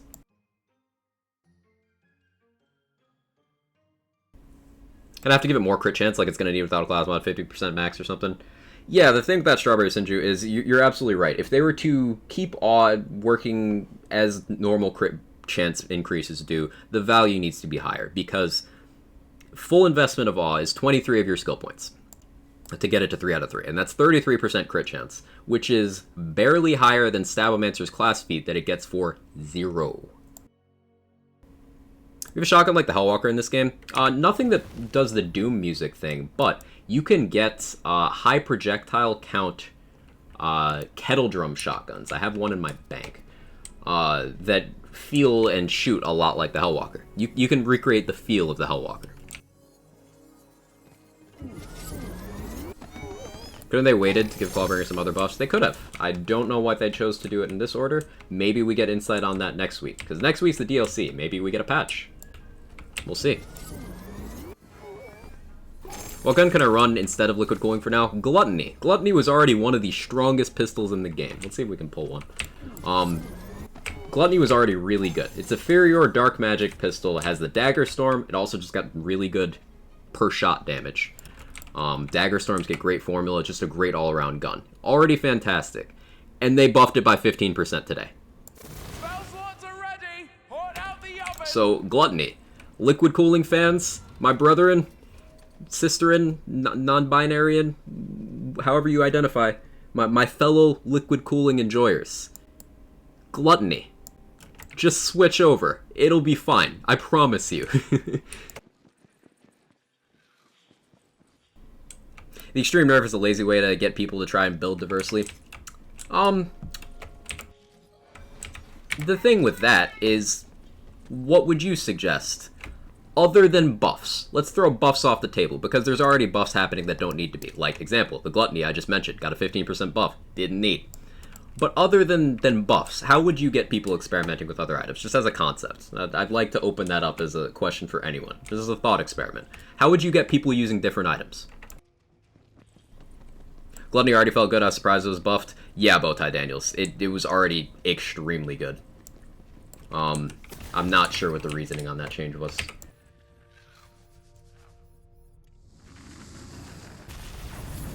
It's easier to nerf one than buff the entire game. Yes, Irish Wiz. Exactly correct.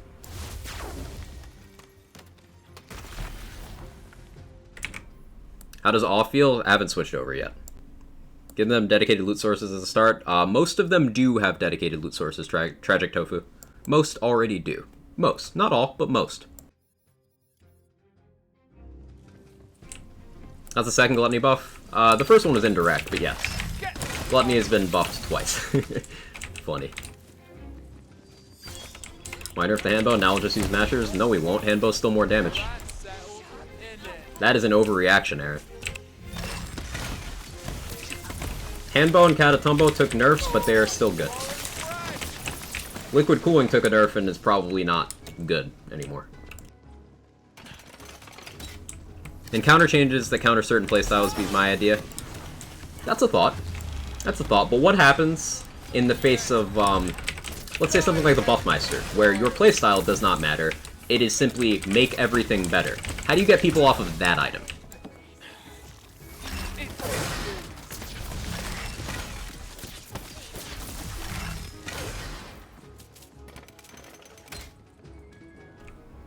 Think melee weapons need a buff?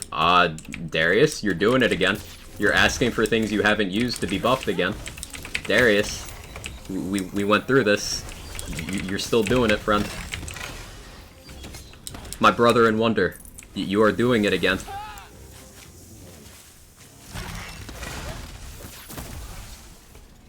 Needs a trade-off, buff this and nerf that. They did that today, Tom Hoons, in all fairness. Now, a lot of the buffs and nerfs are things I don't agree with, but they did roughly an even amount of buffs and nerfs.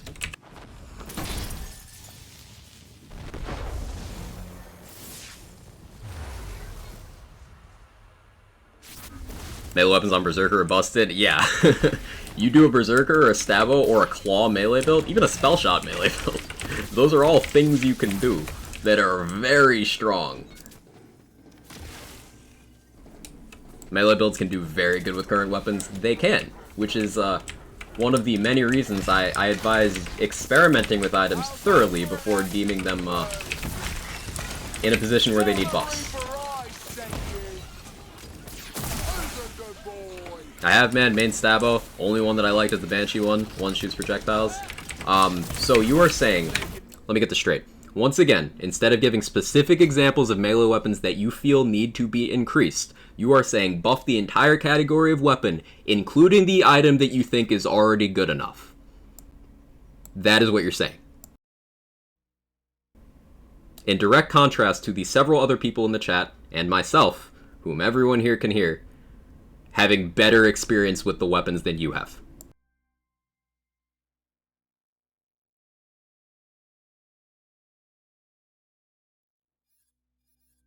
Look at you. Do you love my stuff?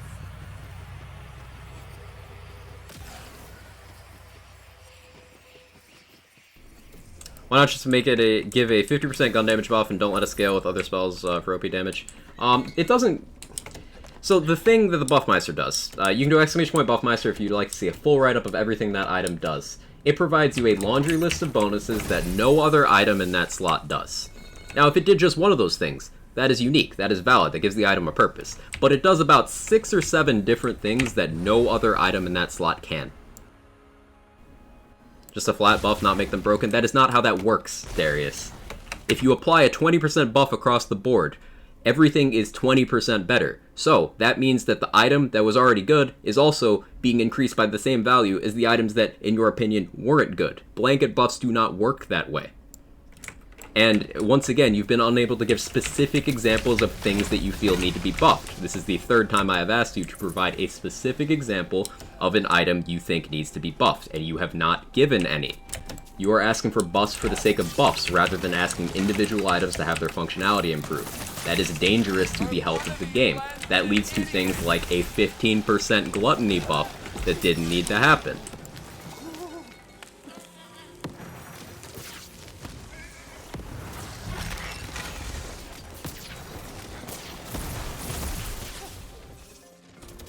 What are you grinding for now? I'm just playing to play, B-Moose. I play to play the game. I play to test out different builds. Now currently, we're hitting the AR bunny once we get to it at the end of the run, try out some of the new guns.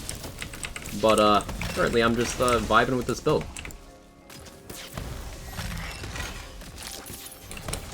Like, I'd love if the Fatebreaker sword were better, at least the little projectiles. Okay, the Fatebreaker is fine. It's a build issue. Fatebreaker is one of the better melee weapons. But doesn't asking for nerfs for the sake of nerfs lead to the liquid cooling over nerf? It can, Zack Attack. I'm glad you mentioned that. It can. This can happen with either buffs or nerfs, which is why the community, in the case of both buffs and nerfs, all kinds of balance changes, we need to actually make sure we vet the items before we provide certain kinds of feedback. So, yeah, over-nerfing is a thing that can happen just like over-buffing. Absolutely correct. So, try before you write something off. Would be my suggestion there. What's the new go-to pistol after the nerf, in your opinion? Gluttony was already good and got a big buff, so if you're looking for just a pistol you can slap on any build and be better off for it, try out the Gluttony. It's a Dark Magic Furior.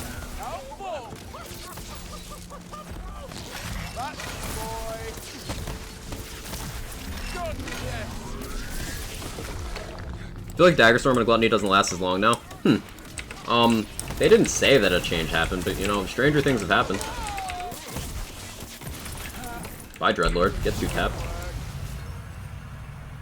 Fatebreaker isn't meant to be the highest DPS, it's meant to be damage with survivability. Well said, Pico. Fatebreaker kind of restores your entire ward every time the bird hits anything. Big deal. It's a single-player game. Why even touch guns? Why nerf? How about modify other guns to function on the same level? The reason you can't do that, Warzino, is because balance affects longevity. Even in a game that's not PvP oriented, balance affects how fast people get bored with the game.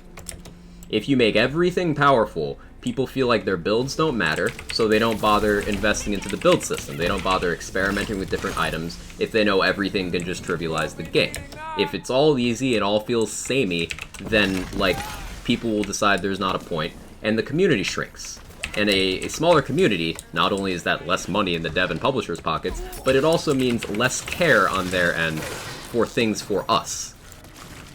So balancing with both buffs and nerfs is important to keep the game healthy enough to stop it from dying. And you get insane power creep. Yeah, power creep's a real problem. So my ISP is rioting right now. I apologize for the drop frames, chat.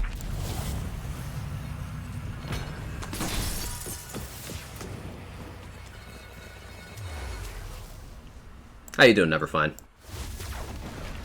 Loot luck literally makes no sense. Just put 5,000 crystals in the bunnies with 46,000 loot luck, got 1 legendary. Yeah, I'm gonna blow your mind, Bakewell. This character has 69 dice. Now, anyone who's been in the stream for about 15-20 minutes, you saw from the chest pull, I got like 4 legendaries at the end of a run. Like, I'm getting legendaries for my bunnies and stuff. At the end of the day, loot luck is still just luck. If you don't want to go after the dice because you consider it a waste of your time, don't do it. I didn't on this character. Look, I got like no collectibles. You can see. I have the attunement bonus, and I have 5 of the 6 shrines. You don't need to bother with it if you don't want to. It's not as compulsory as you might think. I still gear out just fine without a high amount of loot luck. Customize to taste. If you want to spend the time and be a completionist and improve your odds, the system is there for you. Otherwise, you don't need to. Finding dice is fun, I like exploring. I'm glad you have that option, Irish Wiz. It's not for me, so I don't do it. Simple as that. Is loot luck for legendaries or just higher chance that said legendary is a chaotic volatile? It is just for rarity of items, so that would be legendaries. Buckskin K9. As far as I know, it does not affect chaotic or volatile chances.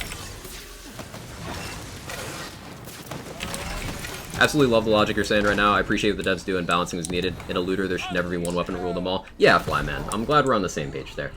And I just want to communicate that we don't all need to agree. I just like having this conversation. And I do like getting opposing viewpoints. So, like, I invite you guys, please, if you disagree with something I'm saying, this is a space where we like discussing things. So feel free to challenge me on stuff. You know, I don't want an echo chamber. And I'm not going to be like, you disagree with me, you're gone, get out of here. This isn't that kind of place. So, I just like chatting about this stuff with you guys. I'm passionate about it. Quag, you know, like, all the things I don't like, we can't cuddle tonight. Can we at least hold hands, Harf? Chat, like, threats like that hit different from someone as handsome as Harf. You don't understand. You don't understand. Hear something? I believe there's a Kevin near you. Healthy debate for sure. Chaotic and Volatile have their own chance to drop on every item. It's not tied to rarity at all, which is why you see white and green Volatiles. Yeah, exactly what Karma said. Also, hi Karma, how you doing? You are also a pretty human being. You gotta compliment the homies sometimes, chat.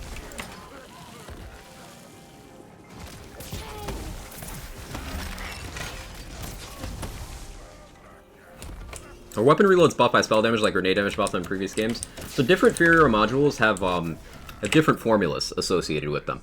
So like these lightning bolts, they get gun scaling, as all Furiors do. They get area damage, because the lightning bolts have a splash radius, but they do not get the other weirdness that certain other modules get. Hey Streetfit, how you doing? So like for example, Hydras, they get companion damage and like a bunch of crazy stuff. So it's a case-by-case basis. Dagger Storms, like the Gluttony, for example, they also get melee damage in their formula. So it's a case-by-case thing. They all get something, though. Lightning Bolts being the most simplistic, I suppose in the same category as just the regular bouncy and impact ones. Ah, yes. The build. Ah, yes, the build.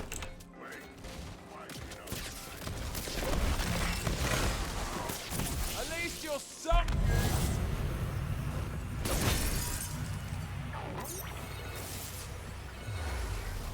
Know if you answered what I said? I might have missed it. Like, I'm not here to hate the game. I love it. I do kind of follow the meta. I also tried some things by myself. I always encourage greater experimentation. Always. Always, always, always. There's always something to try out. I put over 6,000 hours into Borderlands 3, and I still had things I never tried. There's always more to do. And that's the beauty of these games. That is what keeps me coming back. Bye, LeChance. Where did Ah Yes the build even start? The gruff voice set says it. Asa.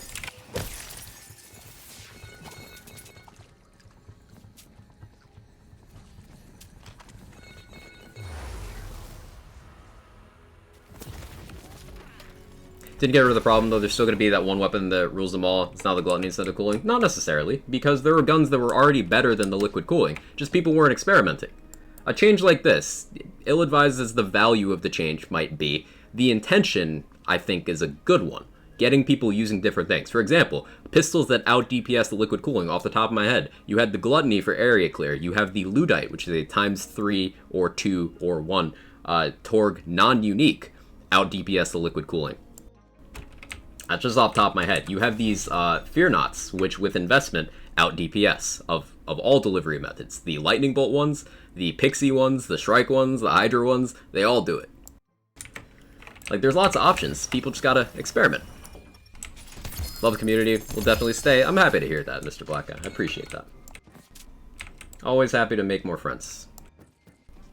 I think a lot of people also forget BL3 went through plenty of balancing changes with weapons and skills. We're only 3 weeks into this game. There's bound to be more and more gearboxes as opposed to dialing back nerfs. Yeah, Rob, that's important to include. BL3 got pretty consistent support for at least the first 2 years. It dropped off after that point because they were working on this game. But 2 years, BL3 got... We never went more than 3 weeks without some sort of update. So, like, I'm happy with that. DLC 1 in a week? Yeah, in a week. Is this companion build? No, this is a Lightning Bolt build. We got Lightning Bolt. Hey, Wildcats, how you doing? Picked up a Blue Skulldugger. It's better than liquid cooling now, though. Defeats the purpose of Legos, in my opinion. The liquid cooling change might have been too heavy-handed. There is precedent for them adjusting or compensating for changes, though. Like, for example, they made a change to the Ice Spike spells. These. Last week that caused something they didn't intend, so they rolled that change back.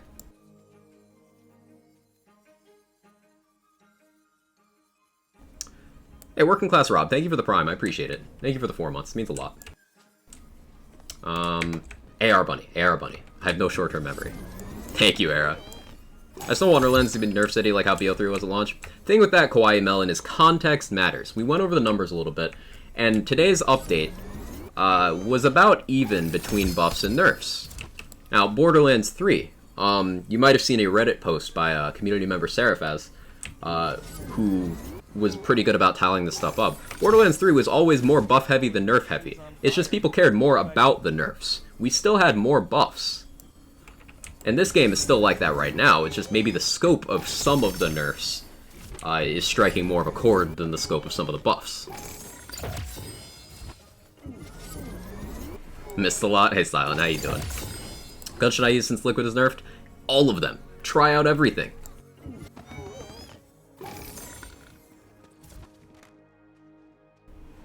Ooh, Thunder Anima. This is one of the new ones. We got a chaotic one right off the bat. It's cool. 233 base. How does this work? Oh, I like the projectiles. That's cool. Do you do anything on reload? Can't tell. Can't tell. Ooh, I heard a knock. Let me step away 1 second, chat. BRB, 1 second.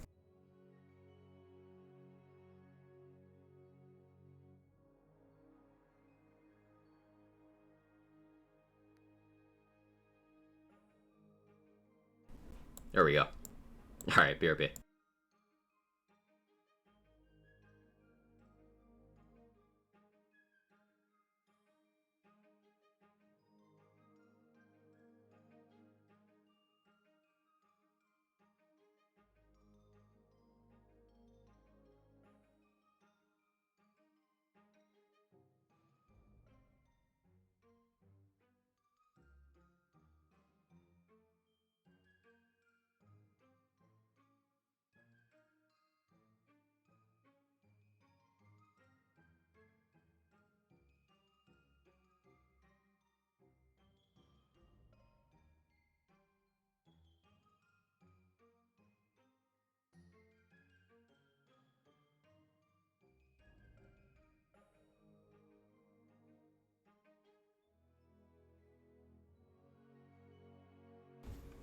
Okay, I'm back. This is a package delivery. We good. Quadbow and Thunder are both ARs. Okay, Quadbow is also an AR. Cool. Cool. I have anything else, my whole build is made on it. And I think that's the intention, and I do think that the timing of the liquid cooling adjustment is a bit awkward, especially when things like enchantment bricking are still on the table. So I think maybe with changes of that magnitude, some advance warning for the community might be nice. Like, if they put out a note and be like, hey, we're looking at toning this down, so maybe start going after other gear. You could at least use the strong thing to get the other things, right? I don't know. That's just a off-the-cuff thought I had while walking back here. Like, am I too silly if I use Livewire? Livewire is great. Livewire is great. Use a sniper called the Sawmill after day was buffed 900 times 3, really strong, my boss killer. Yeah, James Fisher. The Sawmill was already really good. I have, on my Clawbringer, I have a ×2 shock and a ×2 poison, and they're both really, really good. I have a ×4 in my bank. It rolled ×2, ×3, or ×4, and it's really strong.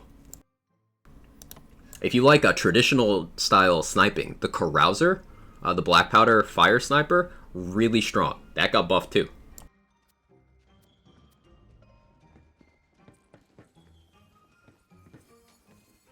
I'd give it all for a little more. We'll do that on that. But Encapsulator, these are good. Torque sticky ARs. Those are very nice to have. Any Berserkers have the gun they recommend? What do I use on my Berserker? I like the Crossblade. You use the Crossblade? Ooh, Quadbow. Quadbow. Hang on, there's a Quadbow in here.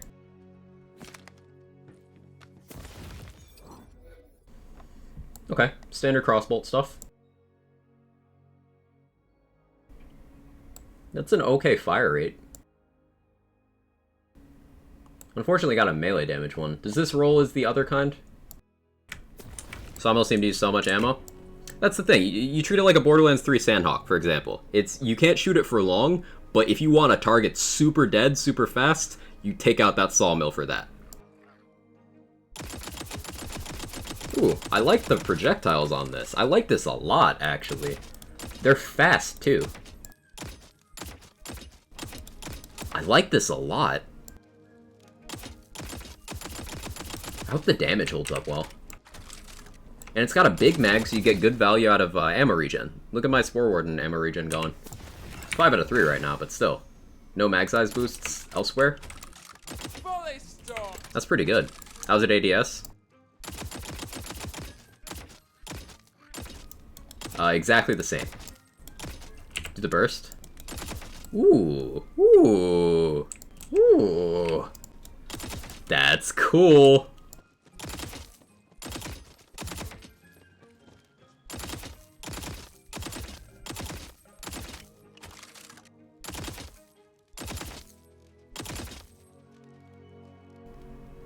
Like the flat 20% for snipers is necessary, I guess.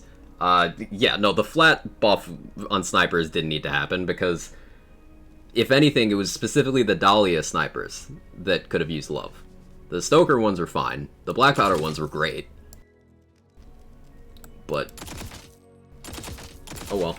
This is cool. I like this. First for one target, other for mobs. Yeah, it also depends on, like, the structure of a crit spot, you know? So like Vorkanar, for example. Vorkanar has the crit spots up and down the sides. You could use, like, this fire mode to hit a bunch of those at once. All spears regenerating ammo. That's just my skill tree, Foster. That's just my skill tree.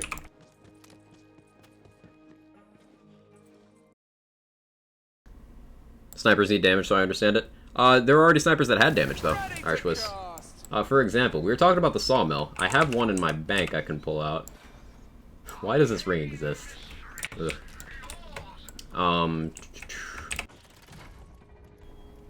Where is it? Where are you, Sawmill? Where'd you go? Ah, here it is. I've had this in my bank. ×4 Sawmill. 742 times 4. You shave 20% off that, that's still a monster. And it's got a fire rate of over 4. Plus 5 ammo on a sniper is stupid? Well, if you want one target super dead super quickly, there you go. You've also got snipers with a more efficient variety, like the Carouser. 1 ammo per shot, you can shoot that thing as your only weapon for an entire run, and it's great. Greyborn plus spell shot equals good? Yes. What do you think about the background changes? What do you mean background changes, Era? Could you give me more context there? Have handboats? Want to see the card damage? I think I have one in here. Maybe? Maybe. I'm told it went from like 3,100 at max to like 2,500. Something like that. No, it's on a mule somewhere. I don't have one at hand. I really like the sawmill. It's rough on ammo, as usual for good snipers. Carouser. Carouser, carouser, carouser. Seriously, the Church of Carouser. Here, I have a character that uses the carouser. Let me switch over.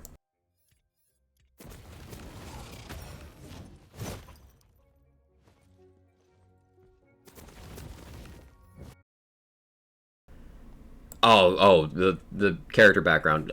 Ultimately, not really impactful changes. Yeah, don't mind me loading into my Clawbringer with a Catatumbo. I'm in agony. Suffering.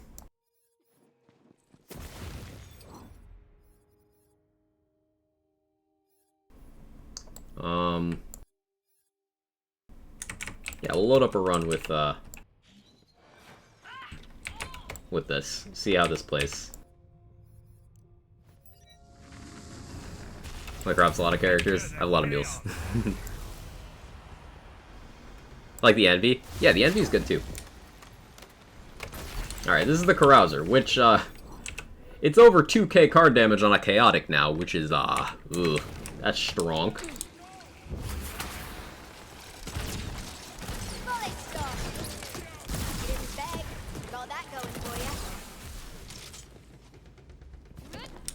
So...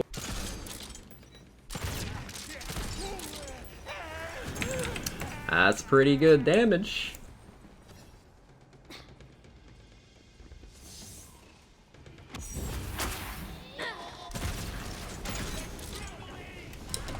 Mules are restoring legendaries. Just any items I need. You have limited bank space. At maximum, you have 510. And I filled that up many times over. I store a lot of items. I test a lot of items, and I make a lot of different builds. Don't mind my terrible aim. But you can see this item one-tapping everything, and that is not the difference that a 20% buff made. This item was already doing this. ISP, yeah. It was fine earlier in the stream. It's unfortunate.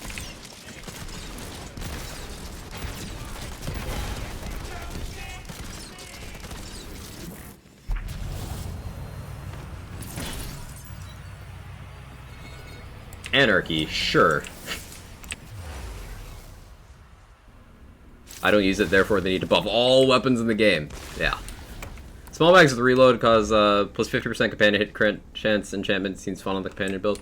Yeah. It also heals your companions. For example, like the mushroom is very bad at staying alive, and that enchant keeps it alive through a lot of stuff, and it can tank pretty effectively for you.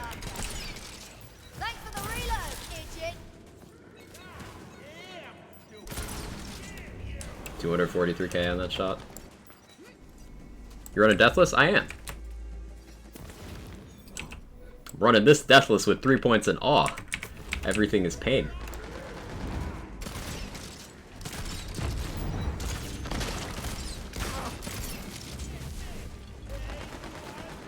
How's Carouser feeling? Looks pretty good. Carouser already slapped hard. Like, I would not have ever buffed the Carouser in a million years.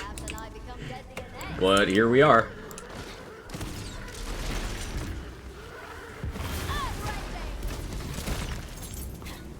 You ever see a Carouser Ricochet one-shot Parasite?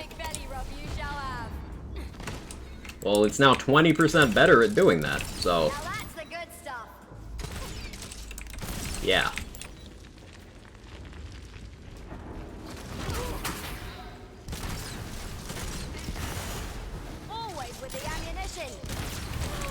You're a tanky one. It's okay, I get a lot of Quaking Thunders from that, though. And the crossbow bonus.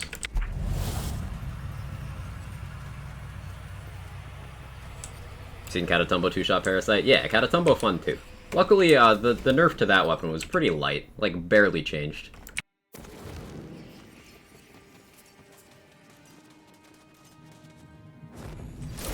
Wedding invitation level's good. Well, the wedding invitation went from really good to really trash, depending on the point in the game's life. What are your opinions, since it's topical? Would a 10 to 15% buff for Hyperion SMGs be reasonable? I mean, the Magic Barrel ones can be a problem, mainly ×4. They do what they did for White Rider, bring it down alongside the global buff. So, as long as you also adjust Spriggans, sure. Because the Cryo Spriggans are not in need of a buff. But the rest of them, fine. Why not? Wizard Pipe is unremarkable. Blazing Volley is unremarkable. It would hit those as well, so like, sure. That's fine.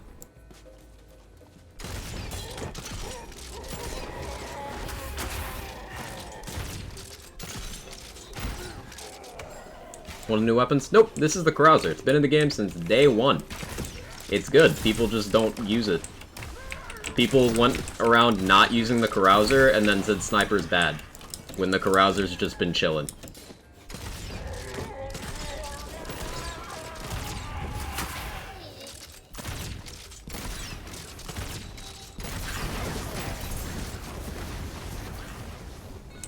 BO3 on life cycle was meh.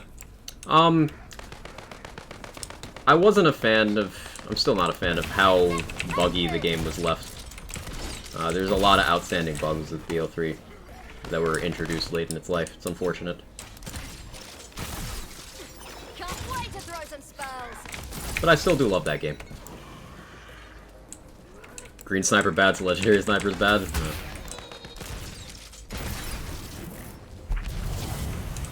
On a 1626 Chaotic Banshee, is that max damage for a Chaotic? I think it is, Sean. I think it is. Hey Gage, how you doing? They changed Cyclops so that one didn't heal at the start of the animation. This is why I've always thought that it's like frame rate related or something, Asa, because they never heal at the start of the animation for me. Ever. Like, I remember we had this discussion with BL3. Like, they never heal at the start for me. There's proof. It might be frame rate or something, I don't know. I do have a bad PC. You know, I should be farming Quaking Sunders. The Spell Bunny, Chaos Chamber, is a great way to do it. Also, just check every vendor. Every time you load into an area, check all the vendors. I get most of mine from vendors, and the rest from Bunny.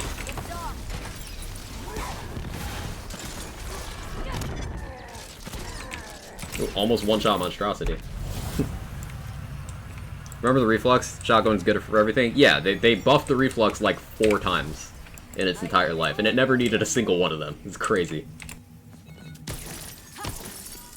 You think instead of increase in level cap, they'll increase chaos? They've already confirmed chaos increases. Now, whether or not that affects if they're going to do level cap increases, they've not said. But I would personally prefer they stay away from level cap increases.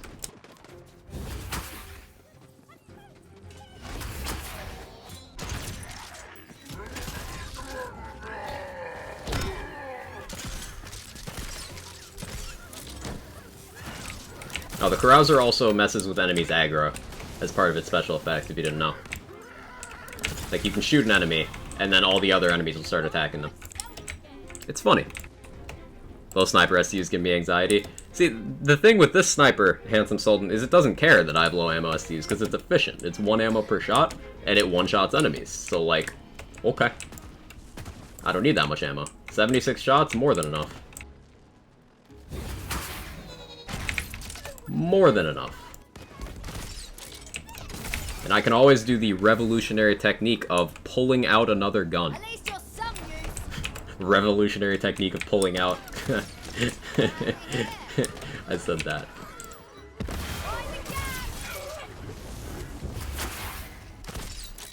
You're not even my first again. We do rarity on top of volatile. They've confirmed we'd be getting tiers on top of volatile. Yeah. They've already confirmed that. So, past volatile, there will be others as the caps increase.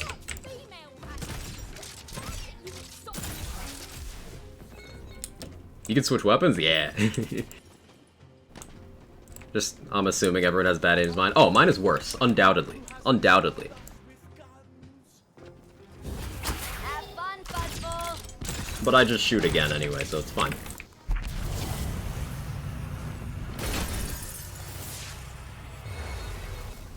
Try the quad bow? Yeah. I'd have to go to my other character, but... Actually, do I have a setup I want to use the quad bow on? I want to have a good first impression of the quad bow. I want to have a build that's, like, suited to using it. So, I'm gonna wait on the quad bow. Actually, but I do have that one that I want to use.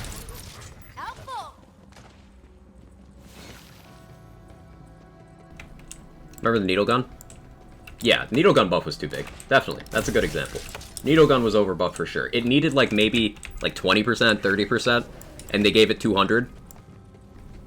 That's the kind of thing I want to avoid, which is why I really encourage not asking for over buffs.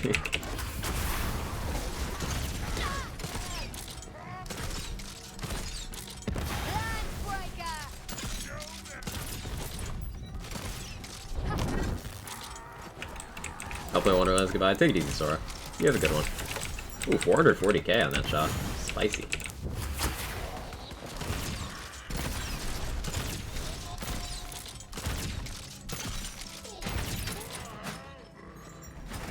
I can say K6 went to the same aiming school.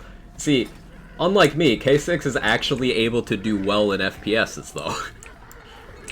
I can aim for short periods of time with extreme stress. K6 was actually a good Overwatch player. Like, I could never. I could never.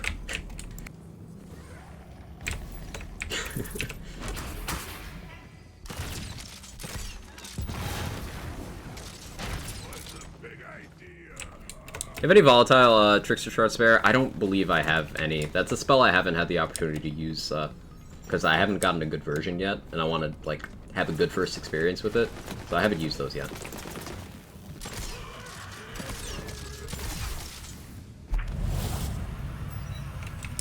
Bill 3's power creep was insane. The Annoyance alone just redonk, and then the Revolter. I'm fine with the game being wacky like that at the end of its life cycle.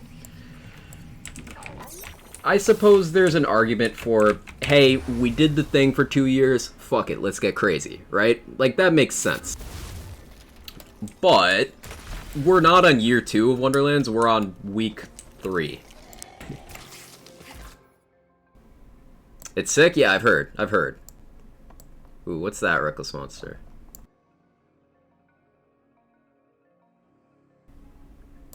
Ooh, a new community challenge. Oddly timed. Worms won't go hungry tonight. You won't be needing that. That looks good for you.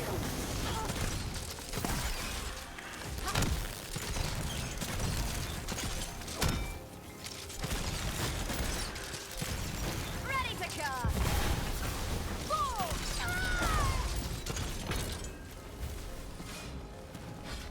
Maybe Wonderlands end up like BO3 or maybe not. Hopefully they resist the calls for overbuffs. Something overbuffed? Yeah, Noah, they buffed the Gluttony, one of the best pistols in the game, by 15%. They also buffed the entire sniper rifle category by 20%, when they could have just buffed the specific sniper rifles, those being Dahlia sniper rifles. Instead, the Black Powder and Stoker ones got it too, which meant that the Sawmill and Carouser got buffs they didn't need.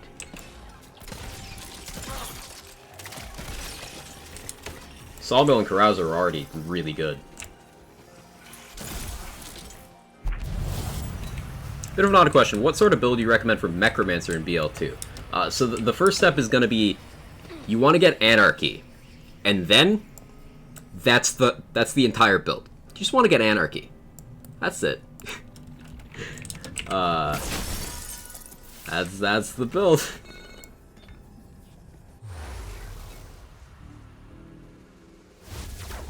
Well, you think the handbow nerf's needed? Just curious. Sorry, I love that gun. I don't think handbow nerf was necessarily needed. I think it was maybe a bit of a reaction to one specific interaction people were doing with the gun. You saw a lot of From the Shadows handbow spam. And in that context, very powerful. The ceiling for that maybe could have stood to go down a little bit.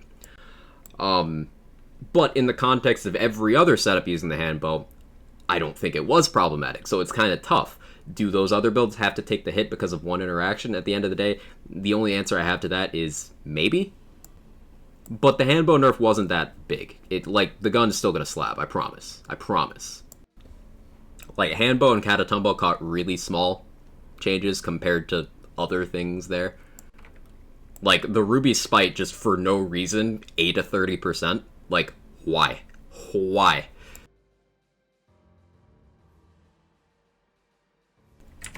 Hey Felicia, how you doing? You wanna get real adventurous, you go middle tree for shock. Okay, we got Son of a Witch. So, one of my favorite things I like to showcase on this boss. Do I have the right thing on me? I do. I do. Do I have one with better enchant, though? is the question. I won't use that enchant. Yeah, that's fine. That'll work. That'll work. Yeah, let's bully Son of a Witch with this Rain of Arrows. There's a hotfix? Yes.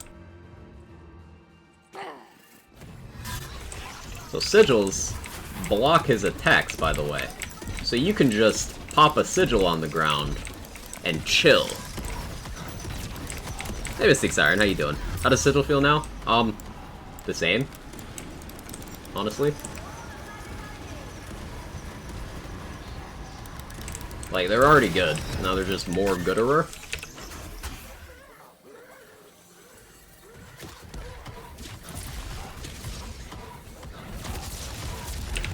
Oh no, my sigil ended. I don't do warning shots.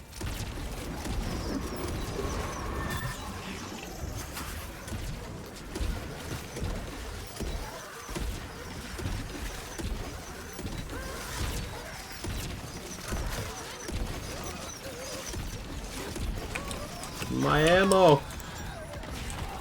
Curse my lack of STUs. That's fine, actually.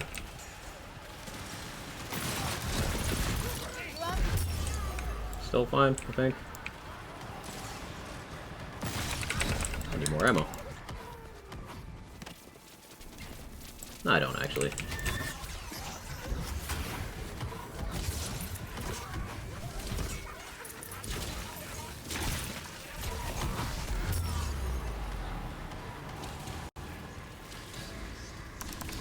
Oh, unfortunate. I'll go back in.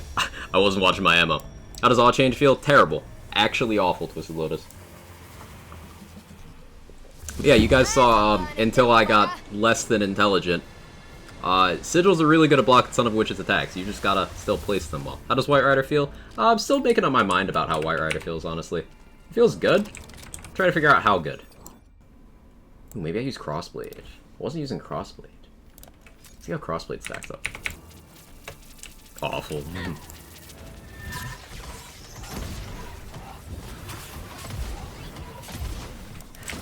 Ooh, Crossblade do be slapping.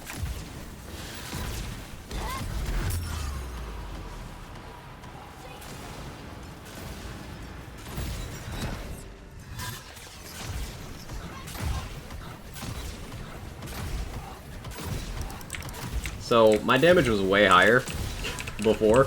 This was a build kind of centered around Awe, and he lost his favorite toy.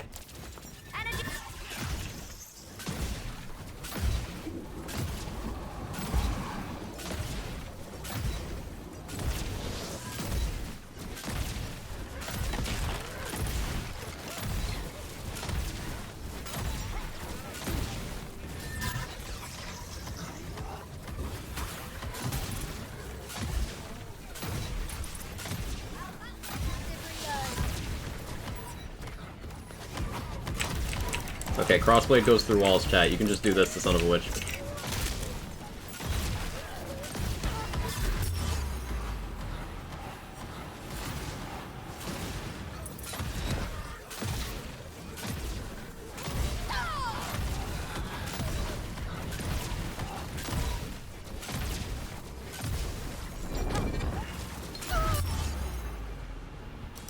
It's fine, I think. No, don't do me like this. Don't do me like this. Oh, that's so awkward. Expert strats. I'll stop screwing around. Yeah, so my damage is just kind of dog water compared to what it was. This is the Clawbringer nerf at work. Right before your eyes. Please tell us why Awe is nerfed. I do not have a good explanation for you. I think it was an ill-advised change. I do not support it, but here we are.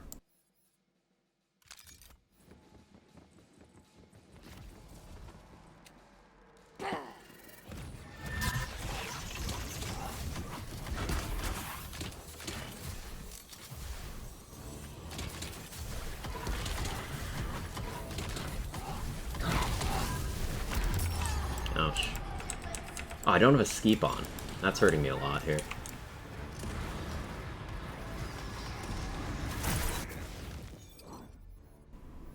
Where's my skeep? That's a skeep. That's also a skeep.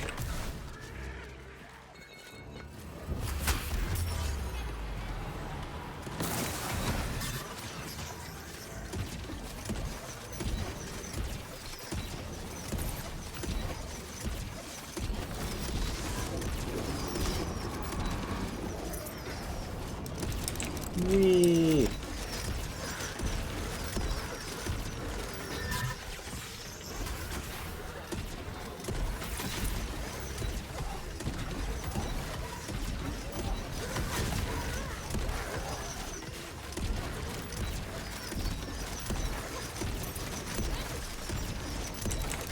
Okay, there we go.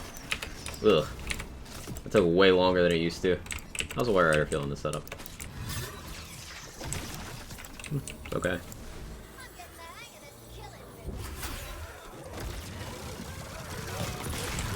It's pretty okay.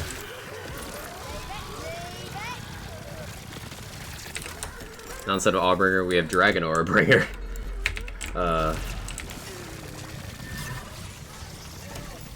Yeah, I'll be honest, chat. Clawfield's kinda not great. So the sigil block attacks from the outside? Yes. Stops projectiles from getting in, and all sigils have that barrier effect to them. You can use this to block a bunch of mechanics. It's very nice.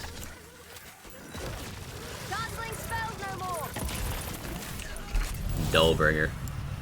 Favorite build center on also fuck me, I guess. Yep. Yep.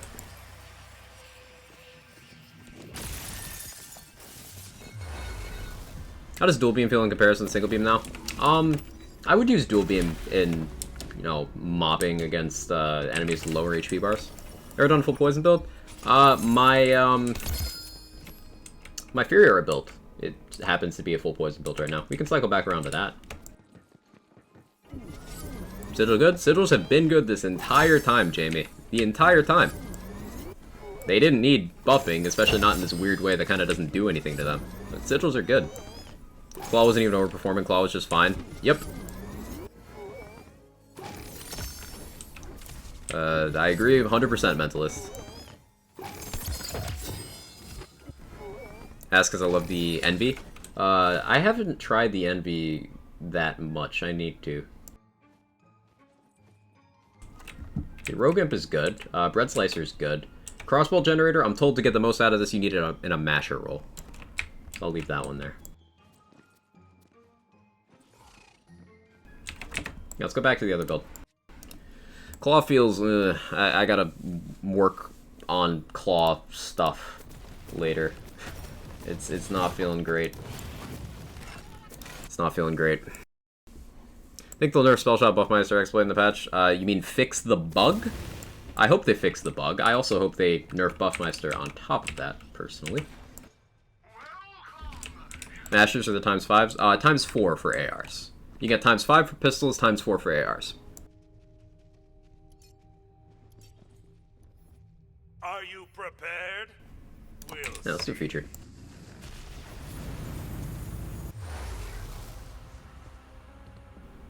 Including Frostburn's the only one I have? Yeah, Frostburn also does that.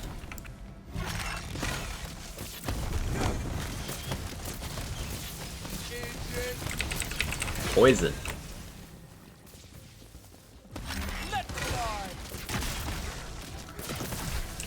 Cosmetic.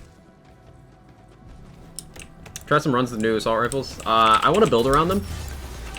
So the way I like to approach items in this game is I don't just slap them on a build, generally, because that can often give you an inaccurate impression of how the item is best used. I like building around the item, so it's going to be one of those things that I sit there with a skill tree planner open, and I stare at the item and I'm like, alright, how do I take advantage of this?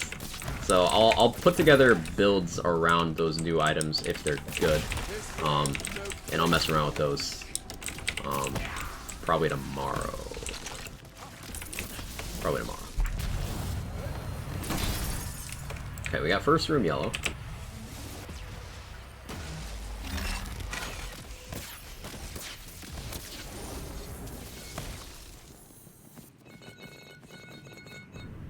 Ooh, repeating cast spawns Hydra. Yes, I need another one of those. Hey Nira, how you doing? How's liquid cooling after nerf? Pretty bad. Pretty bad. It'll still, like, if you get enough playthrough, still be a good gun. Probably.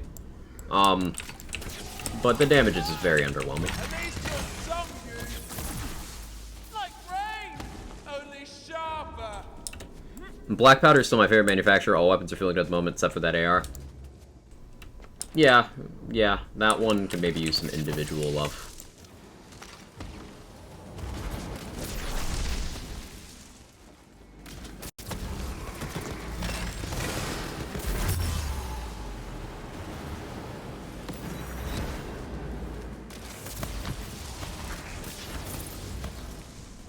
If you could start a Buffmaster only rolled with one of the phrases, like Buffmaster only is pure bonk, that would bring down the power, but honestly, like, it's not enough. Because on its own, before looking at the words, so no pew, bonk, ka-chow, zap, none of that, ignoring those, it gives the bonus element, which is the Borderlands 2 B shield, but on everything you do with a better damage formula. And it also gives you, at 40, it works out to be about 60% movement speed. So, first off, there's no sigils that do either one of those things, other than that one. And it moves with you, unlike every other sigil except for the ones that give you damage reduction. And don't increase your damage in any way.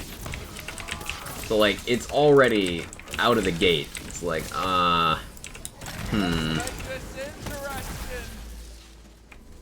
Sad, hopefully Queen's Cry still performs well. Oh, I'm sure it will. Queen's Cry took a very slight nerf, and it's still got incredible damage formula access. Queen's Cry is also spell damage, if you guys didn't know. Like, it scales with your spell damage boost. So it's just got cracked damage formula. Queen's Cry is fine. Really gutted the Frost category for pistols. Refer to what I just said, Silent, about Queen's Cry being fine. Now move over to Auto Magic being buffed. And in terms of other pistols they changed, they literally only changed those 2 Frost pistols. One of them is fine, the other one's not. So I don't think making one item not in a good place is gutting the category. I think that is an overreaction.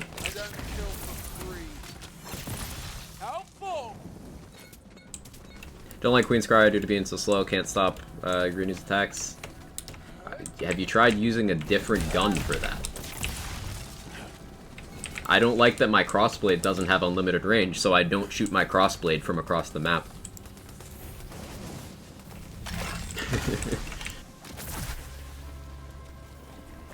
Auto Magic Frost? It rolls multiple elements. I assume it can roll Frost. I assume it does. Queen's Cry scales magic. Does it have to be the same Ellie? No, so it's just the spell damage stat, Theo, also increases your Queen's Cry bullets damage. Simple as that. So, any spell damage you have also boosts up the gun, on top of gun damage. Only ever used Buffmaster movement speed and spell living stacks, so they took off its damage. I don't think it'd bother me. Only started using one when it finally dropped to Chaos 15. Yeah, if it was just movement speed, I would absolutely use the item. Like, that is unique enough. That is powerful enough. Movement speed is incredibly valuable in this game. Like, we don't have stuff like Snowdrift, so getting movement speed from other places on gear, more difficult. But with how boss mechanics in this game are structured around avoidance, movement speed gets so much value. Like, look at all the raid boss fights. Look at even the regular boss fights. A lot of the problems get solved by moving. Example, Drill, you move. Son of a Witch, you move. Banshee, you move. Nightmare, you move. Dragonlord, you move. Movement speed would be great on its own.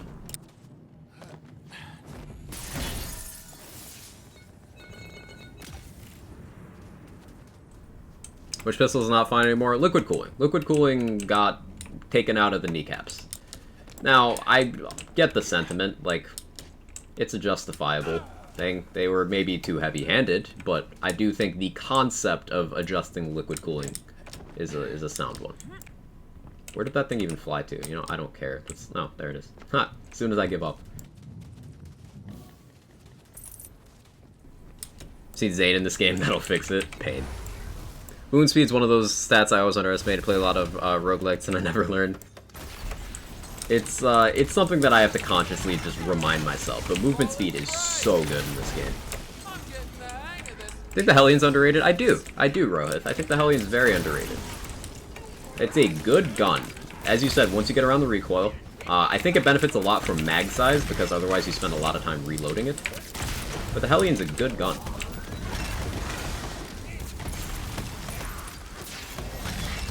Forgotten before they hit the ground.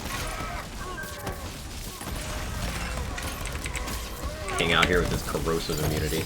Poison immunity, sorry. Seen a lot of the same wording about why I'd nerf something in a non-online game type. How do you guys feel about that? So this came up a couple times today, Kingman. The reason why you balance items even in a PvE environment is to encourage longevity. Communities get bored when there's poor balance in a game, because then they feel like their decisions don't matter. If any build can work with any item, everything ends up feeling the same, so then they don't care, then they don't put in the time, and the community shrinks. Smaller community means less support, means less opportunities for new things from devs. It's just worse for everyone. So balance is important even in a PvE environment.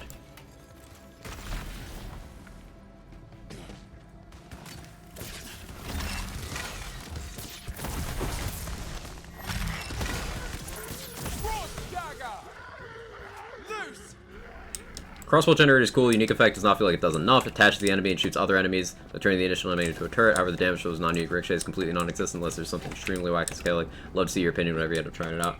Do you know if those ricochets from the effect count as actual, like, true bullets? Because if they do, then you could potentially do some cool spore ward and capstone stuff with that. You could get a play the angles ricochet off of those, and that would do damage. Also, if they can spore fuse. That's my initial thought. Poor balance can lead to a death spiral? Yeah.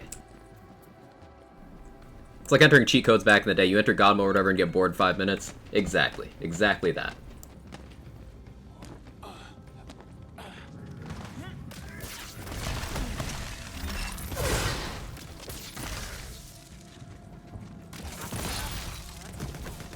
Try the Thunder anime yet? I've not tried it yet. I got one.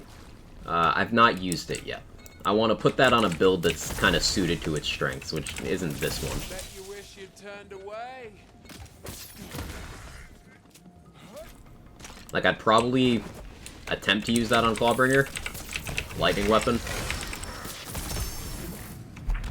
Maybe a word ban on buff an hour ago. All my non-valuable points back. Yeah, I'll get around to that, Aaron. If a mod isn't available. Are bolts getting ricochets from Spore Capstone? No, Irish Wiz. I was a little disappointed, but I tested, and the lightning bolts don't ricochet with Play the Angles. Which does save us some points. It lets us go over and grab some imbued weapon instead.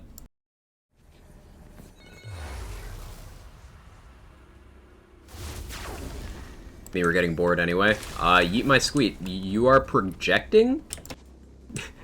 Who is this collective we you're referring to? Because I'm not getting bored with this game. I guarantee I have more playtime in it than you do, and I'm not bored. I guarantee I played Borderlands 3 more than you did, and I never got bored. So, like, maybe this we? Say I. Because there's nothing wrong with getting bored, losing interest, move on to other things. At the end of the day, it's a video game. You play it to have fun. You do what you enjoy. But I'm not bored, so please don't speak for me.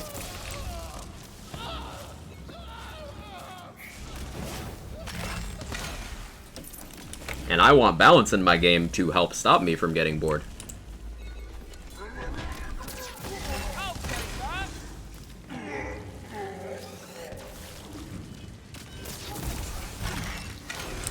This French is good? Okay. Clawbringer nerf is so annoying. True. Using one gun and one shield can be boring. Yeah. Thunder Enemy is decent for mobbing, in my opinion, but you can't get enchantment on it. Oh, really? Oh, not another one of those. That kind of killed my interest in the gun. Can you enchant the quad bow at least?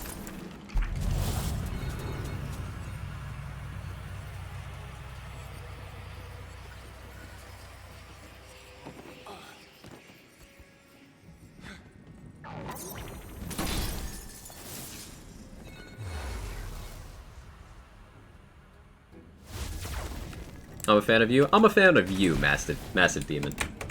Welcome in, by the way.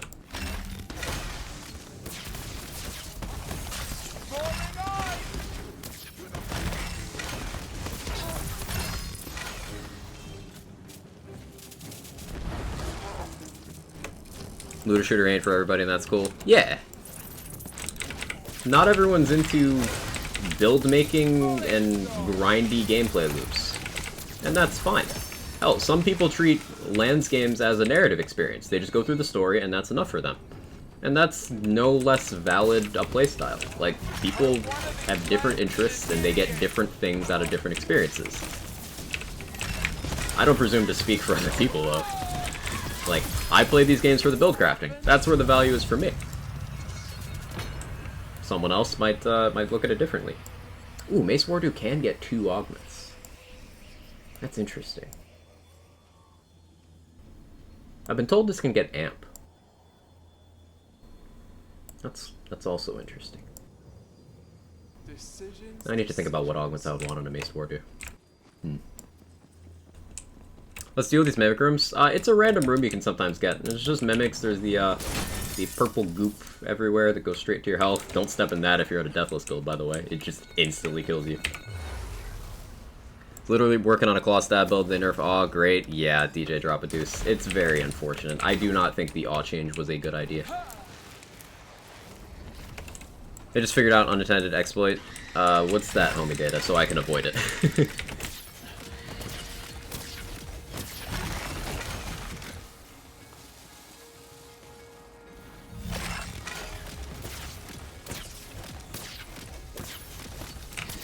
I need a fire one of these for this exact situation.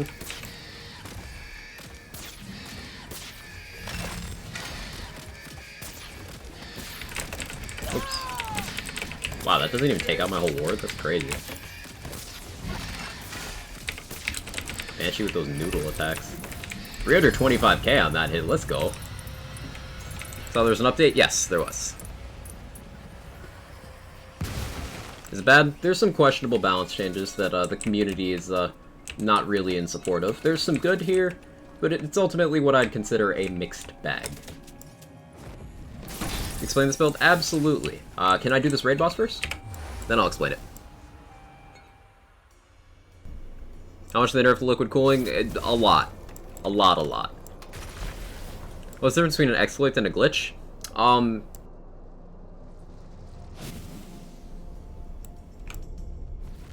That's hard to quantify. People have their own personal definitions. A glitch, generally speaking, is something that is working as, it's not doing its intended function. Whereas an exploit is utilizing things in ways that they're not supposed to work together in that way, I suppose, would be how I'd explain it. It's a very blurry line. Which is why I just avoid glitches and exploits. Impossible. Kind of covers the whole category.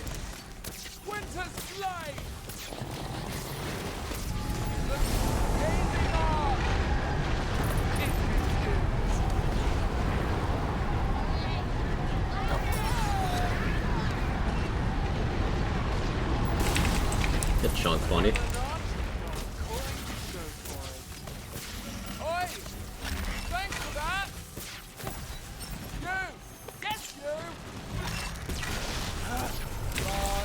Bye-bye. Usually severity is a good indicator. Glitches are usually minor. Exploits have a bigger effect reach. That's sometimes true, yeah.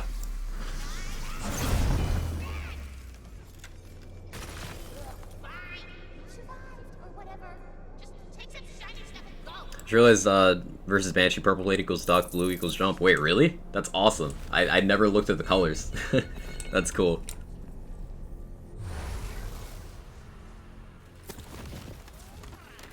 Need a frost gun alternative to liquid cooling now. Might have to farm for an automagic Queen's Cry.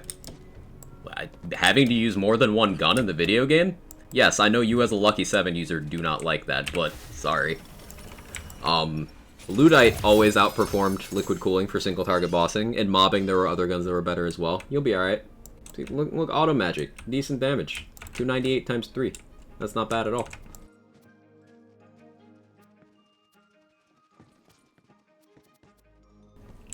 2 saves are Spore Ward and Clawbringer. No desire to play Clawbringer now for Spore Ward multi-class outside of Clawbringer. Only things I'm interested in are Stabbo and Zerker. Greyborn has that Mushroom Despawn glitch for free thralls and 0 interest spell shot in general. Mind Control effect of the Krauser will work on Obelisk bosses, including Chaos Obelisk. Oh, yeah, that's, like, it's helpful. I don't think that's, too crazy, but it's definitely good. It's melee usable for bosses. Depends on the boss, Irish Wiz. For example, Nightmare, very meleeable. Nightmare, Son of a Witch, Lechance, Zomboss, Dragon Lord, those are all very meleeable bosses. But it gets complicated when you look at Banshee and Drill, because they're standing in puddles of insta-kill you juice. Not insta-kill you, but, you know, very quickly kill you juice. So, it depends on the boss. On my melee build, I just switch to guns for Drill and Banshee, but I melee everyone else just fine.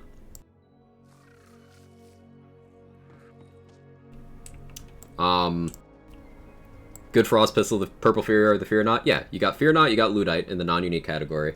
Queen's Cry is still good.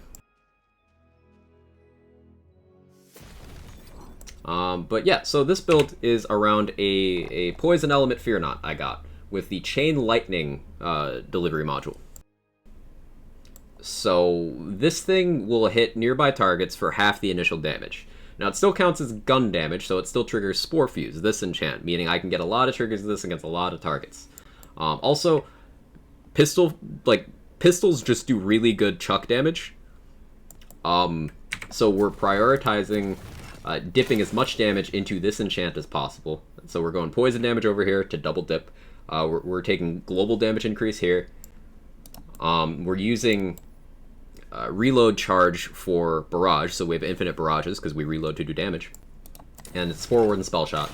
Go down to high thread count and a couple points in imbued weapon, but the main thing is we get down to Wrath of Nature and Headhunter for big damage. Big damage. Wait, what background am I on this character?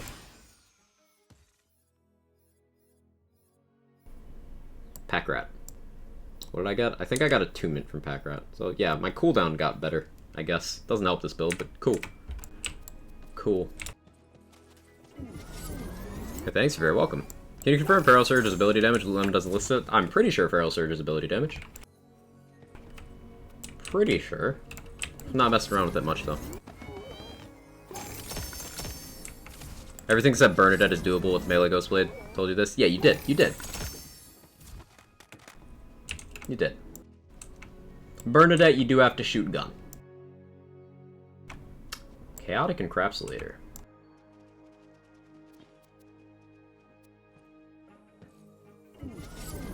Clubber feels like Zane would be a 3 launch, only got good when we got the Scene Dead class mod, then Gearbox buffed him over time.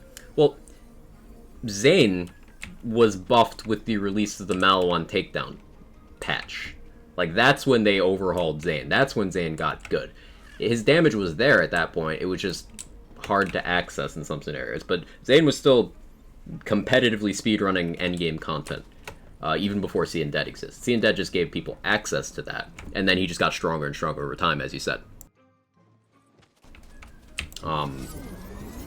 I would like to not have an outlier of a character who's just kind of, like, better at most things. We already kind of have that in Spellshot. So I'd like if that was limited. Zane is speed, yeah.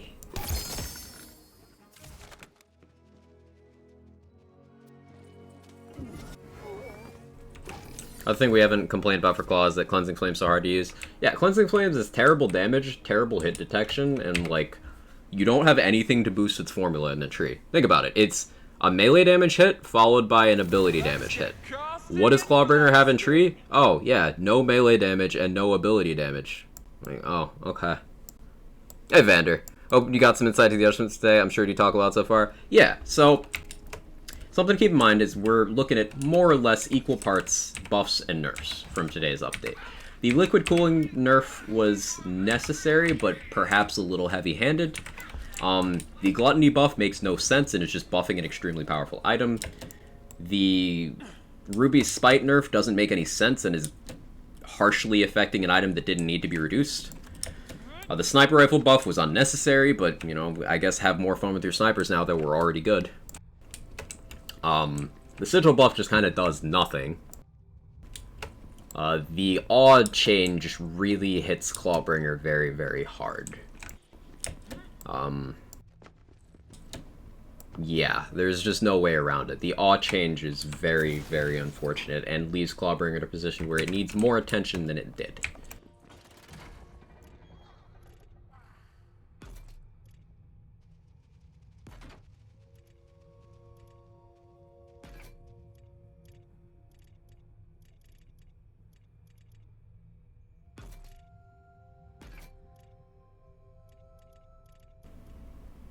Where's the quad bow that I got?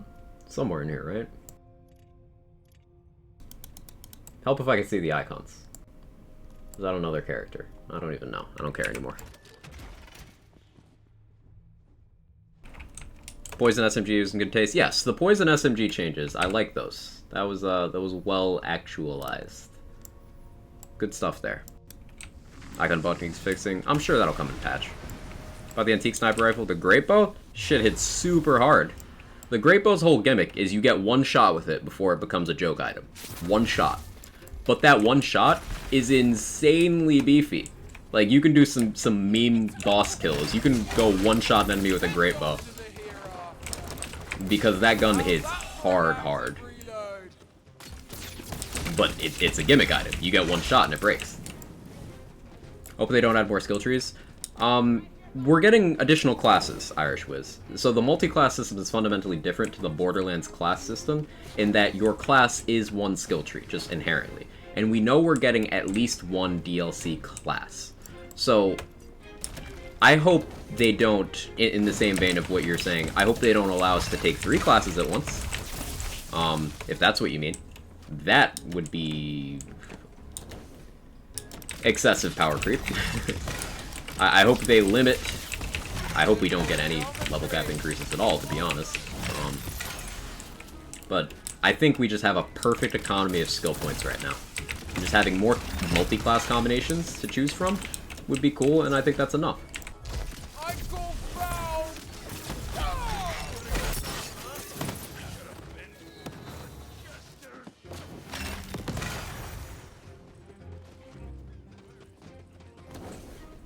The fact the antique great bow doesn't make a reference to lose yourself by item is truly lost opportunity.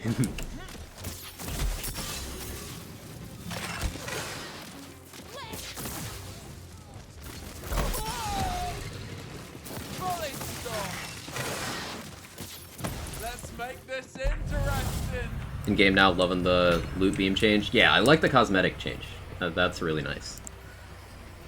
Will we get a level cap increase? Chaotic all items and such ain't a good idea, to be honest. I'm inclined to agree with you, Darius. I don't think a level cap increase is a good idea in this game. Just, like, ever. Never. But we'll see. The only good thing is to have more build diversity. More skill points does not increase build diversity. That's the really important thing that I wish was more talked about. So let's look at previous games for proof of this.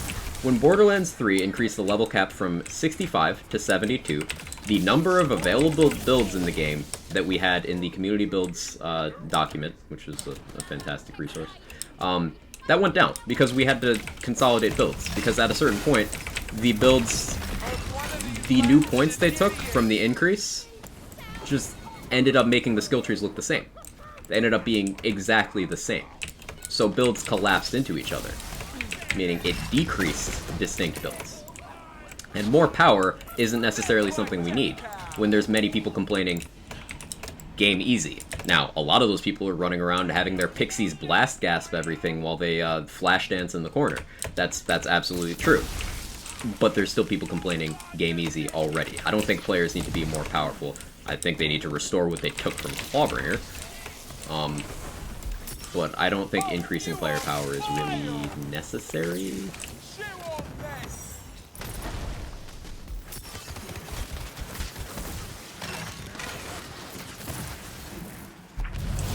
Last level cap increase was so unnecessary. Yeah, the 65 one had already been questionable in its value. But then the 72 one was like, oh, okay, skill points just don't matter now. Same thing happened with Borderlands 2 with the level 80 cap. By the time you got to level 80, your skill points didn't matter anymore. Best place for XP right now? I've been told farming Zomboss is pretty good for that Beard Dragon.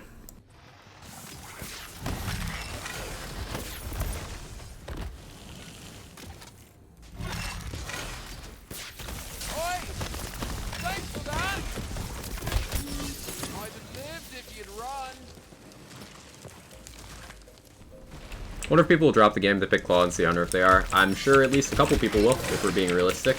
Now, I would not advise that. I would always advise patience and, you know, maybe just play with a different class for a bit until the issues get sorted out. But obviously, that's not a perfect solution for everyone. There's undoubtedly going to be people who it's a bridge too far and they're gone. And I think that's a shame. Good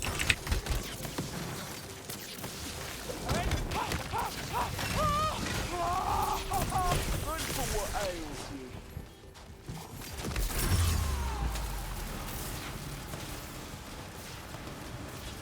That's the way, you little rot blossom.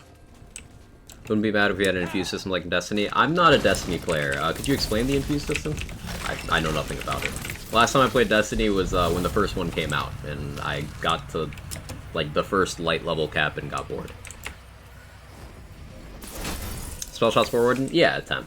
We're min-maxing around these lightning bolt chucks. It's very fun. What do you think about extending a skill tree to compensate for level increase? Are you okay with where skills and capstones are? I'm okay with where skills and capstones are, Rohith, because if you extend the trees, like, what do you put below a capstone? Like, what do you do with that? Like, how do you make a super more ultimate ability beyond the better one without doing massive power creep? Like, how does that work?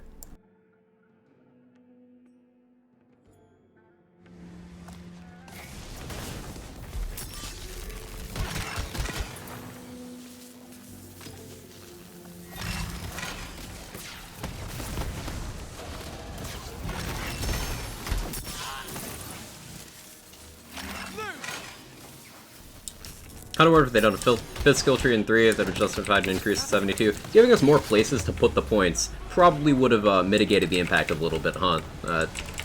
Tire. Like, having more places to put the points definitely matters, because you can see the impact if you look at BL3 for people who do not have the Designer's Cut DLC, so people who don't have the purple trees, they still have the 70 skill points.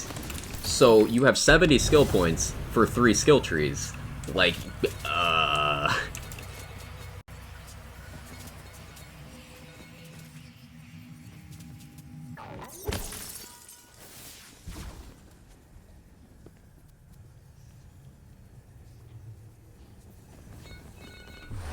How come you don't take Spore Warden Capstone? Because it does not work on the lightning bolts.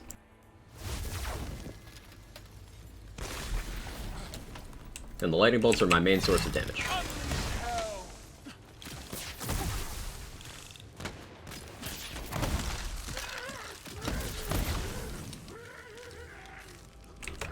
Hey, Flag Player Designer's Cut is basically playing with 3 as well. Yeah, Bomblet. Yeah, true. Thanks for the reload, shit.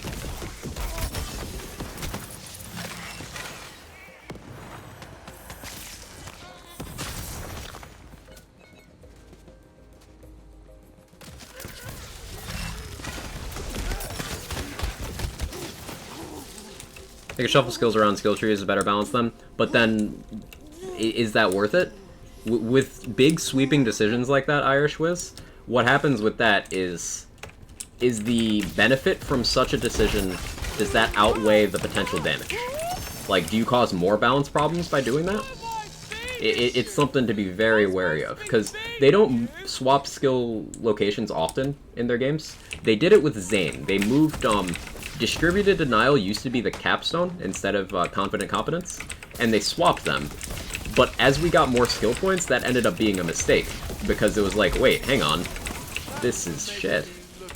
So it ended up, in the long term, not being a good move.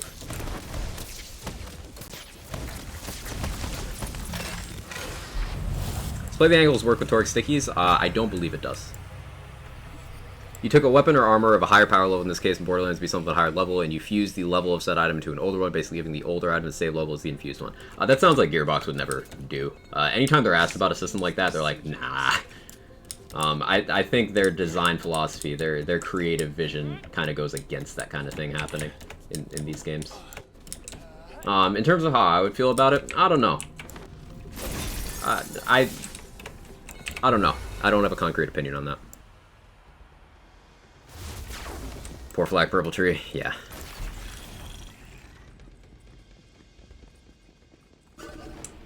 Game's about farming for some people. For me, it's not about farming. For me, it's about building. But farming is part of what you need to do to build. So it is all connected. Personally, I don't play this game for the loot at all. That's why you see me, like, I don't care about my loot luck. I'm just like, whatever. I'll get gear eventually. I play it for the gameplay. It's a building game for me, rather than a farming game. Farming is just means to an end, not the end itself. And it goes back to that conversation from earlier. Different people get different things out of different games. Some people play it as a story experience. Some people play it as a slot machine for loot grinding. Some people just want to mess around with builds. Some people just like the fashion. Like, there's something for everybody. So I don't try to define games like this by one thing. That thing could be utterly irrelevant to someone else.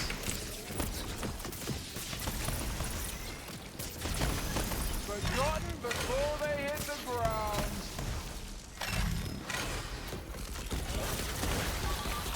The cold of the grave.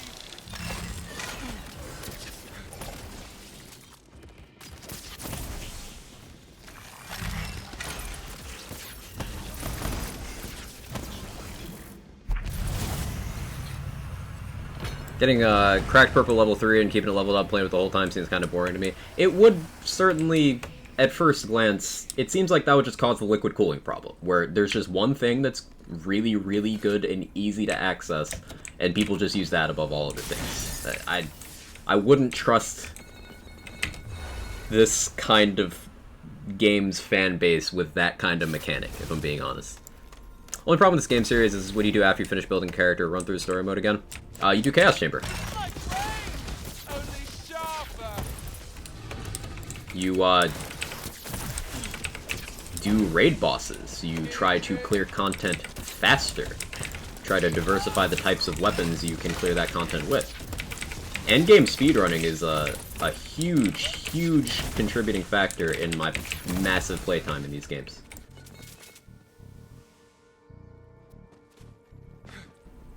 If I make a build that can successfully do everything, cool. The end goal was not do it once. The end goal was be as efficient as I possibly can be.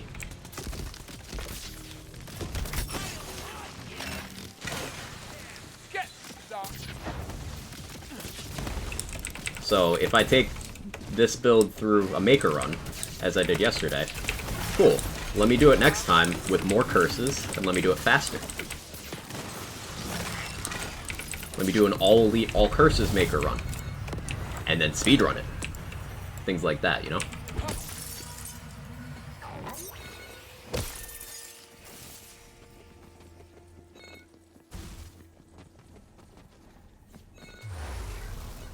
Stream starter, you heard my question about stickies, play the angles, can you repeat it? Yeah, I don't believe stickies work with play the angles, Cub. This is confirmed the character height messes with mantling. I don't know if it's confirmed, but it's extremely likely. In Borderlands 3, that's how it worked. There were some mantling spots that Moze and Amara couldn't do that Flak and barely Zane could. Flak was super tall, so Flak could mantle some places where Moze couldn't.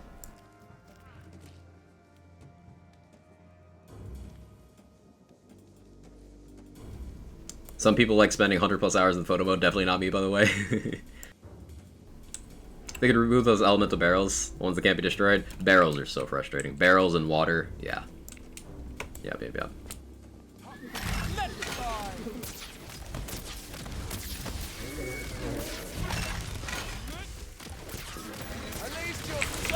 Honestly, Nightmare, are you even trying? Do you even knight?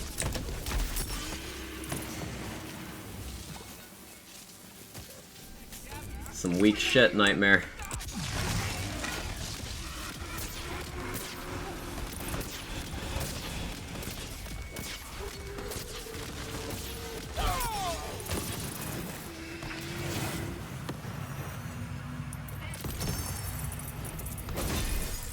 As long as I'm not console farming for a perfect fibber, I'm good. Shout out to read-only farming flying sandhawks on PlayStation 4. That is several dozen hours of my life.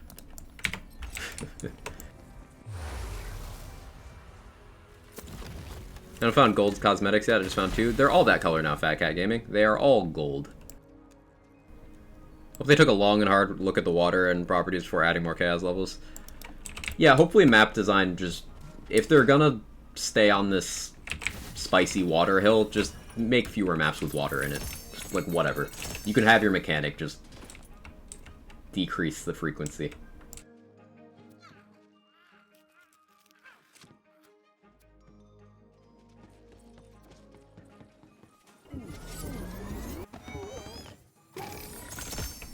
Water and wacky mayhem scaling is the #1 reason to find deaths in BO3. Yeah, in BO3, nothing killed you except for you.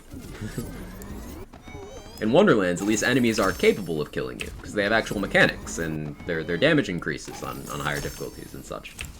But the water is still there. No Feral Surge scales with area damage? That I do not know.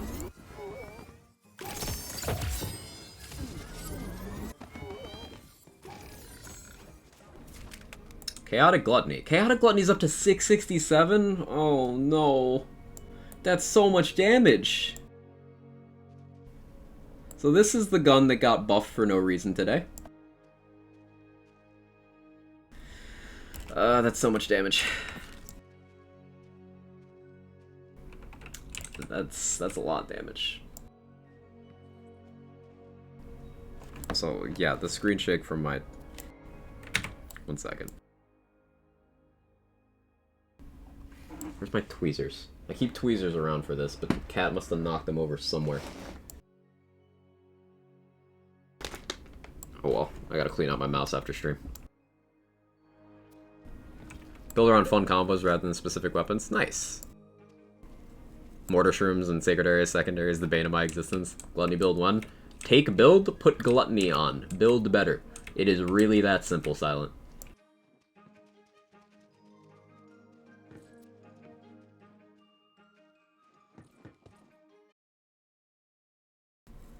Hold on hope for a lightning bolt reload Shadowfire. Yeah, giving Shadowfire a lightning delivery method would be cool. There's no legendaries that can roll lightning bolt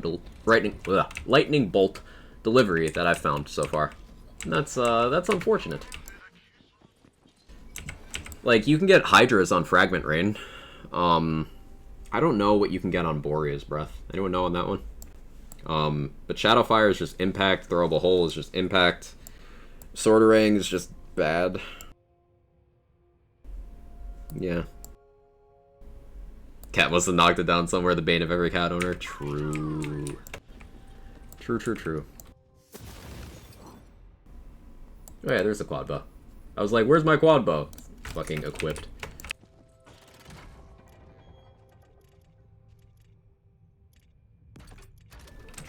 How you pop the green puzzle things? So, you spawn the puzzle in, which spawns in a mushroom, then you jump on top of it, and then it kicks you off, and then you wait for it to spit out projectiles, and then you shoot the purple one. And the purple one will change. You have to do 3 rounds of it, and you'll just have to shoot more and more projectiles. You just shoot the purple one before they touch the ground. Live wire lightning goes between enemies? It does.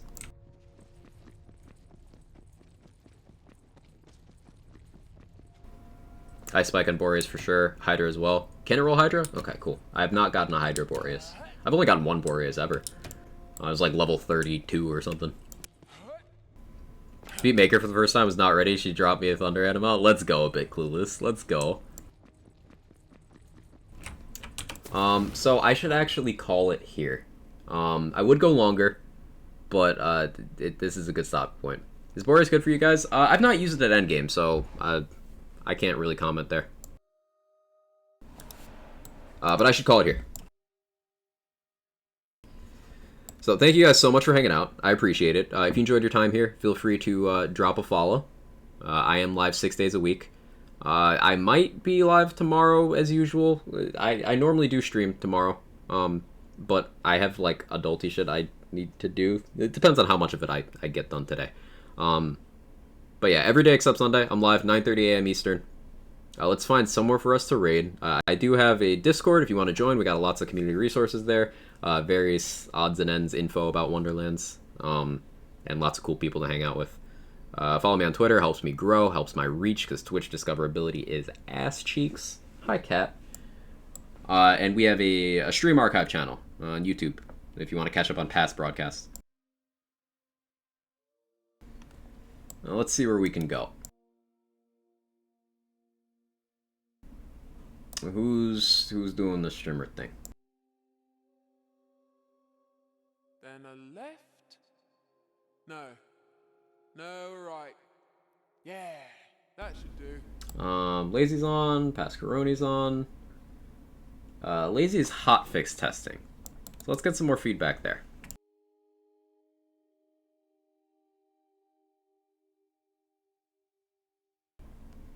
Okay, so if you've got my emotes, go ahead and spam.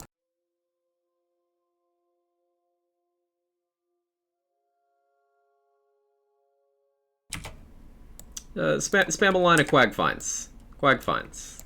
Go ahead and copy that. So thank you guys once again. I'll catch you next time. I appreciate everything, and I just urge you to remember, when providing feedback on things like hotfix changes, do your best to remember devs are people and approach things constructively. But, you know, I have every confidence that you guys can do that. So, thanks for everything. I'll catch you next time. Bye.